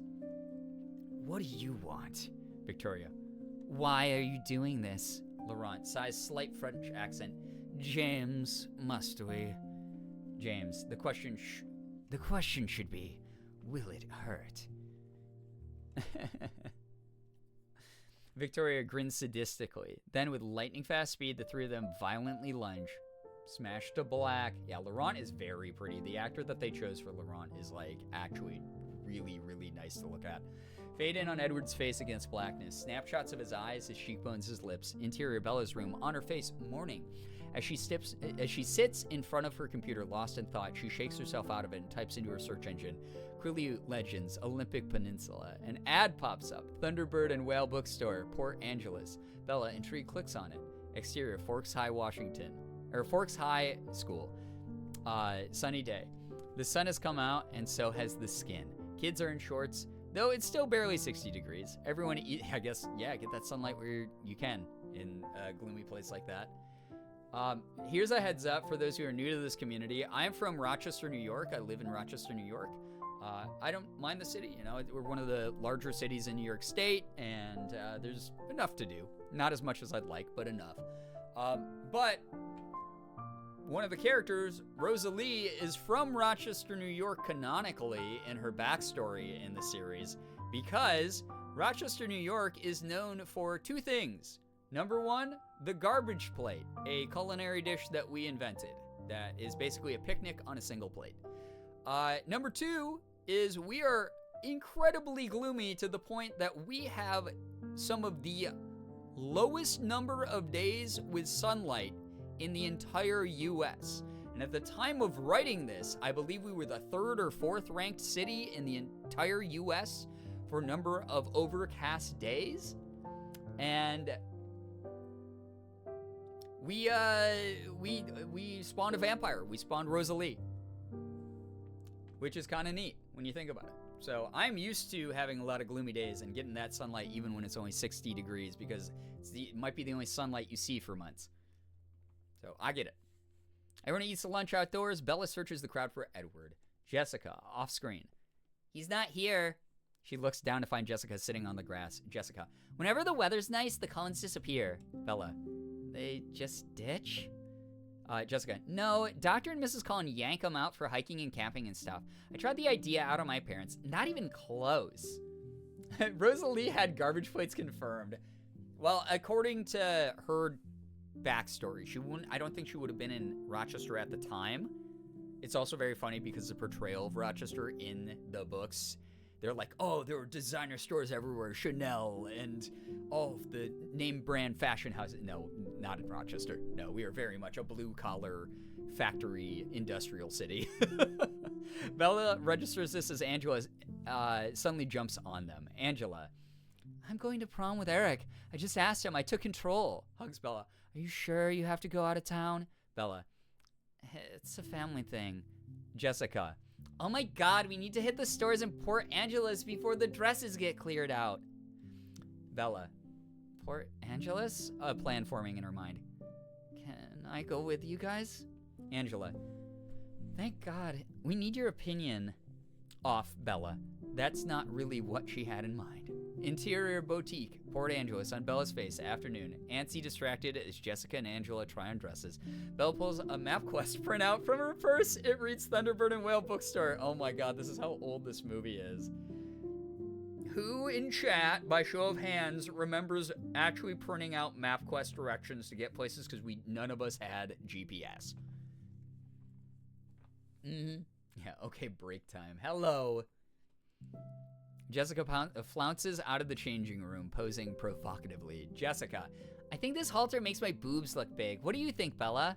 Outside the window, a group of rowdy frat boys head toward a bar. Two of them stare at Jessica in her low-cut dress. Embarrassed, she turns back to Bella. Jessica, Bella? Bella, absently. looks great. Jessica, you said that about the last 5 dresses. Angela, empathetic. You're not very good at this, are you? Bella, maybe I should just go check out the bookstore and meet you at the restaurant later? Angela, you sure?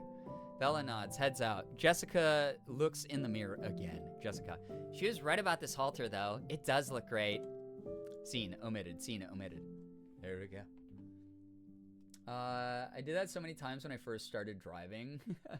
Yeah, print out MapQuest. Oh my god. It's wild. I did use Google Map printouts. See, I'm from the era where Google Maps wasn't even a big thing. MapQuest was the only thing we had. Got you beat. I grew up with spiral map books in our cars. Oh no, same here. I had the frickin', my parents had the folded up maps. I had to unfold and be like, oh, I missed the fucking turn 2 streets ago. Like 2 roads ago, 4 miles ago. I gotta go back. I learned how to navigate from a map. For sure. I do remember my older siblings doing that, but my parents would just wing it. I wish I remembered the first GPS we had, but I know I named her Mandy for some reason. I had an old school like TomTom back in the day. And then also, those of you who remember the original Apple Maps, how bad the GPS was for that, they got in trouble for it because, and this even happened to me, people would be like, oh my god, I gotta go to like urgent care. And they'd show up and it would be like a building that hadn't been in use for like 20 years. And it hadn't been marked on Apple Maps as closed. It was terrible. Or just send you to like the absolutely wrong part of town or whatever. It was insane. Or like a roundabout way that took like 45 minutes too long. It was so insane. It was terrible. Yeah, Ren, same here. I feel. So, Apple Maps has gotten a lot better since then. I'll let you know that one time Google Maps randomly went down while I was on a road trip by myself, and I had to use it, and it brought me back to where I needed to go. But it used to be hilariously bad. Exactly, Kettle. It was so bad. Exterior, Thunderbird and Whale bookstore / streets, night. Bella exits, thumbing through a book she just bought. She heads down the sidewalk, but then hears footsteps behind her. She turns, doesn't see anyone. She puts the book in her shoulder bag and continues. Unknown point of view. On Bella. Someone's following her. She looks around, changing course to cut across a parking lot. Unknown POV gets closer and closer until she reaches exterior warehouse and a parking lot. Night. Isolated. Bella, breath short, scared, turns around just as 2 men emerge from the shadows. Not vampires, but the frat boys. Really wasted now. Frat boy 1. Want a beer? She looks to her left. The other 2 guys are there. She's cornered. She takes her purse from around her shoulder. So creepy, by the way. Like, fuck dudes for this. Bella. This is why women say they'd rather be in the woods with a bear than a man. Look, just take my bag. Frat boy number 2. We don't want your bag. She takes a defensive stance and wraps the strap around her wrist to use her purse as a mace. They chortle derisively. But when frat boy 1 comes closer, she swings it, hits him in the groin. The book in her bag doubles him over. The other 3 laugh and start to close in. But suddenly, headlights blind them. A silver Volvo screeches up. The frat boys dive out of the way. The passenger side door opens. It's Edward's. Edward. She's too stunned to even move, and he's fucking pissed during this scene too. It's amazing. It's actually like very like protective, like actually a good scene. Edward, get in. She finally does, but frat boy number 2 jumps into the game and rushes Edward's side of the car. Edward screeches to a halt and is out of the car and facing frat boy 2 so fast neither the frat boys nor Bella see it. Nor does Bella see Edward's glare, so chilling, so animalistic in its fury that frat boy number 2, scared, instinctively backs off. As Edward climbs back into the car, Bella just stares at him. Interior, Edward's car, driving. Night. Bella continues to stare. She sees that he's seething with anger, hands gripping the steering wheel, jaw clenched. Wait, why isn't he like putting indents in the steering wheel though? If he could with the desk earlier. I don't know. Edward said, Badman, grr, yeah. Bethy, thank you so much for lurking. Get some good rest. I'm probably going to be wrapping up here soon too, just for anyone who's still watching. Definitely not finishing this movie tonight. I have to get some rest because tomorrow is going to be a big cosplay and Jump King and last day of St. Jude and last day of the month stream. So I'm probably going to end here in a little bit. Not quite yet. I want to try to get at least to the halfway point, and then we can duck out. But thank you everyone for hanging out. Thank you to those of you who lurked. Thank you to those of you who have been here this late. Thank you to those of you who dealt with a late start time. All of you are incredible. The fact that we got this many gifted subs tonight, the fact that we got to a level 5 hype train, you guys got me my gritty goose, which is pretty cool. Thank you very much for all the support tonight. It's been very, very fun. All of you are great. I begged my parents for a Volvo for years because of Twilight. Oh my God, your parents were like, not in our tax bracket, sorry. And you're like, come on, Edward drives one. And then you kept reading the books and you're like, oh, the cars are getting more expensive. They have a Porsche now. And yeah. Bella, what? No, how did you find Edward through gritted teeth? I should go back and rip their heads off. Bella, no, bad idea. Edward, you know the vile, repulsive things they were thinking. Bella, and you do? Edward, covering. Not hard to guess. Exterior waterfall restaurant, front entrance, night. Jessica and Angela exit the restaurant as Bella approaches. Angela, where were you? We left you a message. Jessica, we waited, but we were starving. Then they see Edward behind her, climbing out of his car. They freeze, agog. He's composed now, making an effort to be charming, and they are charmed. Safe to say that dream didn't come true. Oh no, Kibby, I'm sorry. The goose is hitting the gwitty. Oh my God, the goose is widowy hitting the gwitty right now. Oh my God. Yeah, just I got the emote, because I already had the Goblin Dance one, that's why. So the RNG said, oh, the next emote in the queue would be the goose for you. Enjoy. So I got it. Sorry, the rest of the chat who didn't get it. Edward. Sorry, I kept Bella from dinner. We ran into each other and got talking. Jessica. We understand. We were just leaving, so... The two girls start to go. Bella's forced to go with them. Bella. Okay, well, thank you. She starts to follow the girls. Edward is torn, then abruptly. Edward, abruptly. Maybe I should make sure Bella gets something to eat. Off Bella's surprised look. If you'd like, then I could drive you back myself. Angela. That's so thoughtful. Jessica. Really thoughtful. Bella debates, then decides. I could eat. As he guides her off, the two girls share a look and a noiseless scream of excitement. Exterior waterfall, restaurant, dining patio, night. Bella and Edward sit on the deck. A dramatic waterfall shimmers behind them. A waitress places a steaming plate of mesquite roasted salmon in front of Bella and nothing in front of Edward. She exits. Bella. You're not eating? Edward. I'm on a special diet. Bella. Like South Beach? Edward. Not exactly. Like South Beach. Oh my God. So does this mean Gritty Goose could be next hype train maybe? Maybe? If people start a hype train, we could unlock it. For sure. She looks at him curiously. She takes a bite. Bella. So how about some answers? Edward. No. To get to the other side in 1.7724538551. Bella. I didn't ask for the square root of pi. Edward. You knew that? Bella, how did you know where I was? Edward, I didn't. She shakes her head, frustrated, and turns to go inside. Edward stops her sincerely. Don't go. He seems torn by some internal dilemma. Then, finally, Bella, are you following me? Edward, I feel very protective of you. Bella, so that's a yes. Edward, yes, I followed you. I tried to keep my distance until you needed help. Bella, putting everything together. You said before that you heard what these guys are thinking. Can you read minds? Edward shrugs. I'm thinking of getting a 900 number. Bella, trying to gasp. All right. So you read minds. What am I thinking? Wait. Okay. Go now. Edward. I have no idea. I can read every mind in there except yours. Points at people inside. Work. Sex. Money. Sex. Sex, boyfriend, points at Bella. Nothing. It's quite frustrating. Bella. Why? What's wrong with me? Yeah, special diet, give me your blood. Edward. I tell you I read minds and you think there's something wrong with you? He smiles, charmed by her, but his smile fades. That torn look returns. He holds onto the rail, looking out. Bella. What is it? Edward. I don't have the strength to stay away from you anymore. She's surprised and thrilled. Bella. Edward, you don't have to. He's drawn in by her encouraging gaze, but he closes his eyes a beat and turns back to the water. Edward, almost to himself. This is wrong. Bella. Edward, you're cold. We should go. He walks away before she can ask any more questions. Exterior road, night. Edward's Volvo speeds along the 2-lane highway.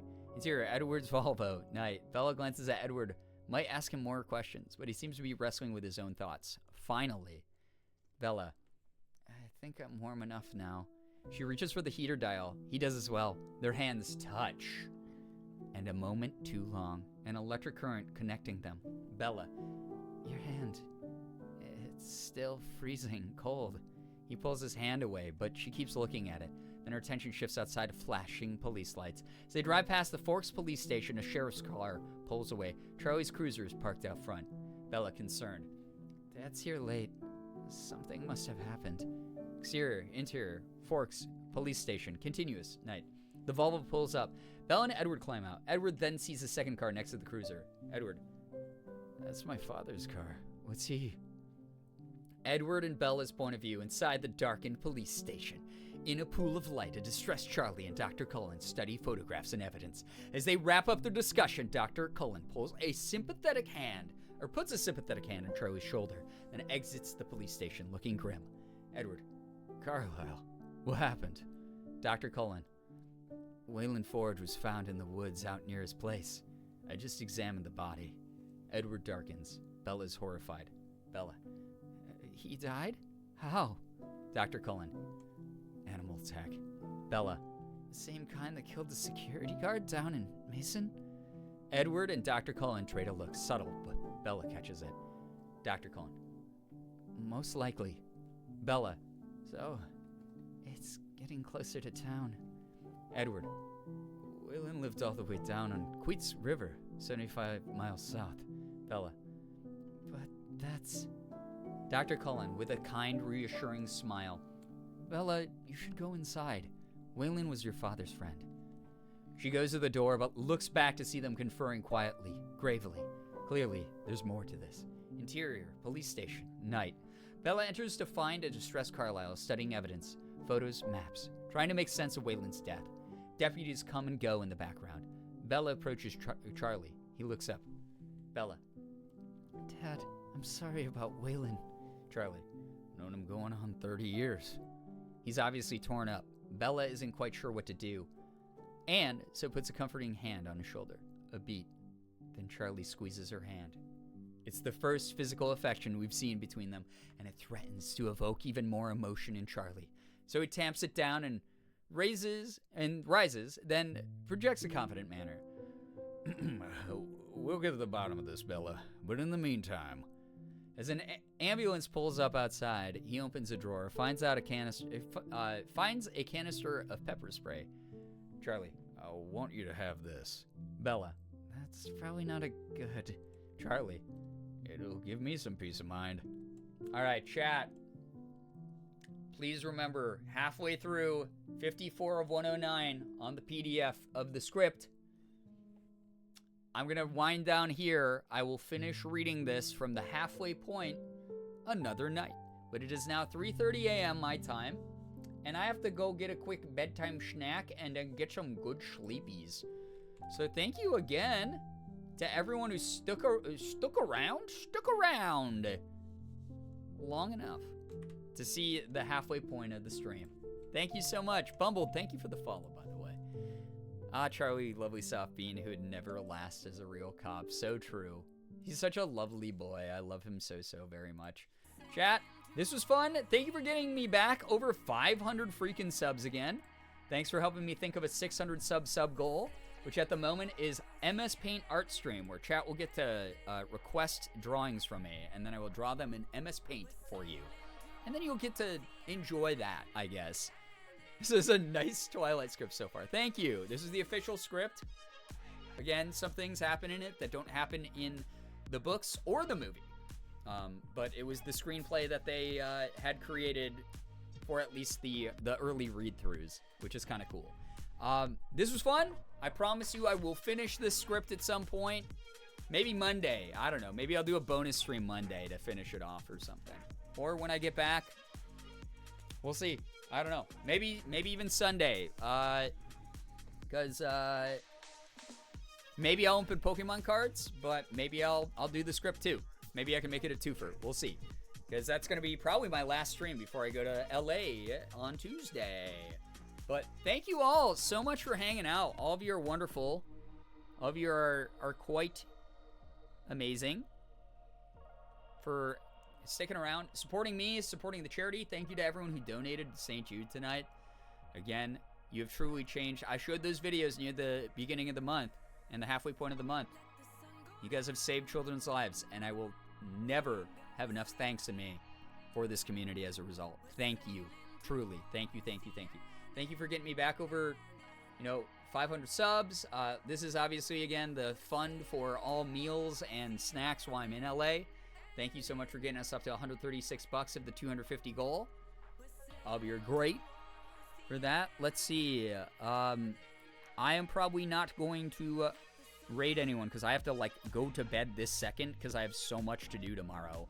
Again, tomorrow, Friday stream.